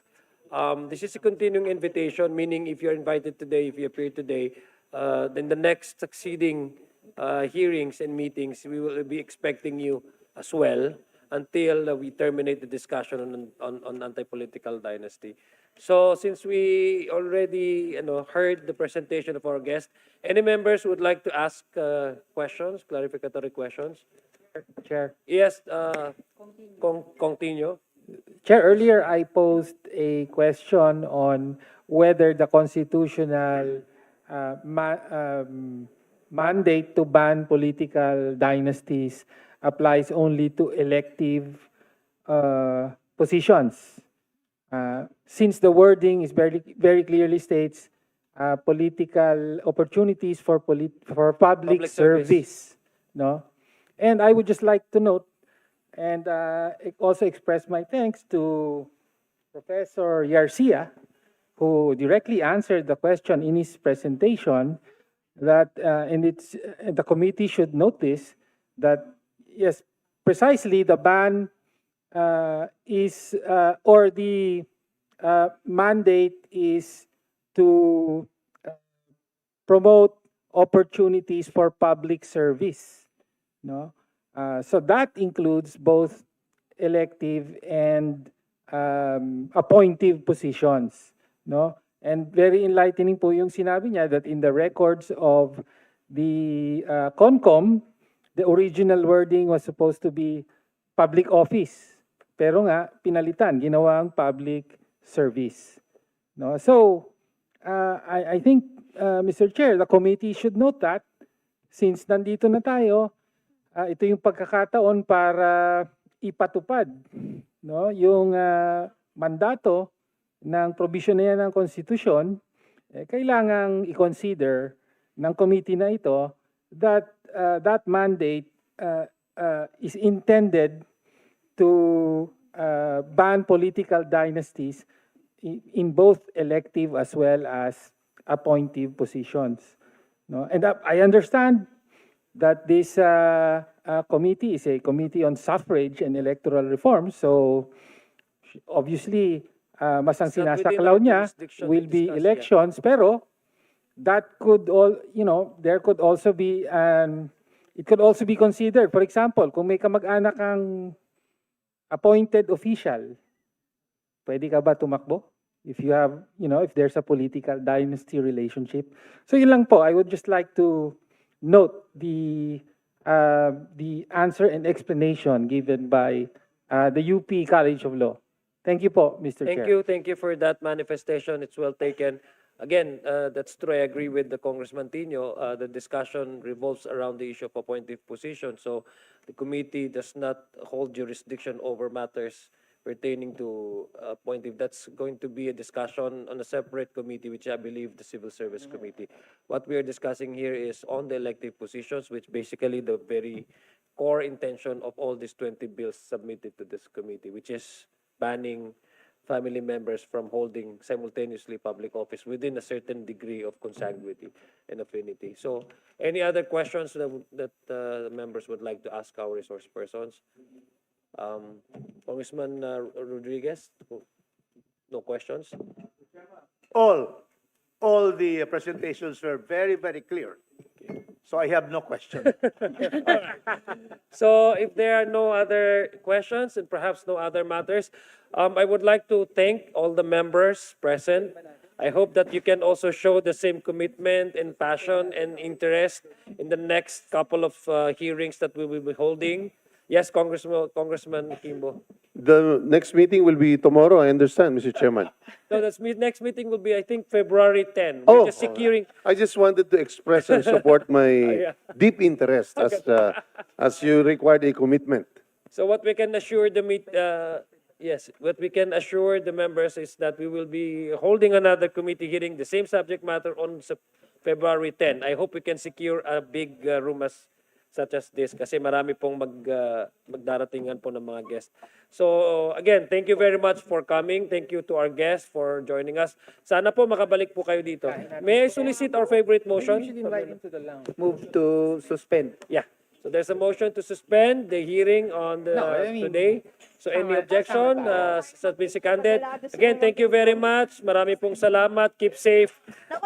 This hearing is hereby suspended. Assalamualaikum warahmatullahi taala wabarakatuh.